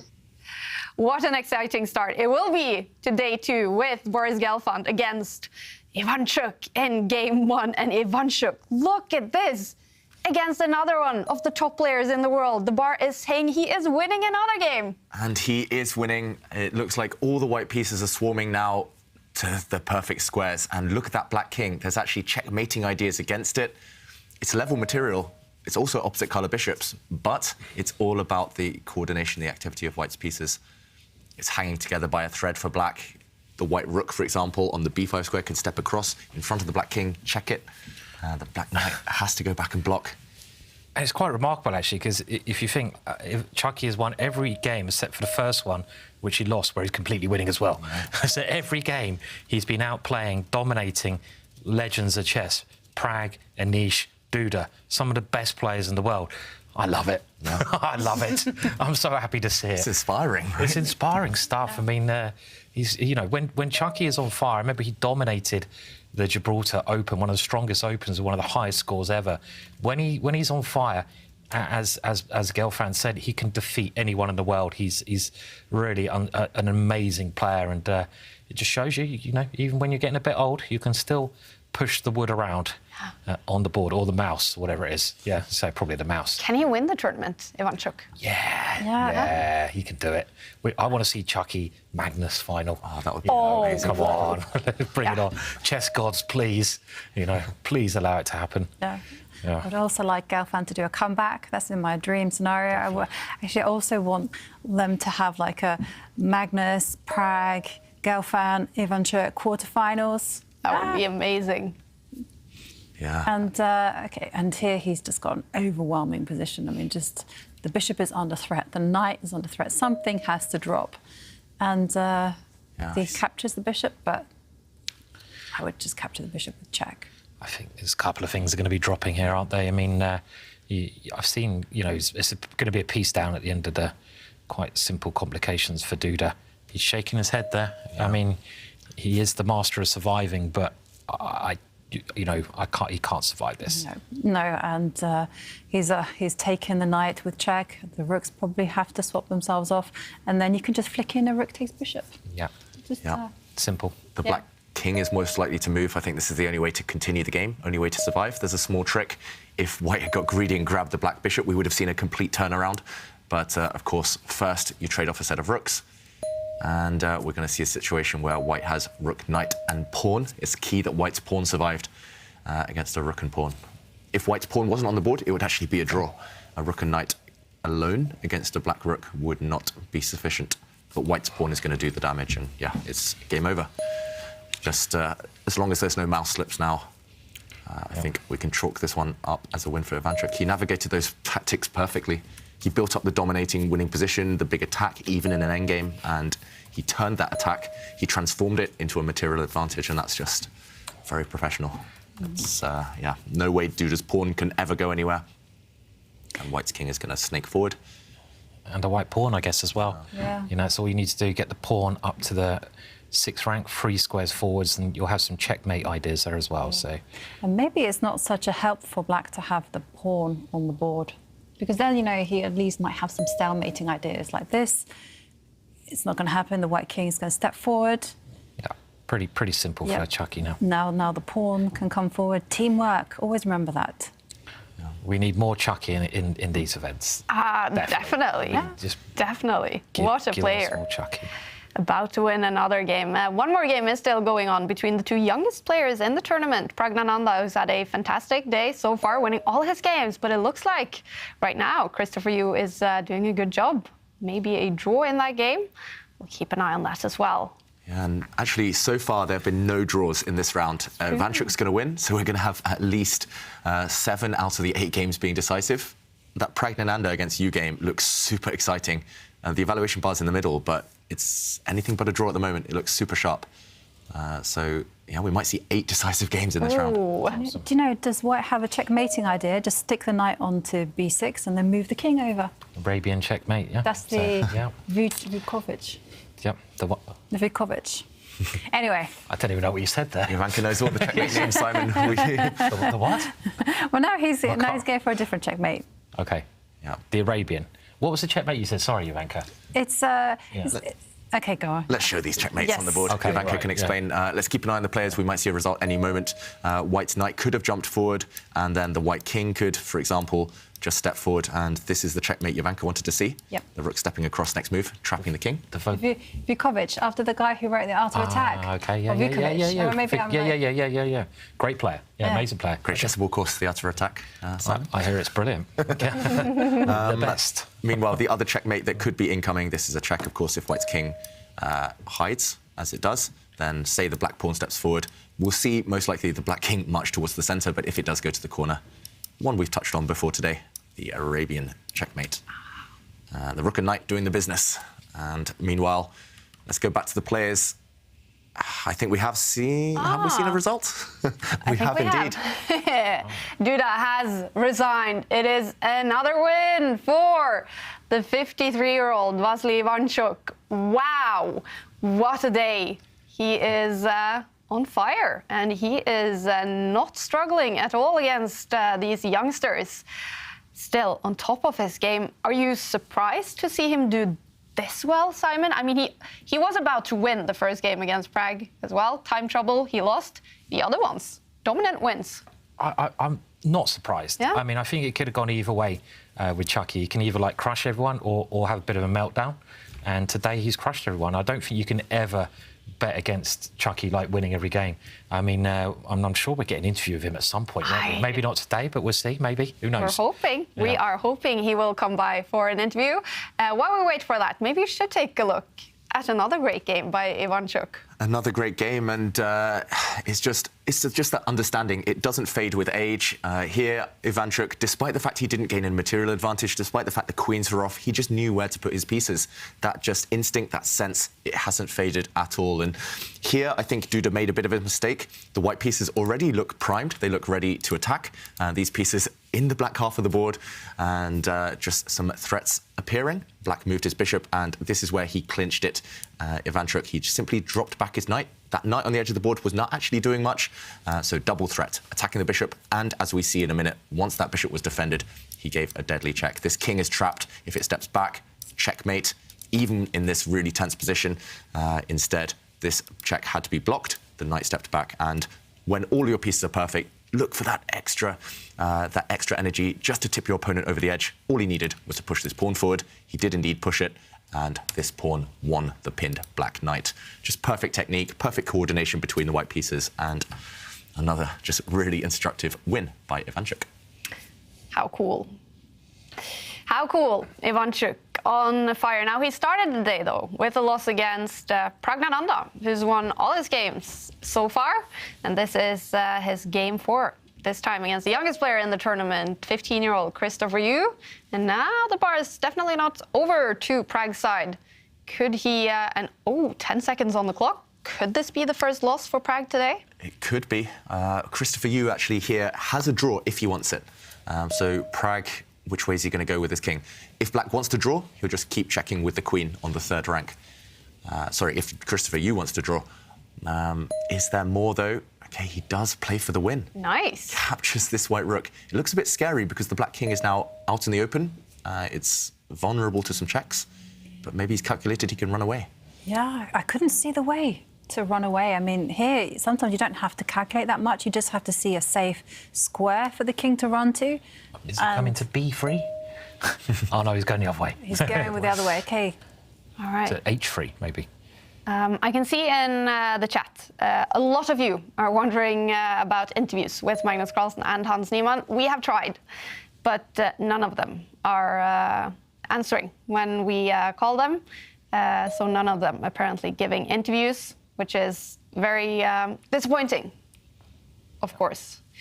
Wow, what's happening on the bar? Yeah, it looks like Black is winning. Black is actually escaping the checks. And if Black's king can find safety, Black's actually a pawn down. But it's all about the white king being vulnerable and that black c-pawn. That black c-pawn is the closest to promotion.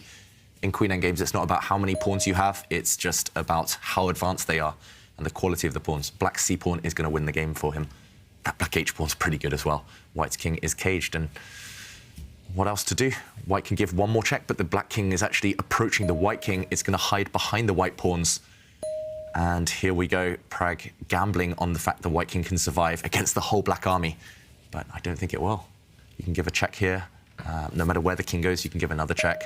The king looks like it might be getting checkmated any moment. Where is white's king going to hide? I'm trusting the computer here as well, because if I were playing this, I would still have a tiny bit of hope, but Prag down to 1 second with that move. Yeah, here, the question for Krzysztof, for you is, can you just push the black c-pawn? OK, he gives a couple more checks. Very professional way of doing it.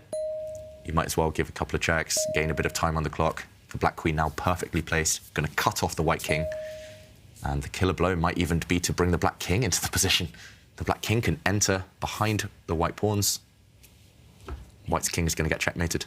I mean, also, the black king can just hide itself on the h2 square. Easy, and that's why he just pushes his pawn. He says, come check me. I have my hiding place. All is well. Yeah, white is going to run out of checks. I think you can give one check, maybe two checks, and that's it. That's it. All the fun's going to dry up, and that black pawn is going to promote making a new queen. Prag also only got 15 seconds just to add to his pain here, and I think, yeah, Jovanka's idea looks really nice. Put the king on the safest square you can, hide it behind your opponent's pawns. You can even come the other way, maybe, as well. And, yeah, it looks like Prag is about to resign. It's going to be a loss for him against Krzysztof Yu. A big win for the young American. Someone who had a fantastic day today was Vasil Ivanchuk, and we are joined by one of the legends in chess. Congratulations on a fantastic day, Vasil. Thank you very much. How will you describe your performance in your debut in the Meltwater Champions Chess Tour this season? Okay, all games were quite interesting. In first game against Prague, I was totally winning. So after g5, simply bishop c4 check, and I'm totally winning. But I started to combination, totally missed knight e6, and after knight e6, probably it was still draw after bishop takes e6 and queen c6 check. I don't know, maybe. But okay, so I lost. I played d5, I lost everything. Well, after this, against Ivan Šarić, I was under a very unpleasant attack, but I was lucky, so I hope I defended quite well, at least from practical point of view. And okay, I have feelings that he missed some good opportunities, so objectively, position was really dangerous for me. And against Anish Giri, okay, I outplayed him because he played knight g3, very bad move in my opinion. So I expect rook c8. If c4, rook takes c5 is very complicated game. So I am not sure that I'm better there, but he played knight g3, and after this I was much better, and I managed to win. And also last game, okay, so probably Jan-Krzysztof just forgot variation, because according to theory, knight a6 is the best move, or but he played strange moves, some strange move, and it gave me a good chance. But in some moment I had feelings that he have good chances to survive. I mean, moment when I played a3. And he played some strange move, rook c8, strange move in my opinion. In my opinion, he should play knight e4, give me the pawn. If bishop takes e4, bishop takes f4, g takes f4, takes on e4, rook takes e4, rook d8, something like this. Okay, of course I can play bishop f3, but anyway, in that case he can go with rook on d8, and I think black shouldn't lost in this position. So, but he played some strange move. He allowed me attack, and I realized it. I hope quite well. Yeah. I mean, massive result, massive games there against, Duda and Giri, two of the top players in the world. And how much online chess are you playing these days, Vasily? Okay, I'm not playing too much. Okay, I'm playing some training games, but in official competition, okay, I just played Chess.com Global yesterday. I won 3-1 against Reigns Robson. Before I played the title Tuesday in previous Tuesdays. So, okay, sometimes I'm practicing. Also, I'm practicing myself in drafts online, even more than chess. Okay, it's a different play, but anyway, it's training to fill time and to keep my brain in good shape. Well, it seems to be in perfect shape. And I want to ask you, what is your goal in the tournament? Do you have the tournament win in as a goal? Okay, so I'm not thinking that my goal is to win the tournament. I'm just play a game, next game, another game. So after 4 rounds today, I will check drawing of lots for next 4 games, and I will just try to prepare for my next opponents. And Vasil, we know it's been a difficult few months for everyone in Ukraine. Can you tell us about how that's affected life? I guess it's difficult for you to play these days as much as you used to. Okay, fortunately, I'm more or less safe. Okay, if it's possible to be safe in Ukraine. It's not easy to go now from Ukraine to another country, because I'm a man and I'm in category between 18 and 60. So I am staying at home, and I hope at home. I'm staying at home, and I hope war will finish as soon as possible. Of course, I don't want to know that some other people are killed. So of course I don't like it, and I think that people who can think logically need to do something to stop this nightmare, because people killed and very young people, so for nothing. Yeah, very understandable. Difficult situation. And how important is chess to you nowadays then, to maybe keep your mind on something else and not be in the middle of war all the time? Chess is very important for me during all of my life, so it's nothing happened. Okay, I didn't play without online more than 2.5 years, but it wasn't my decision to stop play chess. So firstly was pandemic, then war started. So of course I'm waiting opportunity opportunity to come back to active chess, not only in online, I mean, in live tournament as well. Yeah. And the whole chess world is looking forward to your first game tomorrow, because that is against Boris Gelfand, our two legends in this tournament. So what should we expect when you two play a game tomorrow? Okay, I play with white or with black against him. I didn't check yet drawing of lots. I can check very quickly. You play with the black pieces against Gelfand in the first game tomorrow. Okay, so of course it will be tough game, but in same moment it will be a very interesting game, I hope. Fantastic. And finally, are you enjoying this, playing in the Meltwater Champions Chess Tour against these youngsters? Yes, of course, I enjoy it to play against such a strong opponents. Yes, of course, it's a big pleasure for me, and thank you very much for organizers for inviting me to play in this competition. And we are definitely enjoying watching your entertaining games. Thank you so much for joining us, and best of luck tomorrow as well, Vasil. Okay, bye. What a player, what a day for Ivanchuk here. He's won 3 games on day 1. Let's take a look at the results from round 4. Another round with, well, the first round with all games ending up with a winner. That's incredible. Anish Giri winning against Adiban. Magnus Carlsen finishing off a great day, a win against Liam Le.